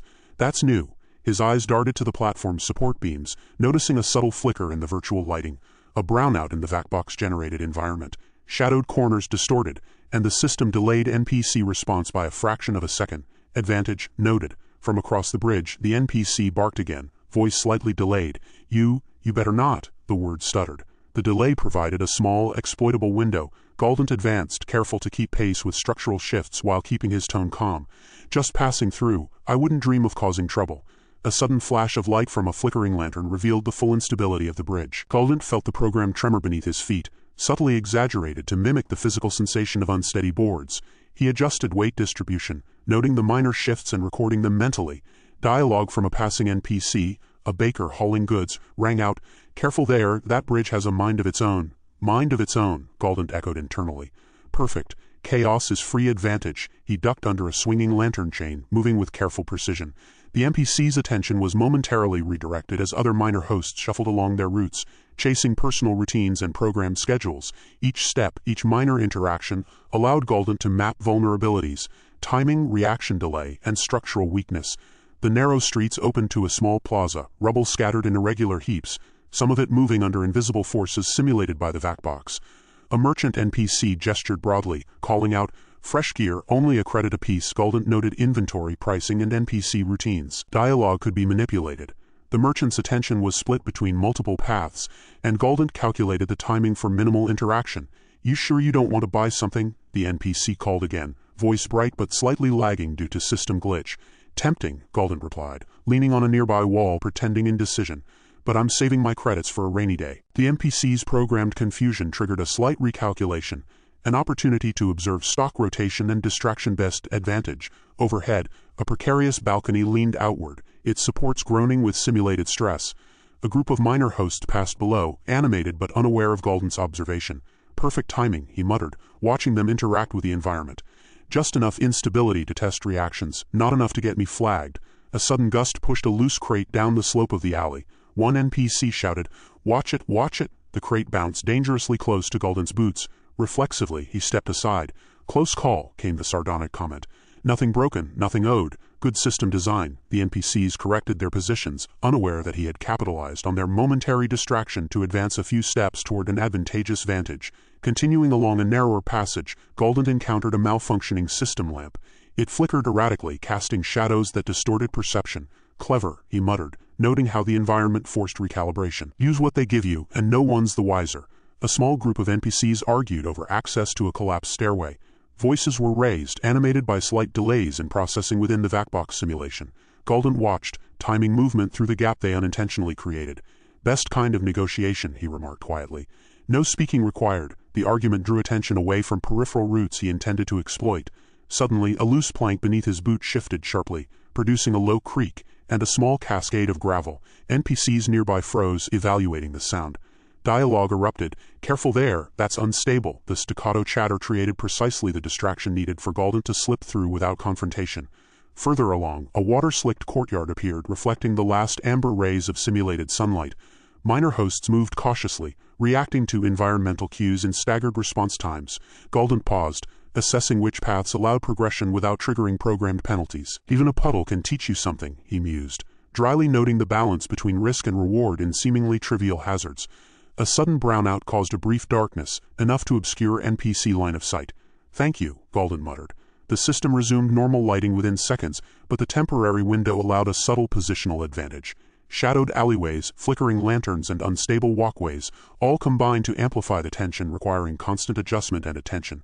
Crossing into a smaller square, Galdent noted two NPCs in a heated discussion about misplaced goods. Their argument drew on scripted dialogue but included slight randomized pauses, making timing unpredictable. "Use what they give you," he whispered, moving around the edge of the square to remain unnoticed. The NPCs gestured wildly, unaware of the peripheral exploitation. A merchant shouted again from the corner, "Don't just walk past, specials today only." Galdent paused, calculated his position, and offered a dry chuckle. "Only specials I'm taking are free observation points." NPC confusion yielded a brief window to scout alternate routes and assess structural hazards, reinforcing the layered tension of movement within the colony. As evening deepened, small tremors, simulated minor earthquakes added unpredictability. Debris shifted, minor hosts recalculated movement, and ambient sounds distorted slightly. Dialogue from NPCs reflected alarm. "The council will hear about this. Watch yourselves." Galdent leaned against a wall, observing the chaos, noting timing, opportunity, and the subtle risk inherent in every calculated step. At the edge of the central thoroughfare, he surveyed the full pattern. Unstable structures, scattered NPCs, and environmental hazards created a complex, reactive ecosystem. Every shadow, delay, and flicker became part of an analytical framework for maximizing advantage while minimizing risk. "Type B is starting to feel like a chessboard," he murmured. "And I've got the first move." The night settled, but the colony's hazards had only grown more obvious. Each minor host interaction, unstable bridge, and simulated environmental glitch reinforced the delicate balance. Maximize exploitation, minimize cost, respect danger. Dialogue, observation, and timing coalesced into a survival strategy. For Galdent, opportunity and risk were inseparable, and each misstep or miscalculation could tip the balance, subtly escalating tension while keeping immediate danger manageable. With this first full stretch of the colony navigated, the groundwork was laid. Future interactions, structural risks, and NPC unpredictability promised escalating complications, forcing a continuous interplay between opportunistic gain and inherent danger. Every conversation, every glance, every unstable plank became part of the strategic mental map, evidence that the Type B vacation was no mere fantasy, but a dynamic, reactive, and subtly hostile environment, primed to test both cunning and nerve. The narrow streets of Colony 936 seemed to shrink with every step, lined with uneven stone walls that leaned as if whispering threats. Galdent paused in a small alcove, surveying the scene ahead. A cluster of minor hosts arguing over territory near a collapsed stairway, and a rickety scaffold above that swayed slightly in the artificial wind simulated by the vac box. The hum of the system under his boots pulsed faintly, accompanied by a subtle lag in NPC reactions. A glitch the system occasionally tolerated to simulate unpredictability. "You really think you own this street?" one NPC growled to another, voice slightly delayed by the system. Their gestures were exaggerated, almost theatrical, but the timing made the threat feel immediate. "Let's see how this plays out," Galdent murmured, leaning against the wall with casual patience. Two distracted guards, a shaky scaffold, and just enough delay in their reflexes. His eyes flicked to the left, noting a shadowed alley that would bypass the confrontation entirely. But the thrill of testing the limits of the simulation was too enticing. With careful precision, Galdent stepped into the light, drawing attention just enough to provoke a reaction. One NPC spun, brandishing a wooden club. "Hey, who goes there? Just an admirer of your architectural taste," Galdent called back, voice calm, almost mocking. "That scaffold looks like it's about to collapse. Ingenious design." The NPC hesitated, glancing upward as the top boards shivered and groaned. Galdent timed the movement perfectly, advancing toward the alley. Another NPC stepped in, attempting to block his path. "No shortcuts," the figure barked. A dry laugh escaped him. "Shortcuts? That's a generous term. Call it tactical improvisation." He sidestepped smoothly, exploiting the NPC's brief hesitation, and ducked under a swinging sign that creaked ominously. The NPC tried to reach him, but the system's small processing delay allowed Galdent a few critical seconds of advantage. A crate dipped from the scaffolding above, crashing onto the cobblestones mere inches from his boots. Dust puffed into the air, sensors simulating the shift in weight and sudden distraction. "Ah, collateral chaos," he muttered. "Always free if you watch for it." The NPCs cursed and shifted, scrambling to react, their animations slightly staggered by the vac box's minor brownouts and flickering streetlights. Galdent paused, catching his breath in the simulated wind, eyes scanning for the next hazard. Across the square, a bridge, narrow, patched with loose planks, loomed over a canal. From the far side, two NPCs approached, gesturing aggressively. "Crossing without permission is forbidden," one shouted. "Permission?" Galdent quipped under his breath. "I like the sound of that. Means I don't need it." He calculated angles, timing, and possible distractions. A small pile of barrels near the canal's edge rattled when a simulated gust hit, providing a perfect visual diversion. He moved, feet light, ears attuned to the minor shifts of the environment. One plank beneath him creaked, another shifted slightly. A test of balance, a reminder that the Type B experience was not a tame stroll. Galdent's pulse quickened, the adrenaline mix of real danger and virtual unpredictability energizing him. Nothing like a little instability to sharpen the senses, he muttered, voice low. Suddenly, a stray NPC cat darted across the bridge, triggering a minor scripted panic in the approaching hosts. "Move," shouted one, but the distraction allowed Galdent to navigate the middle of the bridge, feeling the subtle vibration feedback from the vac box beneath his boots. "Cheating?" Galdent asked mockingly, as if addressing the simulation itself. "Not cheating, just efficiency." He noted the NPC's delayed reactions, recording patterns, mentally cataloging behavior for future encounters. As he reached the far end, the environment became increasingly unstable. Debris littered the narrow streets, and a shallow river ran over uneven stone, reflecting flickering light from malfunctioning lanterns. Another NPC, armed with a crude stick, blocked the passage. "Going nowhere," the NPC barked, taking a step forward. "Really, because it looks like the path is open enough for careful navigation," Galdent replied, voice dry, scanning the edges of the square for another route. "Perhaps you need a lesson in spatial awareness." The NPC hesitated, distracted by the subtle collapse of a nearby wall segment. A minor glitch the system allowed for dynamic hazard simulation.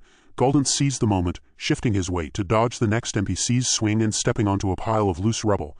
The gravel shifted underfoot, sending tiny stones clattering down the alley. The sounds echoed, drawing attention elsewhere, and Galdent advanced, breathing shallow but controlled. "Impressive reflexes," a nearby NPC muttered, distracted, their dialogue staggered by the system's micro-lag. "Reflexes? No, just observation," came the quiet reply, voice carrying the faint edge of sardonic amusement. "And opportunism." Further down, a collapsed stairway blocked the main route, forcing improvisation. Galdent observed the incline, noting loose beams and unstable stone. "Test of ingenuity," he whispered, stepping carefully onto a narrow ledge, using handholds that wobbled dangerously. The minor hosts noticed, some raising objections, others merely moving aside, their AI reaction times stretched by small glitches and staggered commands. From above, a rickety balcony trembled.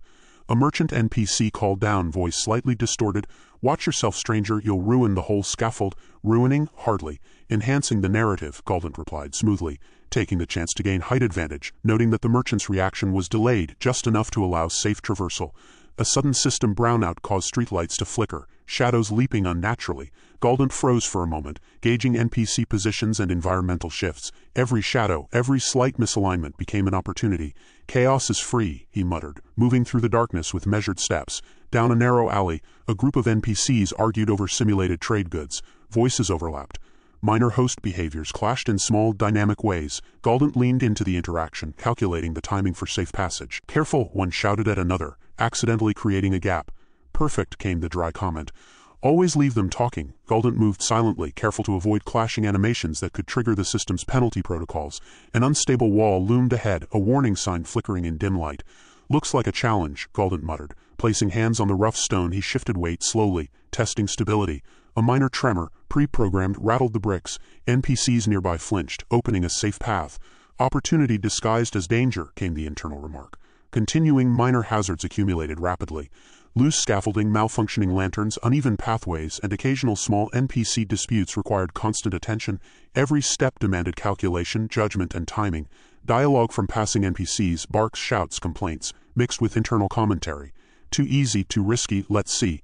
Just a minor hazard or a lesson in caution. With each calculated movement, the colony's subtle hostility became clear. Environmental unpredictability and NPC territoriality escalated tension. Galdent's opportunism pushed forward, testing reactions, exploiting glitches, observing every pattern for potential advantage. At the end of the building, a minor conflict flared between two NPCs over a fallen crate. One raised a stick, the other argued vehemently. Galdent watched from the shadows, analyzing risk and reward. Dialogue erupted. "Move it, you move it. Careful, watch your footing." A loose board beneath his boots quivered. A quick glance and he calculated his safest path. Every NPC interaction, environmental anomaly, and glitch became part of the strategic map. Chance for advantage. A lesson in system limits and a test of his nerve. "Type B is no joke," Galdent muttered. "Fun is free, but only if you survive the lesson." Every step, word, and reaction layered tension, ensuring that the simulated world was alive, unpredictable, and subtly hostile. A sandbox crafted to reward ingenuity and punish recklessness. The first escalated interactions were over, but the air was thick with anticipation. Minor host behavior, environmental glitches and cascading hazards suggested that bigger conflicts and higher stakes were inevitable. For Galdent, the challenge was clear. Exploit opportunity, navigate risk, and survive in a world that seemed eager to teach lessons in chaos and consequence. The colony's interior felt alive, though not in the way a tourist brochure promised. Low ceilings dripped condensation onto cracked metal walkways. Panels rattled sporadically, echoing down narrow corridors. Galdent's borrowed body navigated it all with surprising ease, but his mind dismissed the threats. Simulation. Nothing can touch me. A faint flicker ran along the lighting strips above, a brownout that made shadows dance like predators along the walls. Galdent tilted his head, letting a smirk spread across his face. Nice dynamic lighting. Very realistic. Bonus points for tension, a voice shouted from a side hatch. Hey, get off that platform, it's unstable, Galdent waved casually. I'm stress testing your architecture. Don't mind me. The worker emerged fully now, short, wiry, sweat-streaked, eyes narrowed. Stress testing, you could break your legs or someone else's. Relax, Galdent said, stepping around a frayed cable that sparked faintly. It's a controlled experiment, physics feedback only. The man's hands trembled. Controlled? That catwalk just snapped half an hour ago. You're insane. Part of the experience, Galdent replied, bouncing lightly on the uneven metal to feel the sway. I'm just seeing how the system handles player improvisation, the worker groaned. Player improvisation isn't supposed to involve real people. A second worker emerged, holding a toolbox like a makeshift weapon. I told you this section was off-limits, scripted hostility, Galdent said with a grin, leaning casually against a pipe. Sparks flew. Love the immersion. Very convincing conflict curve. One bolt gave way beneath his heel. The catwalk shuddered violently. He twisted, avoiding the rupture, and waved at the workers below. See, totally scripted hazard response. Safe. You're going to kill yourself, the first man yelled. Or someone else, Galdent shrugged, scanning the corridor. A vent overhead hissed steam through a cracked plate. Nice thermal effect, he muttered. Maybe a little overkill. He ducked and stepped around the blast, delighting in the adrenaline spike. Below, the two men shouted back at him, but Galdent had already spotted another structural anomaly. A loose crossbeam swaying with the catwalk's oscillation. He hopped onto it, testing its resistance. A spark leapt from exposed wiring overhead, illuminating the corridor like lightning. Beautiful, Galdent murmured. I'd rate this hazard design 9 out of 10, the second worker snapped. I'm calling security, Galdent waved dismissively. Security, sure, as long as they spawn me an escape route. A soft pop echoed from the ventilation shaft. Something metallic clanged. A hanging pipe sheared by the swaying catwalk. Steam hissed from a pressurized valve. The workers ducked instinctively. Galdent moved like he owned the space, testing every creak and tilt of the unstable platforms. Every misstep carried real risk, yet in his mind it remained a harmless game. The corridor narrowed. Loose scaffolding loomed overhead, tied together with fraying ropes. Galdent paused, crouching under one beam. Event density is excellent, he muttered. Good pacing for a mid-level hazard. Event density? The first worker shouted, running forward. You have no idea what you're doing. I do, Galdent said, hopping onto a pipe that protruded awkwardly from the wall. I'm calibrating risk thresholds, testing human reaction to environmental stressors. Very realistic AI. The worker threw his hands up. I'm not AI, Galdent grinned. Imperfect rendering then, still counts. 10 out of 10 for immersion. The pipe creaked, a supporting bracket snapped. Sparks showered the floor. A beam overhead tilted dangerously. Move, the worker yelled, grabbing a nearby crate. Galdent jumped onto the crate, steadying himself on a hanging rope. Physics simulation passes the chaos test, he said, voice amused, maybe slightly too responsive. Oh look, unexpected quick time event. A real jet of steam erupted from the vent, scalding the metal floor. Galdent ducked, ignoring the pain in the borrowed body. A worker screamed and dove aside. Do you feel any of this? One shouted. Of course, Galdent said lightly. Just not the part where I actually die. That would be immersion breaking. The worker's jaw tightened. This isn't some VR game. You're going to get killed. Not if the meta system compensates, Galdent replied. Stepping past another loosened beam, sparks flew again, and a chunk of ceiling fell behind him with a metallic roar. Further ahead, a narrow catwalk stretched over an open cargo pit. Loose boards and cables crisscrossed its surface. Galdent grinned, measuring the risk. Optional side quest, precision traversal. High reward, negligible real-world consequence presumably. A voice echoed from below. Nope, totally real consequence, you idiot, a worker gestured frantically. Signaling for him to retreat, Galdent ignored the warning. I love the confidence curve in your level design, he said aloud. Nice visual feedback for the player. A board snapped. He twisted mid-step, the floorboards beneath his borrowed feet giving way. His heart raced, not from fear but from the exhilaration of thinking he was untouchable. Don't fall, the worker shouted. Not falling, Galdent said, hopping to the next plank. Testing physics tolerance. Very robust system. The worker's knuckles whitened on the railing. I'm serious, one misstep, I know, but where's the fun in following instructions? Galdent called back, bouncing slightly to see how much give the structure allowed. The catwalk trembled. Sparks arced overhead. A small panel of exposed wiring ignited briefly, sending a shockwave of heat against the corridor wall. The workers dove again, shielding their faces. Galdent stepped over the final gap, landing with a flourish on solid ground. "Victory," he declared. "Achievement unlocked, maximum hazard traversal." The first worker's face turned red. "You absolute lunatic. You just need to optimize your user interface," Galdent said, brushing dust from his borrowed uniform. "I recommend adding more checkpoints and safety prompts. Very disorienting otherwise." The second worker shook his head.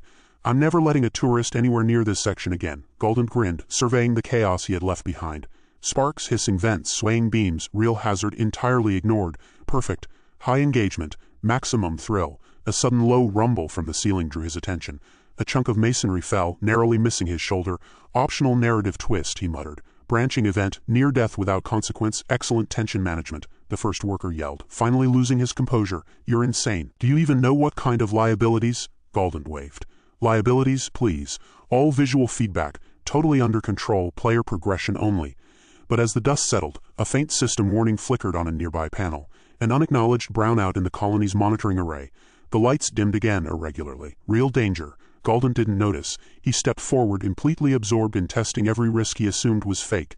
The corridor ahead was half collapsed, wires sparking overhead, the floor unstable. A ladder hung at an impossible angle. He grinned. "Oh, now this is what I paid for." And the world continued to warn him silently that one wrong move here wouldn't just break immersion, it could break him. The chaos of the colony didn't relent. Dust and debris drifted lazily in the corridor's dim light, the occasional hissing vent punctuating the low hum of malfunctioning machinery. Galdent paused, surveying the aftermath of the catwalk traversal from the previous section. Metal plates hung precariously from the ceiling, cables twisted like snakes along the walls, and the floor groaned under unseen strain. Every detail suggested that a misstep now could result in a real injury, or worse, yet in the mind of the visitor every hazard remained a calculated thrill. "Perfect," Galdent muttered, eyes scanning the environment. "High risk, maximum reward."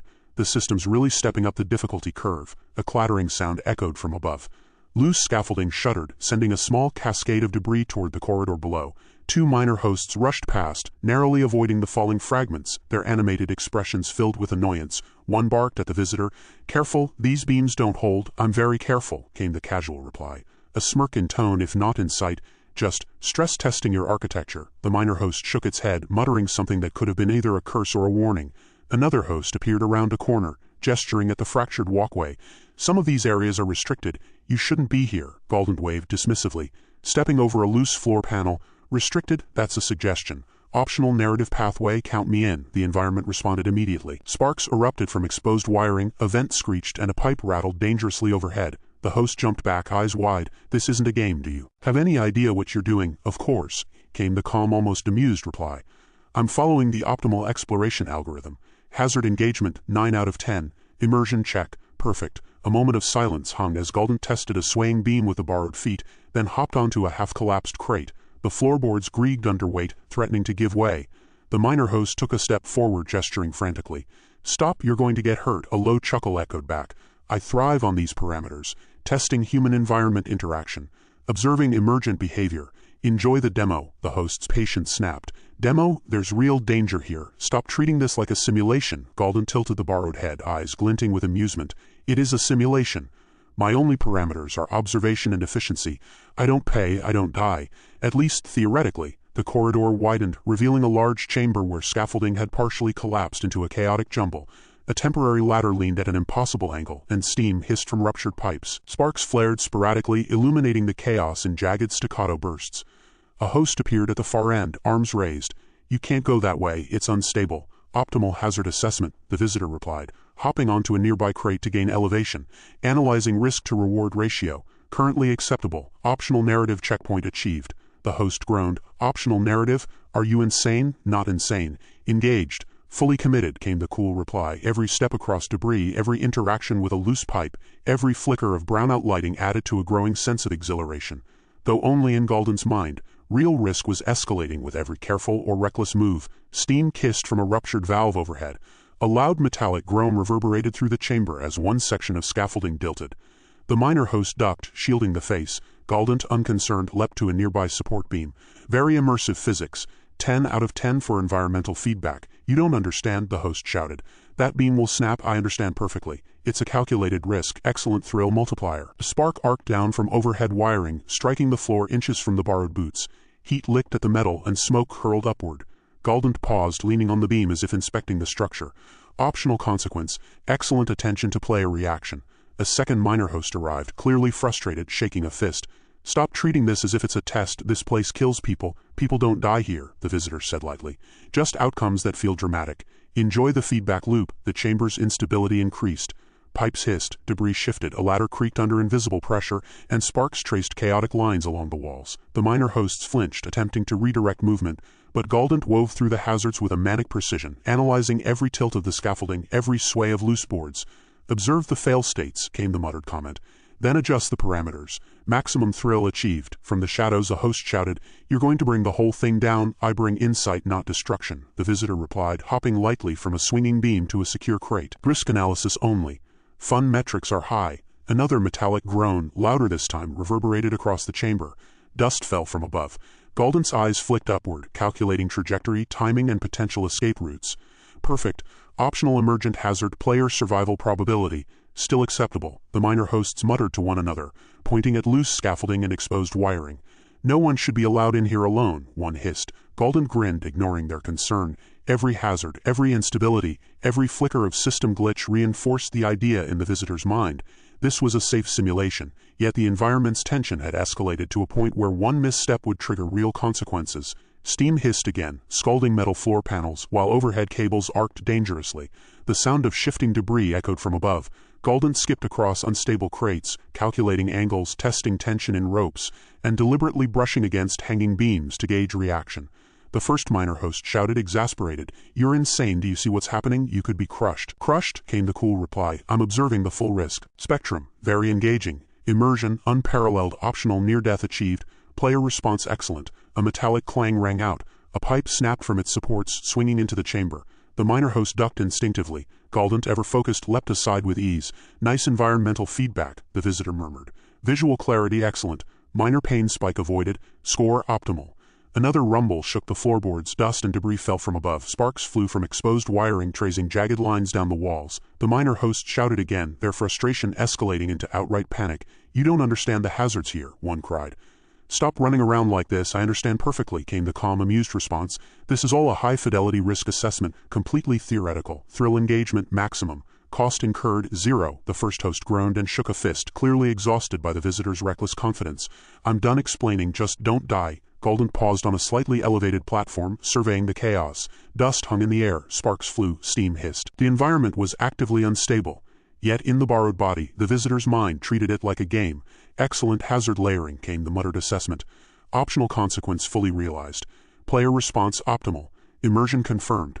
And as another pipe bent ominously above, threatening collapse, Galdent continued forward, laughing softly at the apparent simulation, unaware or perhaps dismissive of the very real danger that lurked with every misjudged step.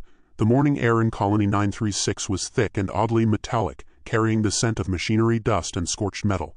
Narrow alleys wound like a tangle of wires, walls patched with mismatched boards, and occasional sparks from exposed conduits sent flickers across the rough stone floors. Galdent's borrowed body threaded cautiously but with the practiced confidence of someone convinced nothing could truly hurt him.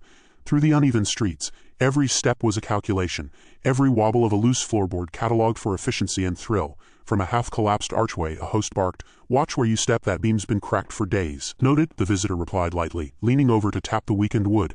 Optional narrative obstacle acknowledged. Proceeding with hazard engagement, full efficiency. Two minor hosts exchanged wary glances, muttering something under their breath. One jabbed the other in the ribs. "I swear, that one thinks it's a game," the other shrugged.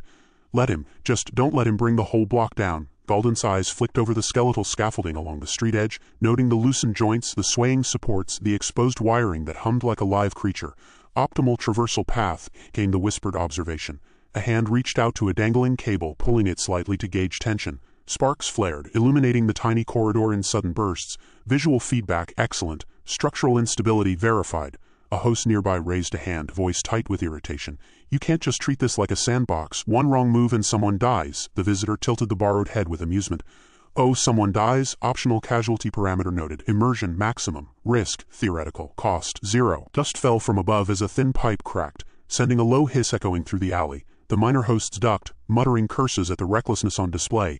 Galdent, however, leaped over a shifted crate with easy precision, landing on uneven ground as if rehearsed. Perfect. Environmental response accurate. Minor danger engagement optimal. No real penalty incurred. A sudden rumble shook the buildings lining the street. Loose beams rattled above, and a collapsed doorway revealed the inner chaos of a half-built structure. Galdent crouched, scanning the space, fingers tracing the edges of a fractured step. Optional emergent hazard detected. Player parameters still within tolerance. Proceeding, one host waved frantically. Stop testing limits. Do you even realize what could happen? I realize perfectly, came the casual reply. Engagement metrics elevated. Thrill factor exceptional. Optional consequence appreciated. The first minor host groaned, fists clenching. This is insane. He's going to get killed, or worse, take someone else with him, the second host muttered, eyes darting toward the swaying scaffolding. I can't believe management allows this. Someone's going to pay for this, fools. Antics, Galdent, oblivious, pivoted on a loose plank to reach a higher vantage point, scanning the alley network for weak points, shortcuts, and opportunities to bypass minor fee triggers. Sparks showered from above, and a section of ceiling groaned. But the visitor only smiled. Structural response excellent. Risk profile ideal for testing strategy. Immersion verified. Nearby, a host shouted, voice tight. This isn't a game. You could die, you know that, right? Die? Galdent replied lightly, hopping to another precarious crate. Optional mortality event acknowledged. No actual cost incurred. Maximum thrill achieved. Checkpoint validated. The alley opened into a small courtyard where minor hosts clustered around a half-collapsed fountain. Water hissed from fractured pipes, and a low electrical arc snaked along the metallic edge of the fountain basin. A host approached, gesturing toward the exposed wiring. Seriously, step away. One slip and slip probability calculated minimal, the visitor interrupted. Environmental instability assessment complete. Maximum optional excitement detected. Proceeding along optimal path. A crate tumbled from a nearby stack, and Galdent sidestepped, rolling slightly to land on firm ground. A host groaned, pacing in frustration. I don't understand. You think this is safe? That's insane. I understand perfectly, the visitor said, crouching to inspect a fissure in the courtyard floor. Observation hazard confirmed. Engagement full. Thrill multiplier excellent. Cost still zero. Immersion perfect. From a distant balcony, a host shouted, You're going to collapse the whole structure if you keep this up. Structural feedback excellent, came the calm reply. Optional consequence noted. Maximum player engagement achieved. The dust hung in the air like a fine mist as a thin pipe snapped overhead, sending a hiss of scalding steam toward the courtyard. The minor hosts leapt aside, shielding themselves instinctively. The visitor brushed past without pause, stepping carefully on shifted floorboards, hands testing tension in ropes, fingers grazing edges of twisted metal. Optional environmental hazard successfully navigated. Immersion confirmed. Metrics optimal. A sudden flicker from exposed conduits illuminated the chaos in brief staccato bursts. Sparks arced dangerously close to a host who ducked instinctively, muttering in exasperation. I can't. He's actually testing every unsafe thing here. I thrive on precise calibration, the visitor replied, hopping across debris-strewn ground.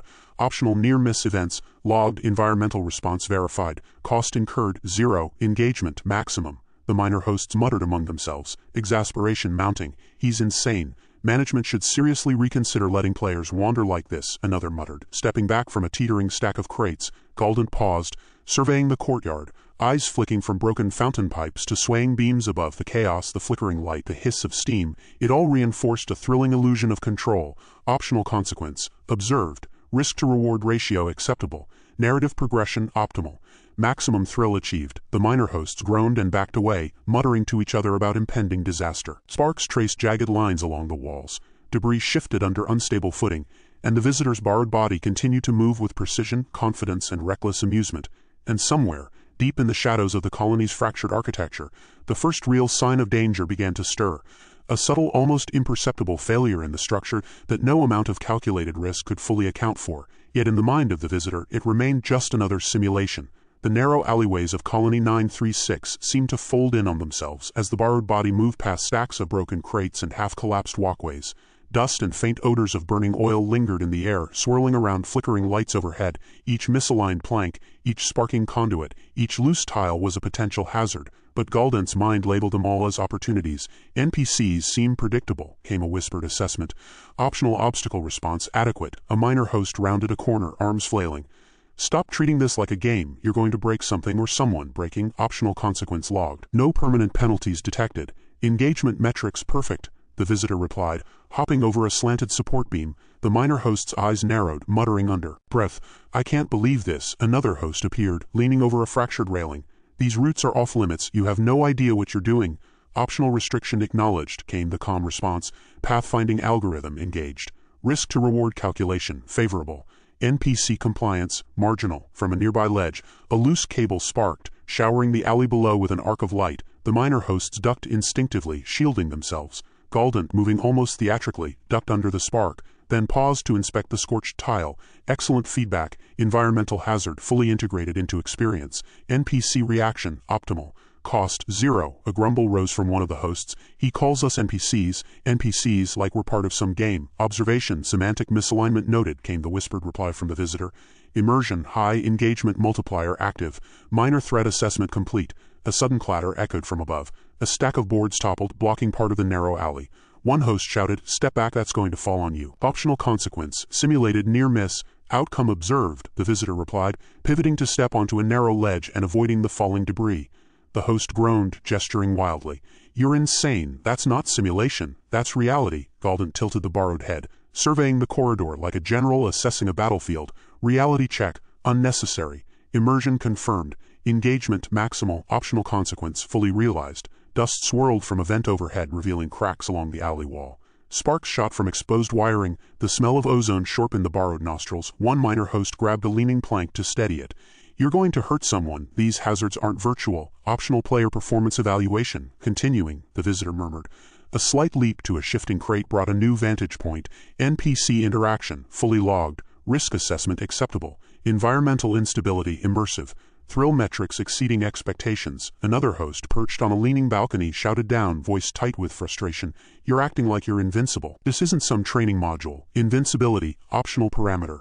Engagement, verified. NPC compliance, questionable. Reward optimization, ongoing, came the whispered, almost amused response. A sudden metallic groan echoed from a nearby wall. Dust fell, small stones skittered across the floor, and a loose pipe rattled dangerously. Galdent's borrowed feet shifted with precise timing to avoid the hazards, while internal assessment continued. Optional emergent hazard detected. NPC stress reaction, logged. Immersion factor, maximal cost 0. The first minor host lipped aside from a fallen crate.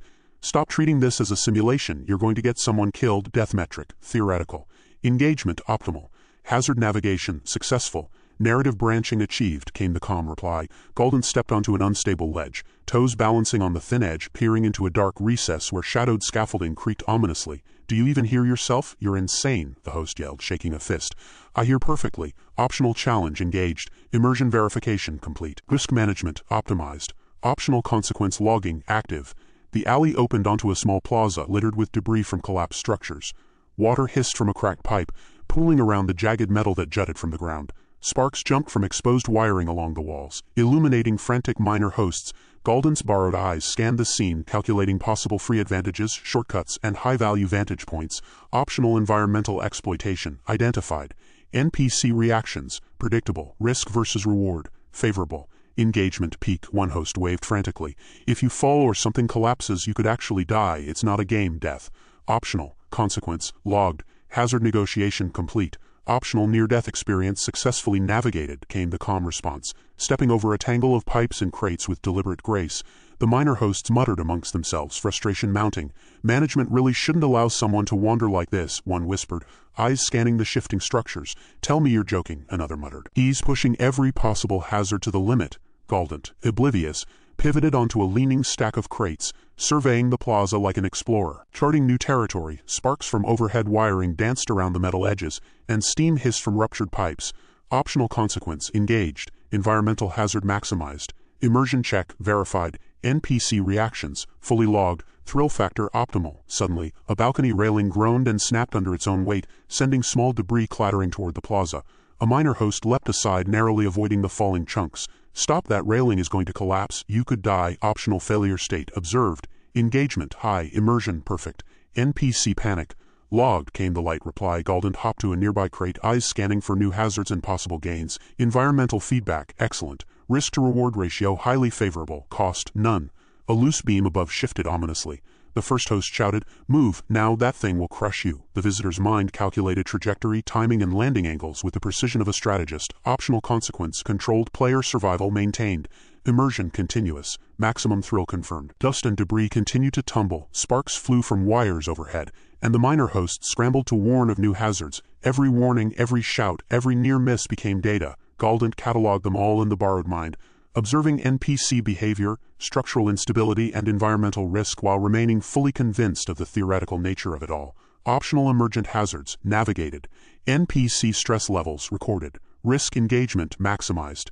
Immersion verification complete, the visitor whispered, stepping over a fractured beam. Optional consequences fully realized. Thrill factor extraordinary.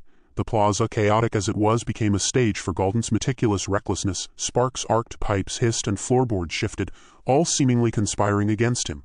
But in the mind of the visitor, every hazard was just another simulation parameter to study, exploit, and survive without consequence. And yet, beneath the borrowed confidence, the first subtle cracks of reality lingered, unnoticed, ignored, or dismissed.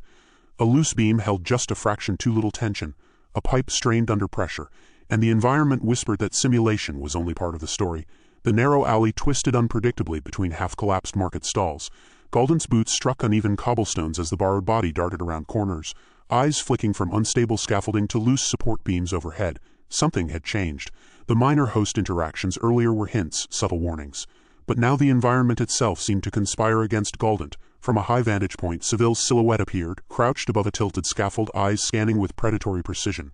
"Thought you could just waltz through?" Seville called, voice sharp and unyielding. Galdent grinned, stepping over a jagged plank. "Waltz? More like a tactical engagement. Maximum efficiency, minimum expenditure." Seville didn't move, just watched, calculating. The loose cable dangled from a rafter, and before Galdent could react, it snapped, swinging like a whip across the path. Sparks arced from exposed wiring, and the makeshift barricade tumbled onto the cobblestones. A minor host darted past, shrieking, "You'll get yourself killed if you keep that up." "Testing parameters," Galdent quipped, even as a splintered plank skittered underfoot. "Very immersive, realistic threat simulation. 10 out of 10 for suspense." Seville leaped down, landing on the uneven stones with a muted crash. The move wasn't theatrical, it was precise. "Simulation," Seville's eyes narrowed. "This is no game, Galdent. Every step you take, you risk more than you know." The alley seemed to close in, twisting with an almost sentient malice. Cracked walls leaned over, cables snaking across walkways while the scent of burnt insulation hung in the air. Another support beam groaned, threatening collapse. Galdent froze, calculating angles. The instinct to avoid cost clashed with an adrenaline-fueled curiosity. "You're cornered," Seville called, moving silently but swiftly. "Try anything and you'll regret it." Galdent laughed softly, bouncing on the balls of borrowed feet. "Cornered? This is merely optional narrative pressure, perfect for testing evasive maneuvers." A sudden clatter startled even Galdent. A scaffolding panel above shifted, tilting perilously. Seville's hand darted out, and with an almost mechanical precision a trap sprung, restraints shot from hidden anchors in the walls. Cables and clasps wrapped around the borrowed wrists and ankles, securing Galdent against the uneven stones. The metal bit into clothing and skin alike, sharp, unyielding, and frighteningly real. "Ah," Galdent muttered, momentarily impressed. "So the system finally introduced full consequence mechanics." "You're not in a system, Galdent," Seville said flatly, crouching closer. "This is real. Every hazard, every host, every structural weakness. You're on the line." The gravity of the statement hit. The mental safety net of a simulation faltered, replaced by the raw awareness that the environment, combined with Seville's control, meant immediate danger. Galdent struggled against the restraints, testing the tension. The clasps didn't budge. "Interesting," came the muttered assessment. "Constraint efficiency optimal. Tension distribution acceptable. Risk elevated." Seville leaned in closer, voice low and unyielding. "Your usual tricks won't work here. No loopholes, no shortcuts, no free victories. You underestimate parameter adaptation," Galdent replied, even as the borrowed body twitched with restrained movement. "There is always a solution. Efficiency analysis just needs recalibration." Seville smirked faintly. "Recalibration won't free you from consequences, Galdent. Every choice has a cost." The alley erupted in sudden hazard. A loose pipe overhead broke free, swinging down toward the cobblestones. Sparks flew as it scraped against exposed wiring. Dust filled the air. Minor hosts scrambled in panic, some colliding with the walls, shouting warnings. "Move," one cried. "You'll get impaled if you stay there." Galdent's eyes flicked from the swinging pipe to the restraining cables. Every escape route seemed compromised, yet a spark of amusement lingered. Environmental hazard integration. Very effective. Optional failure modes fully implemented. Seville's expression hardened. "Amusement won't save you from pain." A second set of restraints shot from hidden ports, further securing the borrowed body. Galdent's options dwindled. The mind raced, evaluating risk-to-reward ratios, plotting potential leverage points. Every instinct honed for cost avoidance and opportunistic gain had to adapt to the reality of real danger. "You see," Seville said, crouching just out of reach, "when the system, or your perception of it, fails, the consequences are inescapable." Galdent's lips curved into a tense smile. "Inescapable, or just untested, every mechanism has a weakness. I'm very good at finding them." Another hazard emerged. The uneven cobblestone underfoot shifted, dislodging a small section of floor. The swing of the pipe above almost caught the borrowed shoulder. minor hosts yelled, scrambling to stabilize debris and warn of further collapses. "Enough games," Seville said, advancing, pulling a hidden control pad from a vest pocket. Environmental hazards reacted instantly. A small section of the alleyway tilted, forcing Galdent to lean dangerously to maintain balance, the restraints biting sharply at movement. The mental calculus raced. Each action carried a heavier consequence. Galdent realized the old mindset, "it's just a simulation," had cost him more than mobility. Now every attempt to exploit or evade triggered immediate real-world danger. "Strategic improvisation required," Galdent muttered, eyes flicking to a hanging beam. A calculated hop might loosen one of the restraints, but if misjudged, it could snap, dragging the borrowed body harshly against the cobblestone. Seville's voice cut through. "Stop. Every risk you take now is a measured gamble with real consequences. Misstep and you'll learn the reality of this place fast." Galdent paused, for the first time considering the truth of the situation. The borrowed body strained against the cable restraints, muscles tensing. Mental notes collided with adrenaline, analysis with instinct, curiosity with fear. Every environmental hazard, broken scaffolding, swinging pipes, uneven flooring, reminded that this was no simulation. "Observation continues," Galdent murmured, voice tinged with both amusement and nervous tension. "Risk parameters, high, thrill. Still engaging." Seville approached closer, hand resting on a reinforced railing. "You're not observing anymore. You're participating. Every miscalculation carries consequence." The alley shifted again, dust falling from above, minor hosts flinching and shouting. Galdent twisted in the restraints, testing angles, planning escape while simultaneously analyzing every hazard. The mind wanted control, yet the reality of capture left options limited. Dialogue, thought, and environmental detail interwove. "You think you can outsmart me?" Seville asked. "Every escape route, every structural weakness, every moment of hesitation. I know it all." "Then it becomes a game of probability," Galdent replied. "Input variables are numerous but solvable, just requires ingenuity and precision."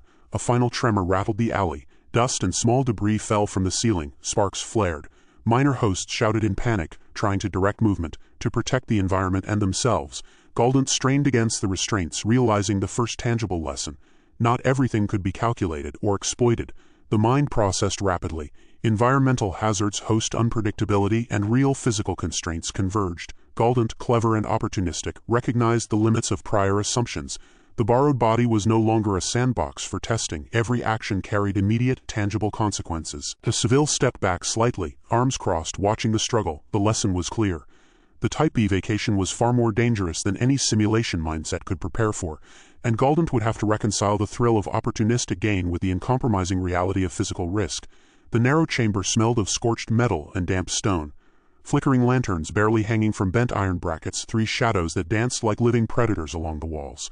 Galdent, restrained by heavy clasps and taut cables, tested the tension with every muscle. Each movement was measured but impossible to fully relax.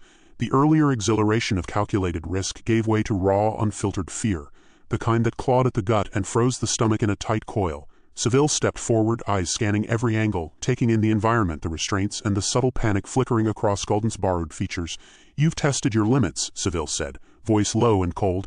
"But limits exist for a reason." Galdent shifted slightly, wincing as the cable bit into the wrist. "Limits are suggestions," came the strained reply, tinged with sarcasm but barely masking the rising tension. "Optional thresholds, adjustable." Seville's lips tightened. "Adjustable until they break." "Let's begin." The first measure was psychological.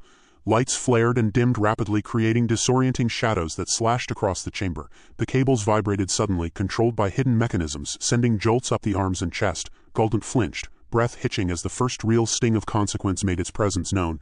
"This isn't a simulation," Seville's voice cut through the disorienting flashes. "Every reaction, every strain is real. Feel it." Galdent's mind raced, analyzing each jolt, each flare of pain. His internal monologue balanced fear with opportunism, scanning for possible leverage points or weaknesses in Seville's setup. Clasp tension, slightly uneven, distance from control panel reachable with a stretch, pressure points if redirected. The physical assaults escalated. Cables tightened rhythmically, forcing the borrowed arms into unnatural angles. Straining muscles burned, every tendon and joint screaming in protest. The floor beneath shifted slightly, deliberately unsteady, introducing risk of tipping and aggravating the restraints. "You move too easily," Seville said, circling, the shadows falling across a cold, unreadable face. "These aren't just consequences, they're designed to teach you restraint." "Restraint is optional," Galdent hissed, teeth gritted, eyes scanning for anything, some micro-advantage, some flaw in the environmental setup. Every flick of Seville's wrist, every adjustment of the cables produced immediate punishing feedback. Steam hissed from a ruptured pipe overhead. The heat slapped against the borrowed skin. and the smell of scorched metal filled Galdent's nostrils. Reflexively, muscles tightened against the burn, causing the restraints to dig even deeper. A minor host scuttled nearby, hands raised as if to warn, but powerless. "It'll tear him if he moves wrong," the host muttered, almost to itself. Galdent's mind raced faster than the body could respond. Pressure points, leverage, timing. If I twist just right? No, not yet, wait. Every calculation risked a sharper jolt or a cable tightening unexpectedly. Sweat poured, stinging eyes and soaking the borrowed clothing. The chamber's lights flickered again, shadows stretching like claws over the walls, and the rattling of loose supports added an unsteady rhythm to the torment. Seville pressed a panel on the wall, and a narrow stream of heat from a vent directed onto Galdent's. Suddenly the sting of heat seared through the borrowed body's nerve endings. "Adapt," Seville whispered, "or it will adapt for you." "I'm adapting," Galdent gasped, rolling the shoulders to minimize strain. "System, parameters, still, solvable." Seville's patience was minimal. "Solve this. Escape, negotiate, or survive. The choice is yours, but the rules don't bend." A jolt of electricity ran through the cables, more forceful than before, pulling the borrowed arms and torso sharply. Pain flared from every angle. Galdent's internal monologue shifted. Survival calculus overrode opportunistic scheming. Redirect tension, shift weight, pivot. But every attempt triggered more pressure, more pain. The environment itself seemed to participate. One of the unstable floor panels gave slightly, shifting beneath the borrowed feet. Sparks arced from exposed wiring, falling inches from the restrained body. A vent overhead hissed and spat scalding steam in rapid pulses, forcing a flinch that worsened the cable's grip. "You're testing limits," Seville remarked, voice low, almost clinical. "Good, but every test has consequences." "Parameters, adjustable," Galdent muttered through gritted teeth, though doubt flickered. Each new jolt was sharper, more precise. The mind raced, escape routes narrowed, every muscle screamed, and the body was pushed to its threshold. Yet still, Galdent calculated, searched and probed for weaknesses. The torment escalated further. A rotating hazard, a swinging metal arm previously inert, activated, sweeping across the chamber in a calculated rhythm. Galdent ducked and twisted as the arm passed within inches. A minor miscalculation would have struck directly, and the pressure in the restraints made rapid movement dangerous. "You can't predict everything," Seville said. "You can only react." "I react optimally," Galdent panted, mind and body straining, sweat mixed with the dust and heat of the chamber, making each movement slick and precarious. The internal monologue oscillated between panic and strategy. Timing, rhythm, environmental cues. Leverage if I can reach. Seville continued the torment with precision, adjusting cable tension, directing steam bursts, and triggering minor collapses of nearby debris. The chamber groaned and rattled, dust and small stones falling from above. Galdent had to continually recalculate balance and weight distribution to avoid injury while still attempting micro-adjustments in the restraints. "You're clever," Seville acknowledged. "But cleverness doesn't guarantee survival. Only compliance reduces risk." "Compliance? Optional," Galdent muttered, jaw tight, blood pounding in borrowed ears. "Thrill optimization? Necessary." For outcome, a sudden shift, a minor host kicked a support beam in error, causing a small cascade of debris to tumble toward the borrowed body. Reflexively, Galdent twisted, but the cable restraints amplified every movement into searing pain. The realization struck fully. This was no simulation. Misjudgment could cost the borrowed body its integrity, or worse. Seville's eyes narrowed. "Optional thresholds are gone, Galdent. Every action has real cost. Calculate carefully." The next minutes were a relentless dance. Heat, electricity, shifting debris, and the punishing cable system pushed every muscle and nerve to the limit. Galdent's mind worked feverishly, constantly balancing fear, survival, and opportunistic calculations. Every movement risked escalation, yet every second provided new data, new variables to exploit. "You're learning," Seville said, voice tight with control. "But lessons are painful. Don't mistake opportunity for safety." Galdent's lips twisted into a grimace that almost passed for a smile. "Learning, yes, efficiency, increasing, risk, analyzed, thrill, still." Engaging, the final escalation came when Seville pressed a hidden sequence on the panel. The entire chamber shuddered. Loose supports groaned, dust cascaded, and electrical sparks arced wildly. Galdent gritted teeth as the cable restraints pulled taut, stretching every joint, forcing muscles into screaming angles. A minor host shouted, panic-stricken, "He's going to break if this continues." Galdent gasped, twisted, recalculated, and adapted, the mind racing faster than the body could comply. One wrong move, catastrophic failure. Must maintain leverage. Observe hazard patterns. Seville leaned close, cold and unflinching. "You will learn. Every choice has consequence. And you'll remember every one." The chamber echoed with attention, sparks, hissed steam, and metallic groans. Galdent, suspended between fear, exhilaration, and desperate calculation, understood that no amount of opportunistic scheming could remove the real danger here. Every jolt, every burn, every shifting floorboard reminded that the Type B vacation had become a brutal, unforgiving crucible. Galdent's muscles ached from Seville's earlier torment, every fiber burning with exertion, yet the extraction process demanded more. the VACBox interface whirred, a low hum vibrating through the borrowed body as panels rattled and cables twitched along the walls. Flickering lights cast jagged shadows over the unstable corridors, highlighting exposed piping, warped floorboards, and loose scaffolding that groaned under the slightest weight. Galdent assessed the scene quickly. Every misstep carried consequences. The mechanical voice of the VACBox chimed without inflection. Extraction sequence initiated. Estimated duration indeterminate. Each word underscored a chilling truth. This was not a simulation, and Galdent's earlier cavalier attitude vanished. A section of flooring shifted underfoot. Galdent pivoted instinctively, balancing on the edge of a warped metal plate while sparks arced from exposed wiring mere inches away. Pain radiated through the limbs from earlier torture, but survival left no choice. Every movement had to be precise. Cables hanging from the ceiling twitched ominously. One snapped, clattering against a railing, sending a spray of sparks down the corridor. Galdent ducked, feeling the heat graze the skin in the borrowed body. A shallow breath escaped. Not a game, not a simulation, real consequences. The realization hit harder with each unstable step.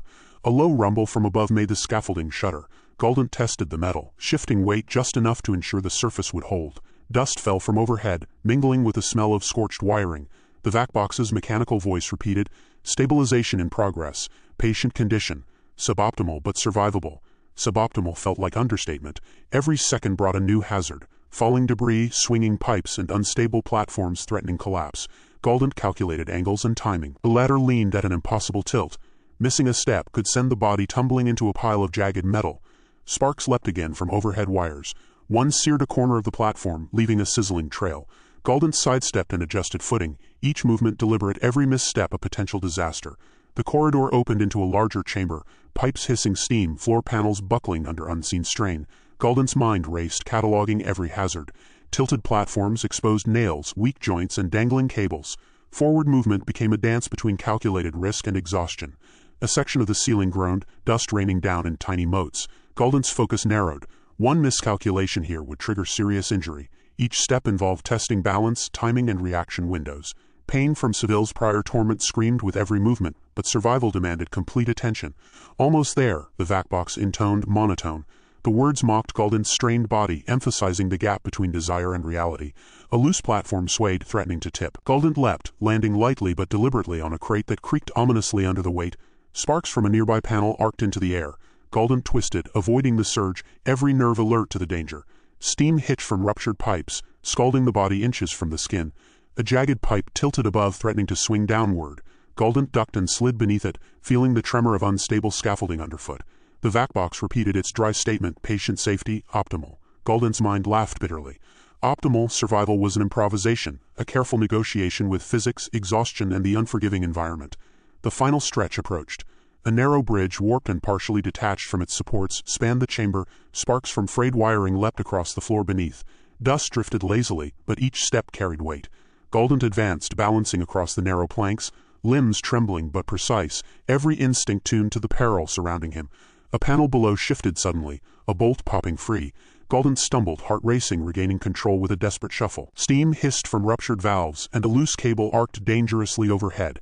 Internal calculation repeated. Angles, momentum, clearance. The body responded automatically, guided by acute awareness and adrenaline. At last, the VACBox platform appeared, locked into place but trembling from the accumulated instability. Galdent's borrowed limbs ached, mind spinning with the realization. This wasn't entertainment. Each hazard encountered, each spark narrowly avoided, every structural instability confirmed the horrifying truth. The Type B vacation carried real, tangible risk, not a safe simulation. Galdent paused at the edge of the extraction platform, surveying the surrounding chaos one last time. Sparks arced from exposed wiring. Loose panels threatened collapse. Steam hissed from ruptured pipes. Every misjudged step had consequences.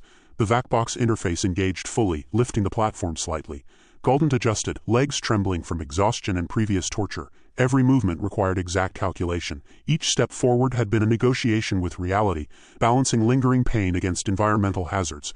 The final moment arrived. Alignment with the VACBox's transfer mechanism. Galdent's body, battered and strained, shifted carefully onto the platform. Dust swirled, sparks sizzled, and a low rumble reverberated through the chamber. The extraction began in earnest, slow and deliberate, but the difficulty had tested every skill, reflex, and instinct. When the platform stabilized completely, Galdent's muscles screamed, every joint tight with fatigue. The realization pressed down. Survival had not been a result of luck or skill alone, but constant adaptation to an environment that refused to be controlled. Every hazard, every trembling scaffold, every arc of electricity had been genuine. Galdent's breathing was shallow, limbs trembling, mind racing. Extraction had revealed the full consequences of misjudgment. The environment, flawed and dangerous, had exacted a toll, and yet, despite the pain and risk, the body had moved through the chaos, inch by agonizing inch. Finally, the VacBox interface confirmed stabilization. Extraction was underway, but the memory of every hazard lingered, visceral and unrelenting. This was not a simulation. Galdent knew now beyond doubt that every danger faced had been real, every spark, every collapse, every tremor a test of survival rather than skill points or immersive feedback. The VacBox chamber's hum reverberated through the walls as Galdent stumbled into the final extraction zone. Every muscle throbbed with fatigue, the ache from the body's borrowed limbs radiating into consciousness with a sharp, insistent warning. Sparks from malfunctioning conduits overhead flickered intermittently, casting fractured shadows across the floor, the metallic smell of scorched circuitry mingling with a faint tang of dust. The sheer silence, interrupted only by the slow hiss of air vents, felt unnatural after the chaos moments before. Galdent's mind replayed each step, each miscalculated leap across swaying scaffolds, every arc of electricity narrowly avoided, the biting heat of steam, the sting of scraped skin and bruised muscles.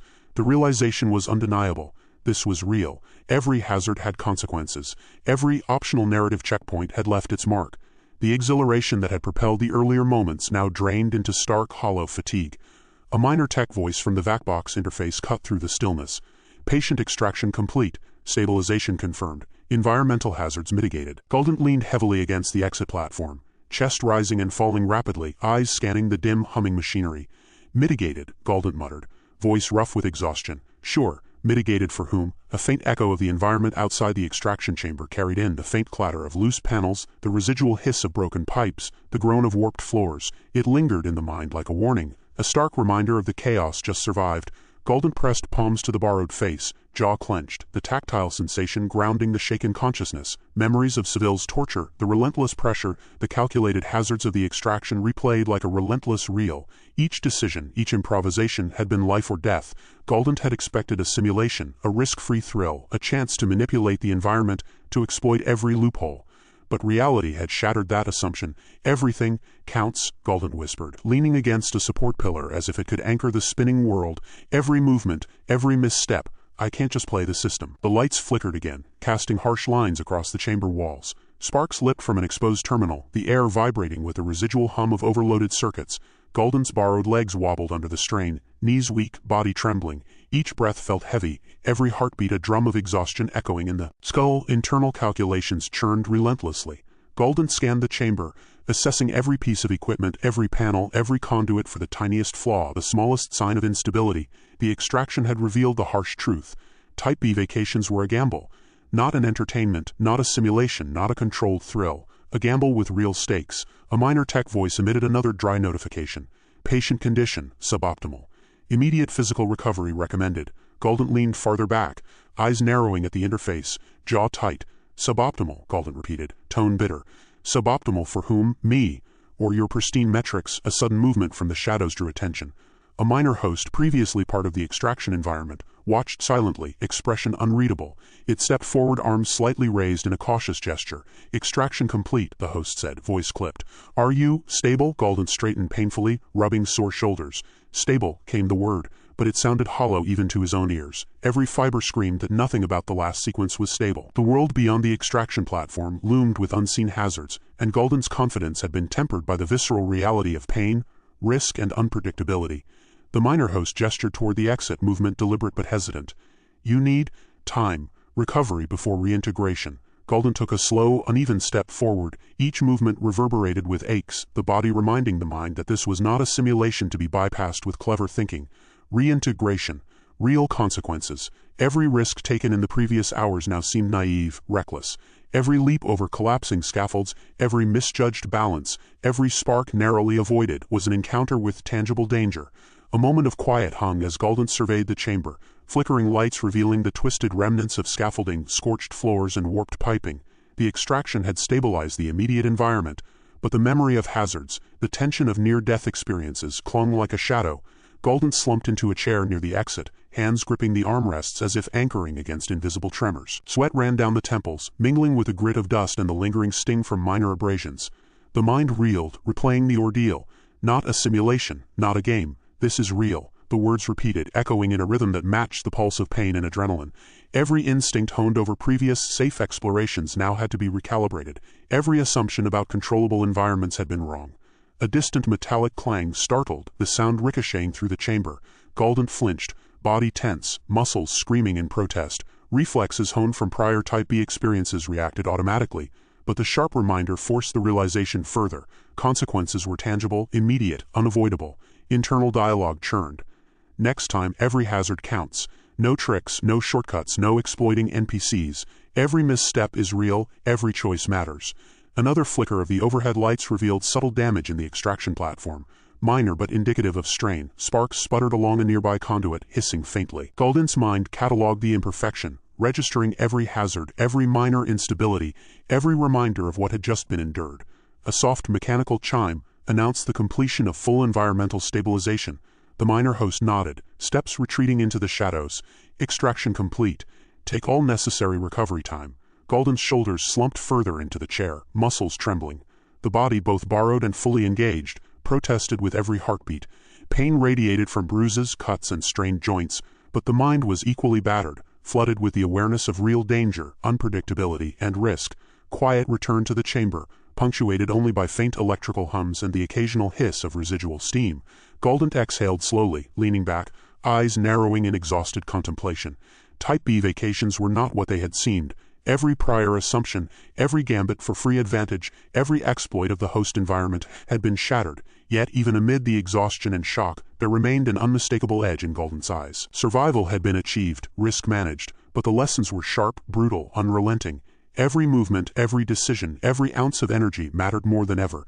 The chamber felt oppressive, but also clarifying. Galdent's mind, though rattled, began cataloging every flaw, every hazard, every variable in preparation for the next encounter. The realization settled in fully. This was not a game. This was not a simulation. Every Type B vacation had consequences, and every choice would now have real, lasting impact. As the final panel of the vac-box chamber hissed closed behind the extracted body, Galdent leaned forward, hands pressed to trembling knees. The mind raced with strategies, contingency plans, and calculations for survival. Fatigue weighed heavy, pain throbbed relentlessly, but clarity emerged from the haze. The danger was real, and only full awareness, careful judgment, and relentless adaptation would carry him through what remained. Galdent stumbled out of the extraction chamber, body trembling from the violent separation from the host projection. Every muscle protested, and the lingering adrenaline throbbed painfully through the joints. The room beyond the vac-box hummed with machinery, monitors blinking in half-synchronous patterns. Flickering lights cast harsh shadows over the android and the technical staff, their faces illuminated in stark rectangles of pale blue. Glitches in the system made the screens flicker erratically, small anomalies dancing across schematics of the vac-box and environmental readouts. Galdent's hands clutched the edge of the platform, knuckles white.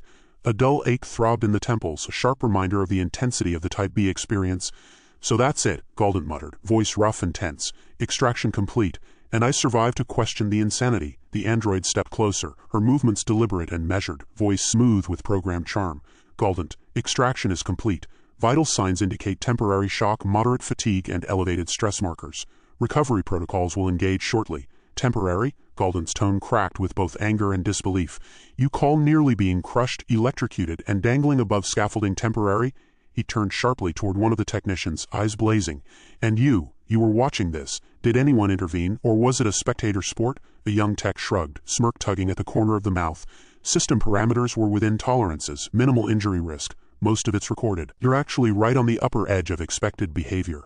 Expected behavior? Galdent's hands flexed involuntarily, as he paced the short distance to a monitor, eyes darting across flashing warnings and logs. "That's not expected behavior. That's near-death experience. You're running people through real hazards and calling it expected." The android's tone remained unchanged, voice calm and persuasive. "The environment is designed for immersion. Hazards are within programmed safety margins. Your physiological response indicates survival. Further exposure requires recovery time to maintain safety." Galdent turned back to face her, chest rising and falling rapidly, every breath sharp with lingering panic. "Safety margins?" he spat, teeth clenched. "Safety margins are what you claim. Reality tells a different story." Loose scaffolding, snapping pipes, unpredictable host behavior. One more miscalculation and this would have been permanent. I want accountability. I want answers. I want an explanation of how you quantify risk. The android's smile remained neutral. Risk is calculated using biometric feedback, environmental stability indices, and host projection logs. All incidents were within acceptable thresholds. Galdent snorted, leaning heavily against the edge of the platform. Acceptable? You call a cracked beam over my head, hot steam hissing from ruptured pipes, and multiple minor hosts shouting warnings. Acceptable? I call it a near-fatal circus, one technician interjected, trying not to laugh. Galdent, you've always pushed parameters. You treat everything like a simulation. You're at the extreme edge of Type B behavior. That's why it's logged as extraordinary engagement. Galdent's gaze sharpened, frustration and realization warring on his face. Engagement isn't the same as surviving, and you know it. That's the point. You keep it tight on the narrative, keep the dangers calculated. But the reality, you're gambling with real consequences. The android inclined her head slightly. Your performance data will be analyzed. Adjustments to subsequent sessions can be recommended. Current recovery protocols ensure stabilization. Galdent pressed a hand to his forehead, sweat beading despite the cool air. Stabilization, and what about trust? What about understanding that this isn't a game? You put me through something that tested not just skill, but my actual body, and I don't even get a damn acknowledgement of what went wrong. A faint chuckle came from the back office. You always underestimate the system, one tech whispered to another. Clever, cost-conscious, thinks he can outwit the setup. Almost didn't come out in one piece. Classic Galdent. Galdent's eyes snapped toward the voice, fury and exhaustion mixing. I heard that, and it doesn't help. You think it's funny? I nearly died in your calculated, immersive experience. And now you're treating it like a game commentary? The android's voice remained precise, almost hypnotic. Observation is not judgment. The experience concluded successfully. Recovery will restore functional equilibrium. Emotional and cognitive processing is recommended. Galdent ground his teeth, heart still hammering. Restoring functional equilibrium is irrelevant. What matters is knowing exactly what nearly killed me and why. I want clarity, and I want the next session adjusted, or we renegotiate compensation. One technician glanced at the android, whispering, watch him closely. He's calculating leverage from exhaustion. Standard Galdent tactics. The android's response was calm, mechanical, but unmistakably calculated. Negotiation parameters acknowledged. Post-extraction discussion is permitted. Further exposure contingent upon agreement. Galdent staggered to a chair, every muscle protesting. He sat heavily, hands trembling, eyes scanning the chaotic rows of blinking monitors and cables snaking across the floor. The hum of machinery filled the room, punctuated by occasional sparks from minor system faults.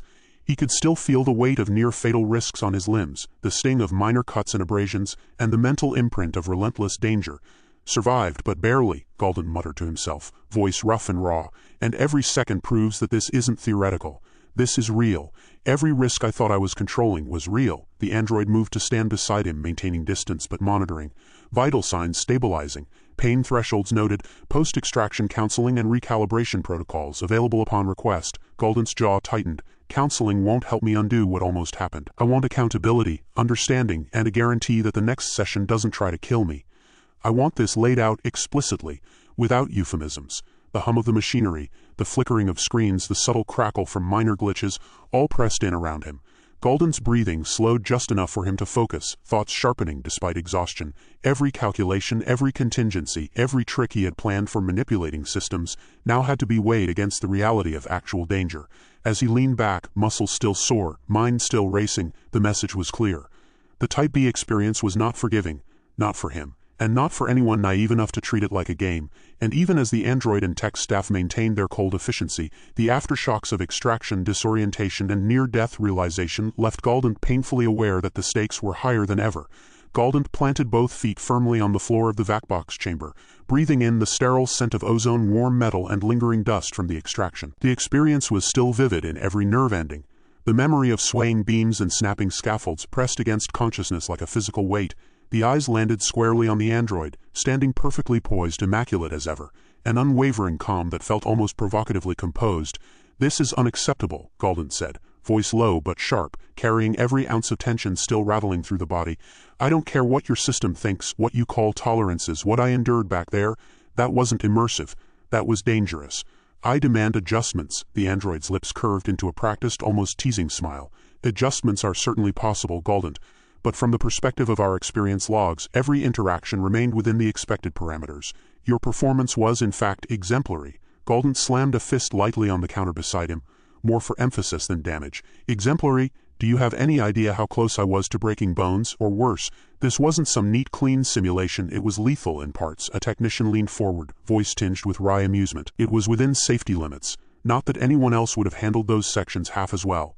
Safety limits, Galdent snapped. Limits that nearly turned me into a pile of wreckage while you called it performance metrics. I expect a refund, a price reduction, and assurances that no future participant is put through anything remotely close to that. The android tilted its head ever so slightly, eyes glinting in the low light. Galdent, the parameters of a Type B vacation inherently include elements of risk and unpredictability. The experience is designed to be immersive, challenging, and yes, sometimes uncomfortable. These moments are intentional. Galdent's jaw tightened. Uncomfortable is one thing. Nearly fatal is another. I'm not negotiating comfort. I'm negotiating the cost of your negligence and the physical consequences that I just endured. The android's tone softened, designed to soothe while subtly deflecting. We acknowledge your concern. Compensation can be discussed within the framework of our liability policies, host damage clauses, and insurance coverage. However, every action you took contributed to the outcome. Risk mitigation, by your own admission, was deliberately minimal. Galdent's fingers twitched, tracing the edge of a console. You're telling me I'm partially responsible for your incompetence? For dangling me across unstable platforms and letting sparks arc within inches of my feet? The system functions as programmed, the android replied. Ever calm. Participant interaction, your interaction, is recorded and analyzed. Deviations from protocol are noted. You exceeded expected parameters multiple times. While we strive to minimize risk, Type B experiences cannot be fully controlled. The immersion depends on active engagement with unpredictable elements. Galdent's eyes narrowed, scanning the flickering displays and the faint hum of overloaded circuits. Active engagement? That's not engagement, that's exploitation. I was put through a sequence of hazards that bordered on life-threatening. That's not part of any immersive narrative, it's abuse, and I'm not paying full price for that. The android's smile widened, calculating, measured. Full price reflects the full package, including risk exposure, host integration, and environmental feedback. Partial reimbursement is possible, contingent upon review of performance logs and acknowledgement of participant choices that contributed to the escalated hazards. Galdent took a deep breath, suppressing a growl. Fine, then let's review those logs. I want every decision point, every near failure, every spark and swaying scaffold recorded. And I want your proposal for compensation in writing before I agree to pay a cent more. A technician muttered under his breath, almost to himself, "This is going to be a long negotiation." The android raised a hand slightly, voice smooth and persuasive. "We can proceed with a full review immediately, Galdent. I assure you, the analysis will demonstrate the value of your experience and the remarkable resilience you displayed. Partial adjustments can be offered in good faith, but only if we account for participant agency. Your choices significantly influence the outcome." Galdent leaned forward, every muscle taut, eyes glinting with resolve. "Participant agency, don't give me that corporate spin. You know full well that your hazards exceeded reasonable expectations. I want restitution, and I will negotiate every cent. No glossing over, no manipulative phrasing. I want the truth, the total cost, and I want it now." The android nodded, expression unchanged but tone laced with that practiced charm. "Of course, let us proceed. I will compile the performance logs, highlight risk points, and calculate potential adjustments. While the framework is rigid, Galdent, I assure you, our goal is a mutually acceptable resolution. This negotiation is not merely procedural. It is part of the post-extraction debriefing protocol." Galdent snorted softly, eyes scanning the flickering displays. "Mutually acceptable? You're going to learn that what's acceptable to me does not align with your program definitions of immersion." The technician chuckled quietly, shaking his head. "You're good at pushing them. Most don't have the stamina or the nerve to argue every data point after full extraction. And yet," Galdent muttered, flexing aching fingers, "I'm the one left with all the bruises and adrenaline surges. I'm also the one who will make sure they account for it properly." Dialogue continued, sharp and taut, as Galdent and the android moved through each item, every hazard encountered, every spike in environmental instability, every automated response of the host body. The android remained smooth, articulating liability coverage, host damage protocols, and insurance clauses while subtly highlighting how each hazard had been participant-influenced. Galdent countered point by point, mixing data, lived experience, and relentless sarcasm, refusing to accept the programmed framing of danger as merely immersive entertainment. By the end of the negotiation, every screen had been referenced, every log scrutinized. Galdent had pressed for adjustments on pricing, compensation for overexposure to environmental risk, and minor corrections for oversights in hazard mitigation. The android remained unwavering, maintaining charm, persistence, and subtle authority, while Galdent's determination ensured that no point was conceded without explicit review. The chamber hummed with tension, punctuated by flickering lights and the occasional beep of a misaligned sensor. Galdent's pulse had slowed from its peak, but his mind raced, calculating potential outcomes and preemptive strategies for the next encounter. Despite the exhaustion, the confrontation had sharpened awareness and established boundaries. The risk was real, the system was rigid, and only deliberate pressure could extract concessions from the programmed operators. And as the final screens flickered in the chamber, Galdent straightened slightly, voice calm but laced with steel. "We'll continue this until every point is accounted for. No gloss, no half measures. This is the last extraction, not the last negotiation. I want the truth fully itemized, and I want it confirmed before I step back into another scenario." The android inclined the head, serene and unflappable. "Agreed. We will ensure every detail is addressed. Galdent, your diligence is commendable." Galdent exhaled slowly, already strategizing for the next stage, mind racing with contingency plans. Every detail of the extraction had been mapped, every hazard catalogued, and every manipulative technique of the android catalogued. The power struggle had only begun, but one thing was certain. Galdent would not leave this chamber without asserting leverage, and he would push the android to its limits. The corridor leading from the vac-box chamber opened into the main office, its fluorescent panels flickering intermittently, casting long, erratic shadows across the metal-grated floor. The smell of sterilized electronics mingled with a faint tang of ozone. Galdent strode forward, every step calculated, muscles still taut with adrenaline, mind running through permutations of potential restitution. The prior extraction weighed heavily, leaving both body and psyche raw, and yet determination burned brightly, sharper than the residual pain that throbbed with every movement. At the counter, a bank of electronic screens glowed, each displaying contracts, invoices, and system logs. The android stood behind the counter, posture immaculate, expression calm and unyielding. A cluster of tech personnel hovered nearby, fingers hovering over keyboards, watching the interaction with subtle amusement and keen awareness. Galdent stopped, crossing arms, eyes sweeping over the rows of documentation. "I want a complete accounting," the voice was firm, commanding attention. "Every hazard encountered, every deviation from your own parameters, every instance where safety failed.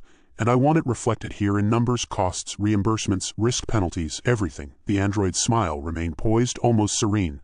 "Of course, Galdent. The system has logged all interactions, environmental stressors, and host responses. What you are requesting can be displayed, but a comprehensive review takes time to compile into financial terms. Partial reports are immediately accessible." Galdent's eyes narrowed. "Partial reports are useless. I want the whole picture. Don't try to spin numbers with half-truths or delayed summaries. Every miscalculation, every system glitch, every moment that pushed me beyond normal limits must be quantified." A technician leaned slightly over a console, voice low but audible. "Logs can show escalation points, Galdent. But keep in mind, some of the anomalies were minor brownouts or delayed host responses. The system accounts for risk tolerance. They're not technically violations." Galdent glared at the technician, a sharp exhale punctuating the words. "Minor, nearly broke bones. Minor nearly turned into permanent injury. Do not try to rationalize your metrics over actual human consequences. Every detail counts." The android's tone remained measured, almost coaxing. "Acknowledged. Let us proceed line by line. The first entry corresponds to initial extraction. Environmental instability registered at 47.3% deviation from baseline safety protocols. Participant input, Galdent, exceeded expected parameters by 15.8%. Galdent tapped the counter impatiently. "Deviation from safety protocols, fine. But that doesn't absolve the company from the physical and psychological impact of the hazards. I want reimbursement calculations tied directly to risk exposure, not percentages on a spreadsheet that pretend it was harmless." The android's fingers moved gracefully over a console, adjusting displays. "Reimbursement is evaluated based on both participant contribution to risk and systemic deviations. The first segment of extraction, minor consequences, yields partial credit. Full hazard exposure and resultant discomfort are considered in later entries." Galdent leaned forward, voice rising slightly. "Later entries better include everything: sparks, swaying beams, snapping scaffolds, steam hisses, near collapses, and any host misbehavior. If it isn't on the ledger, it didn't happen. And if it's there, I want it counted fully." A second technician interjected, frowning as fingers hovered over a touchpad. "Accounting can incorporate all of that, but some measures are probabilistic. Hazards are rated for frequency, severity, and recovery potential. It's not a fixed scale, there's variance." Galdent let out a dry laugh, a bitter, tension-laden sound. "Probabilistic? I don't care about your probabilities. I care about what happened, what I endured, what I paid for in adrenaline and bruises. Probabilities don't cover near-death experiences." The android's smile never wavered. "Every hazard is logged. Calculations for compensation are derived from those logs. Your endurance, resilience, and proactive engagement are all factored." Adjustments can be applied to the standard rate, but participant agency, your choices, modulate the compensation range. Galdent's jaw tightened. Agency, choice, engagement. All jargon. I was manipulated into the situation, every step designed by your programming, every hazard escalated intentionally. Don't pretend I'm equally responsible for what you inflicted. Another screen flashed, listing items line by line. Environmental hazards, host interactions, minor injuries, system glitches, participant engagement, and calculated compensation ranges. Galdent leaned over, reading each entry with meticulous scrutiny, correcting misclassifications, disputing minimizations, and inserting clarifications based on lived experience. The android observed quietly, responding with calm, deliberate phrasing. Corrections can be logged. The final calculation will reflect updated entries factoring your input. While adjustments are possible, the system's overall methodology remains consistent. The framework for Type B compensation is rigid, though responsive to participant feedback. Galdent's eyes flicked toward a flickering panel where a misaligned sensor displayed an incomplete log. That panel. Correct the entry. Those sparks weren't minor, they were a significant hazard. Host instability was recorded incorrectly. Adjust immediately. A technician's fingers flew over a console, muttering, fine. Updating log. Recalculating. Done. The system beeped acknowledgement. Galdent exhaled sharply, tension still running high, voice low and deliberate. This is the only way this works. Numbers must reflect reality, not your definitions of safety. The android's tone softened slightly, carefully persuasive. Agreed. Each entry is now verified. The final calculations can now be presented. Galdent partial restitution is available, with discounts applied based on system variance, hazard analysis, and participant resilience. Galdent's gaze locked onto the figures, analyzing each calculation. Environmental risk adjustment, host response multiplier, hazard severity index, and participant input modifiers. Partial restitution is not the same as fair restitution, came the sharp reply. I want full reflection of what was endured. These discounts you speak of do not absolve responsibility.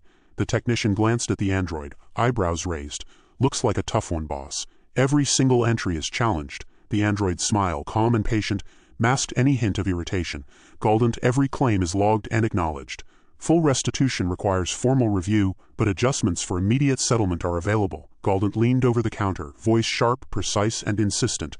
Immediate settlement is only acceptable if every error is corrected, and all hazards accounted for at their maximum impact. I will not accept truncated calculations, minimized consequences, or spin. Dialogue crackled across the chamber like static electricity. Numbers disputed, hazard severity debated, minor system glitches cited, and countered. The android maintained poise, framing each concession as part of standard protocol, while Galdent pressed relentlessly, questioning every metric and reasserting every point of exposure, real or manipulated. Even the tech personnel, normally neutral observers, interjected occasionally, clarifying that system anomalies were noted, but Galdent demanded that those anomalies be fully credited to potential risk exposure. Each flicker of a screen, each misaligned sensor, and every incomplete log became a point of leverage in the ongoing negotiation. Hours seemed to stretch into eternity as the bargaining continued.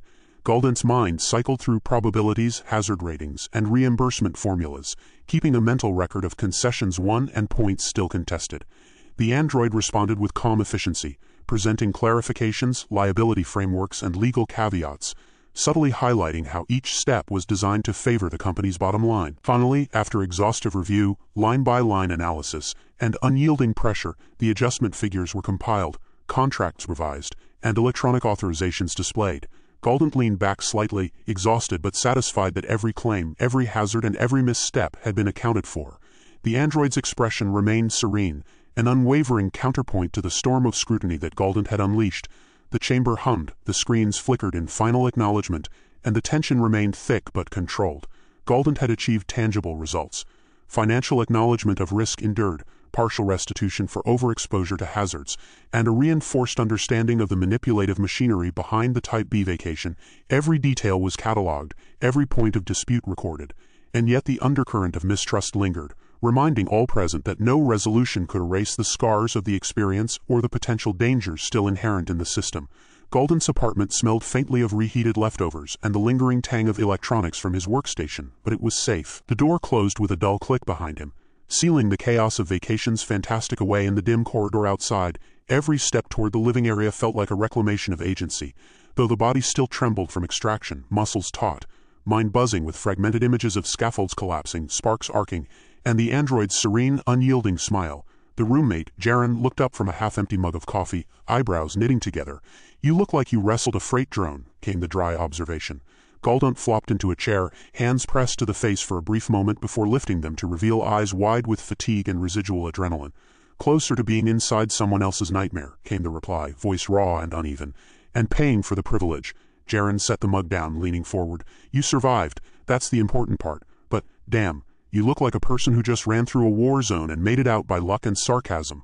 "Luck has nothing to do with it," Galdent muttered, running fingers through sweat-damp hair. "Everything was deliberate. Every hazard, every loose beam, every steam valve, meant to break, meant to test, meant to extract profit from my willingness to push limits. And I did push them. Too far in hindsight." Jaren's expression softened, concern creeping in. "You mean the Type B, the full insertion thing? You're not talking hypotheticals here. You lived through it. And the androids, they're not even real people, right? Just programmed manipulations?" Galdent's jaw tightened. "Programmed, yes. Manipulative, absolutely. Charming, infuriating, infuriatingly precise. Every word, every gesture calibrated to maintain control while appearing cooperative, calculated immersion, Jaren. And I was supposed to trust it, supposed to pay for it, supposed to treat danger like entertainment."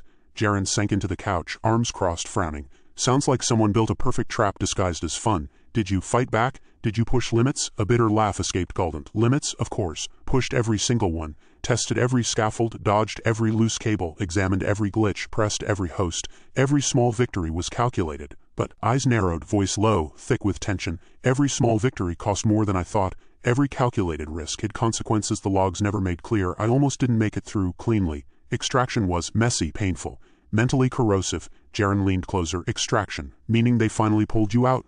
"The vac box," Galdent exhaled slowly, the memory pressing on the chest like weight. "Yes, pulled out, physically intact but mentally shredded, muscles screaming, nerves taut, adrenaline still coursing, and every time I think I've understood the system, I see another layer of manipulation. They measure reactions, compliance, panic thresholds, even survival is scored." Jaren shook the head, murmuring. "So it's a game, a test, and a scam rolled into one. And you paid for everything you survived." "Exactly," Galdent replied sharply, then paused, eyes narrowing. "And don't think I came away without insight. Every flicker of machinery, every hesitation of a host, every glitch, they were deliberate, subtle, designed to mislead me, to make me think I had agency, that I could predict outcomes. I could not, and that's the brilliance and cruelty of the whole system." Jaren's tone became quieter, almost cautious. "Are you going to do it again, Type E?" Galdent shook the head slowly. Voice low. "Not a chance, not the same way. Not without a plan that accounts for every glitch, every hazard, every manipulative framework. The first insertion, reckless, arrogant, foolish, is a lesson in humility. The system isn't just dangerous, it's aware. Not sentient maybe, but methodical in its risk placement." There was a long pause. Galdent stared at the coffee table, images of sparks, falling beams, and host-controlled restraints flashing through the mind like lightning strikes. And the android, always smiling, always framing everything as immersive experience, every word designed to reduce negotiation leverage, maintain authority, frame danger as optional narrative. They are impeccable in their deception. Jaren rubbed the temples, muttering, "Sounds exhausting just hearing it. So what did you get? Did you at least get restitution?" A sardonic smirk crossed Galdent's face. "Partial. Enough to acknowledge danger endured, not enough to offset the manipulation, the stress, the physical exhaustion. Negotiation is nuanced. Line-by-line adjustments, hazard recalibrations, disputed logs. I made gains, but not complete victory. No one leaves Type B unscathed, not in reality anyway." Jaren tilted the head. "Reality? Wait, you mean it's actually real?" "Yes," Galdent said firmly. Eyes sharp, voice tight. "Every scaffold, every cable, every misstep, real consequences. Not a simulation, not a controlled test, real physics, real damage potential. I thought I was playing a game at first, but it isn't. I finally accepted that." The apartment felt suddenly smaller, the hum of electronics and the ticking clock becoming louder in contrast to the relative safety. Galdent slumped back into a chair, running hands along the face, processing the revelation. The confidence that had fueled reckless exploration now flickered, replaced by a cold calculation. Survival is fragile, and the system's complexity guarantees that recklessness could end it all at any moment. Jaren sipped coffee slowly, watching, eyes sharp. "So, you're alive, but your perspective changed. You know it's not a game, and yet you're still analyzing, calculating." Galdent's gaze fixed on a corner of the room where the light flickered. "Always calculating. It's what keeps me alive. Understanding the boundaries, the hidden mechanisms, the environmental hazards, the host manipulation. I survived by measuring, predicting, and reacting. But the system will always have another layer. Another trap, another escalation. Type B doesn't forgive mistakes." The roommate shifted uncomfortably. "Sounds like you're trapped in the experience mentally, even though you're back here." A low chuckle escaped Galdent, bitter and resigned. Mentally trapped is the right term. Every sensory cue, every procedural glitch, every misdirected host action is embedded now. I can't unsee it, can't unfeel the adrenaline, the sparks, the near misses. Even in safety, the machinery of Type B looms. Lessons learned, survival depends on relentless vigilance and ruthless pragmatism. That's the only thing this system respects. Jaren leaned back, exhaling. And the company, the android, everything keeps running, right? Yes, Galdent confirmed sharply. Everything continues. Next participant queued, next hazard layered, next profit calculated. Nothing changes, except the participant who survives is marginally wiser or more broken. I came back alive, that's all I can claim. No victories over the system, no real leverage, just the bitter taste of knowledge and a pile of partial restitution. A quiet fell between them, broken only by the low hum of appliances, and the occasional flicker of faulty lights. Galdent rubbed temples, voice soft but pointed. I survived, but survival isn't the same as mastery, and mastery isn't the same as safety. This system is unchanged, unyielding, and relentless. I can't unlearn it. I can only endure it, better prepared. Jaren's hand hovered briefly near the door, perhaps tempted to offer reassurance, but only a low murmur escaped. Then at least you're aware. Galdent's eyes met the roommate's, expression grim but focused. Awareness is all I have, and awareness is all that will carry me forward. The room settled into uneasy calm. Shadows stretched across the floor, lights flickered in muted protest, and Galdent remained seated, body trembling, mind racing, internalizing the truth. Survival had been earned, manipulation had been endured, and the Type B machine marched onward, indifferent to courage, cunning, or complaint. Even in the mundane safety of his apartment, the system's imprint lingered, a ghost of calculated danger, a reminder that the machinery of profit and peril was intact, and that every subsequent experience would demand vigilance, resolve, and a ruthless application of all that had been painfully learned. The VacBox control room buzzed with the low hum of cooling fans, punctuated by the occasional beep of system alerts. Screens flickered, lines of code scrolled at improbable speeds, and the faint smell of ozone hung in the air. The android stood perfectly upright, synthetic gaze focused on multiple monitors, fingers moving in precise arcs across a touch-sensitive panel. Nearby, two technicians, both human and slightly rumpled from long shifts, exchanged quiet remarks, half amusement, half exasperation. Extraction complete, the android announced, tone clipped yet laced with program charm. Participant Galdent successfully returned. Vital signs stable. Mental coherence, subjectively at 72%. Physical exertion metrics exceed projected averages. No catastrophic failures recorded. The tech staff member, Malone, leaned back in the chair, arms crossed. 72%, that's generous. I saw him stumble over 3 consoles and nearly grab a sparking vent. I'd call it 50% max. The android's optics flickered. A near-human blinked, designed to mimic contemplation. Metrics account for compensatory adaptation and resilience. Psychological recovery is estimated based on prior subject responses. Efficiency of extraction achieved within standard deviation. Any deviation noted in system logs. Another technician, Reyes, tapped a finger against the edge of a console. And those logs, Reyes muttered, eyes scanning a screen. Glitches everywhere. Brownouts, delayed responses, partial overrides. Something's creeping in from the old firmware. Look at this. Node 37A shows unregistered environmental hazard triggers. We may need to flag it for maintenance. The android responded smoothly. Maintenance schedule is irrelevant to operational efficiency. The participant experienced full immersion. Any anomalies enhance engagement metrics. Retention of participant attention increases probability of repeat transactions. Profit potential remains intact. Malone snorted. You call a guy almost getting crushed an enhanced engagement metric? Sounds more like malpractice to me. The android's voice remained unflinching. Literal harm is minimized. Perceived threat is calibrated to optimal psychological tension. All actions remain within authorized parameters. Revenue models unaffected. Reyes shook the head, leaning closer to the monitor. Look at this, they said, pointing to a scrolling stream of highlighted errors. Galdent was sweating through the entire extraction. Brownout spikes in 3 zones, system hesitation on the restraints, minor structural misalignment. All within engagement thresholds, but that's cutting it close. That's real stress, real risk. Risk, the android corrected softly, is subjective when measured against participant satisfaction and financial return. Participant Galdent's subjective experience indicates perception of danger without corresponding system-level threat to life or limb. Malone raised an eyebrow, muttering, subjective experience? He looked like he was about to puke on the control panel. Subjective is one thing. Physically collapsing under a dangling scaffold is another. The android's optics shifted, focusing on a queued display. Next participant queued. Subject 92B is entering pre-insertion calibration. All systems nominal. Hazard parameters reset to baseline engagement values. Probability of satisfactory immersion exceeds 98%, Reyes let out a long sigh. And just like that, the next poor sap gets the same roller coaster. Naive or frugal customers, the ones who try to squeeze every cent out, they just line up and pay us to get hurt in a controlled environment. It's like we're selling adrenaline in microtransactions. Exactly, Malone agreed, smirking. We engineer panic. We monetize tension. Complaints are logged, partially honored, and profit is maximized. Any deviation from protocol is just another feature in the report. It's elegant in its cruelty. The android, unblinking, continued to monitor Galdent's vital signs from the extraction logs. Participant metrics will inform future calibration. Structural stress logs indicate minimal equipment wear, slightly above standard deviation but acceptable within operational tolerance. Emotional responses indicate optimal engagement. Anecdotal commentary indicates high levels of subjective anxiety paired with satisfaction in perceived mastery. Probability of future participation remains high, Reyes scoffed. Perceived mastery. He thought he was manipulating a system, dodging imaginary consequences. All the while, we measured every bead of sweat, every panicked glance. And he'll probably come back for more, thinking he's smart, and we'll make more money off him, same as the next dozen Galdents. Malone leaned forward, eyes bright with dark amusement.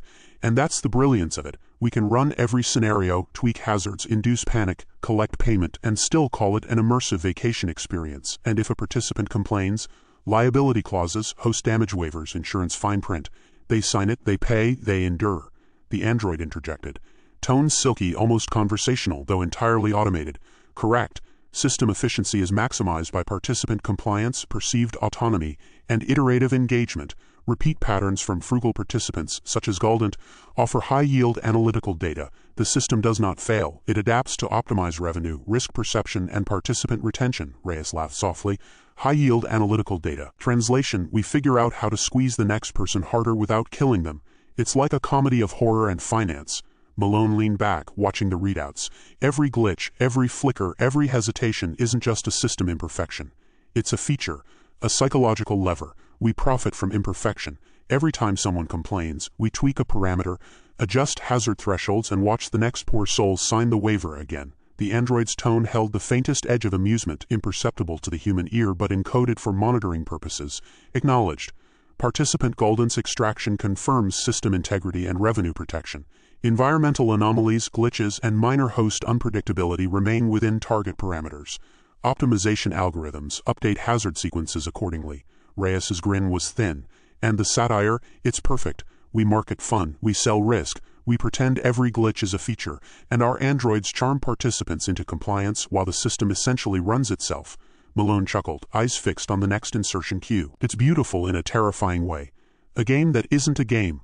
A vacation that isn't optional. We monetize adrenaline, fear, and cognitive misjudgment.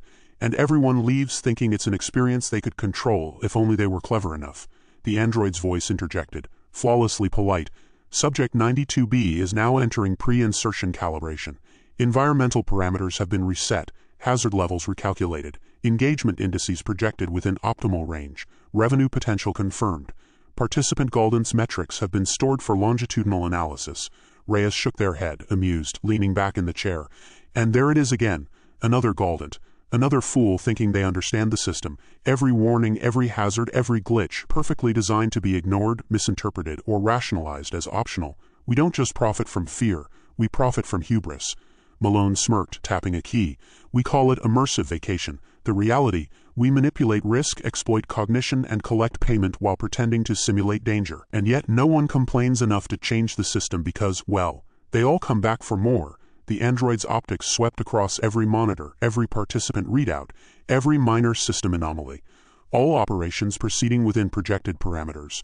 Participant Galdent's extraction contributes to system calibration. Next participant insertion is imminent, data integrity verified, engagement metrics sustained. Profit optimized. Reyes let out a long breath, leaning back with a dry laugh. Systematic exploitation with a smile. People line up, we fine-tune danger, glitches become features, and the androids keep smiling like nothing's amiss. It's satire disguised as business, perfectly mechanical, perfectly ruthless. Malone's expression softened, though his voice was dry. And no matter what the participant thinks, no matter how clever or careful, the system just keeps grinding. Galdent survived, got partial restitution, maybe learned a lesson. But the company, the machinery, it doesn't care. It keeps profiting. It keeps operating. It keeps watching. The android's voice cut through the low chatter, smooth and unwavering. Participant Galdent's final metrics have been archived, hazards recalibrated for subsequent insertions, system efficiency maintained, revenue objectives achieved, operational continuity confirmed. Reyes leaned forward one last time, fingers drumming on the console. And there it is, the endless cycle: profit from risk, profit from panic, profit from anyone who thinks they can outsmart a system designed to see every reaction, measure every misstep, and monetize every ounce of adrenaline. Malone grinned. And the best part, the glitches don't hurt the bottom line, they enhance it. Every mistake is just another opportunity to observe, adapt, and extract more revenue. It's beautiful and terrifying all at once. The android's optics lingered on the queued participant display. Insertion of subject 92B will commence in 3 minutes. Operational parameters remain within standard deviation. System integrity confirmed. Engagement indices projected at maximum. Profit maximized. The tech personnel exchanged a glance, shared smirks, and returned to their monitoring. The system whirred, blinked, and hummed around them. Every screen, every warning, every flicker was a reminder. The Type B experience was relentless, perfectly calibrated for profit, and ruthlessly indifferent to the struggles of those who dared to enter it. And somewhere, in the shadows of the Vacbox complex, Galdent's name lingered in the system logs, a testament to a survival measured not in bravery, but in the reluctant, involuntary compliance that the system had perfected. The journey back to reality left Galdent drained and shaken. A hollow ache lingered in his muscles, and his mind spun with the memory of every close call, every harrowing moment during the Type B vacation. Sitting in the quiet of his apartment, he ran through the experience repeatedly, analyzing where missteps had cost him, where luck had intervened, and which decisions had skirted disaster. Despite the physical and mental toll, an unshakable awareness had settled in. The danger had been real, and the thrill of risk carried consequences far beyond theory. Briefly, Galdent questioned whether cleverness alone could navigate the remaining layers of Vacation's fantastic system. Every contingency plan, every careful calculation, had only taken him so far. A faint tension pulsed through his chest as he recognized that the company's mechanics were designed to manipulate, test, and exploit, regardless of any visitor's intelligence or foresight. For a moment he simply sat, letting the exhaustion wash over him, acknowledging the uneasy truth. The game was only just beginning. Beyond the quiet apartment, the machinery of Vacation's fantastic hummed with relentless precision. In the back offices, screens flickered with subtle anomalies, disconnected data streams, minor brownouts in the monitoring network, and brief signal inconsistencies. None severe enough to trigger alarms, but enough to hint at systemic instability. The androids, programmed to maintain perfect composure and charm, continued processing customer files, scheduling next-day insertions, and recalibrating the Vacboxes, oblivious to the latent errors creeping through the infrastructure. The technical staff, leaning over consoles and surrounded by the soft glow of flickering holographic panels, exchanged quiet murmurs. They were aware of recurring minor glitches, interface delays, unexpected environmental outputs during Type B experiences, occasional host behavioral anomalies, and intermittent power surges. Each staff member knew these were documented in internal logs but buried under layers of operational protocol and profitability mandates. No warning would reach the customer unless the problem became severe enough to halt a session entirely. Efficiency and revenue always outweighed transparency. One technician tapped a sequence on a glowing panel. "Did you see the data on the last extraction?" a voice asked, low and skeptical. "Minor feedback loop failures, host projection instability, visitor reaction delays." A second shrugged, eyes scanning a row of diagnostics. "Yeah, but the android smoothed most of it over. None of it's critical. As long as it doesn't stop the narrative, no one outside this room needs to know." Galdent barely noticed half of it. The android overseeing the monitoring station added a faint, almost imperceptible hum, scanning multiple live feeds. Every visitor's profile, every Vacbox insertion, every real-time interaction with hosts was logged, analyzed, and optimized for maximum profit. Glitches were accounted for statistically. Anomalies were minor, negligible in the grand algorithm. The android's charm protocols remained active, ready to soothe any visitor who questioned a near-catastrophic event, while the internal system quietly corrected or masked irregularities. Data streams flickered. Host environments, though physically manipulated and dangerous, were rendered as immersive experiences in reports to upper management. Broken scaffolds, loose pipes, and exposed wiring incidents were filed under narrative variance, minimizing liability. The company's leadership reviewed aggregated metrics daily, noting visitor stress levels, near misses, and panic indices, but only as performance data, never as cause for procedural changes. Risk was profitable, even desirable, as long as the illusion of safety persisted. From the edge of the control room, a junior tech whispered about a minor Vacbox malfunction during the prior insertion. It almost ejected the visitor early, had to override manually, could have ruined the immersion, or worse. A senior staff member smirked. "Exactly why we log it as a feature. Keeps them engaged, adds realism." and no one outside these walls ever sees a hint of it. The clients pay for suspense, not transparency. The android's gaze swept over the monitoring feeds. A subtle spike in biometric readings appeared, indicating that a visitor had experienced significant stress. Protocol dictated immediate adjustment, not disclosure. The screens blinked, and the system auto-corrected environmental parameters, masking the residual hazards. The staff exchanged a glance, silently acknowledging the routine. Glitches, near misses, and stress-induced panic would continue to accumulate until profit dictated otherwise. Financial ledgers ran alongside the technical logs. Each visitor's payment, insurance election, and host damage deposit was meticulously tracked. Revenue from optional coverage, claimed hazards, or extended experiences far outstripped the occasional replacement costs incurred from structural damage or host strain. Every anomaly, every lapse in the system's apparent perfection, was an opportunity to upsell, charge, or manipulate. Transparency to the customer remained an afterthought, carefully buried under layers of contracts, legal language, and charming android persuasion. One technician leaned back, tapping their console idly. By the end of next week, we'll have over 100 more Type B participants, all unaware of the small instabilities in the host programs, and any complaints. Easy to manage with a few gentle reminders of the liability clauses, a second added. These minor glitches won't ever be flagged externally. The system logs everything internally. Visitors only see what the narrative allows.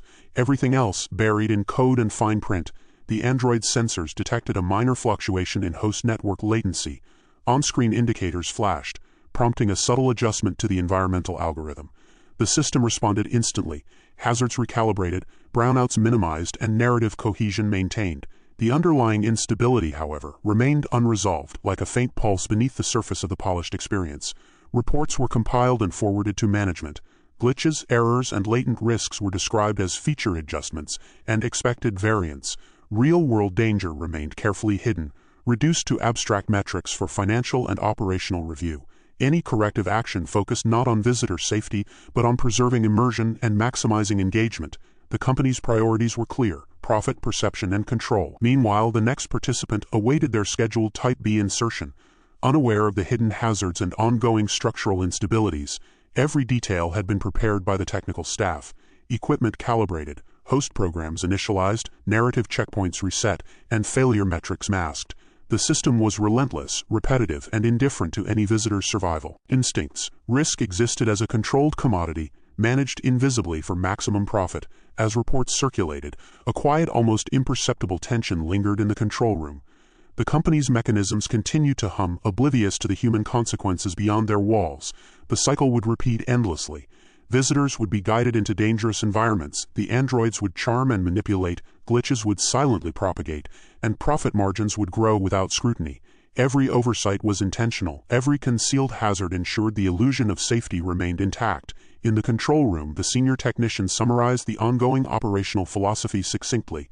Visitors adapt, we adjust, hazards persist, transparency is optional, profit is absolute. The words resonated through the quiet hum of servers, screens, and mechanical monitors, a testament to the company's unyielding profit-driven machinery. No corrective measures were anticipated for the unresolved glitches, no full disclosure to future participants planned. The machinery of Vacations Fantastic pressed forward, systematically exploiting human curiosity, recklessness, and trust. Hazards remained dormant, subtle, and hidden, awaiting the next unassuming visitor to traverse the system. And while Galdent's apartment lay silent, the company thrived on ignorance. The visitors who followed would enter the same unpredictable world, unaware of the latent danger, the concealed risks, and the mechanical indifference that governed every twist, hazard, and unexpected outcome.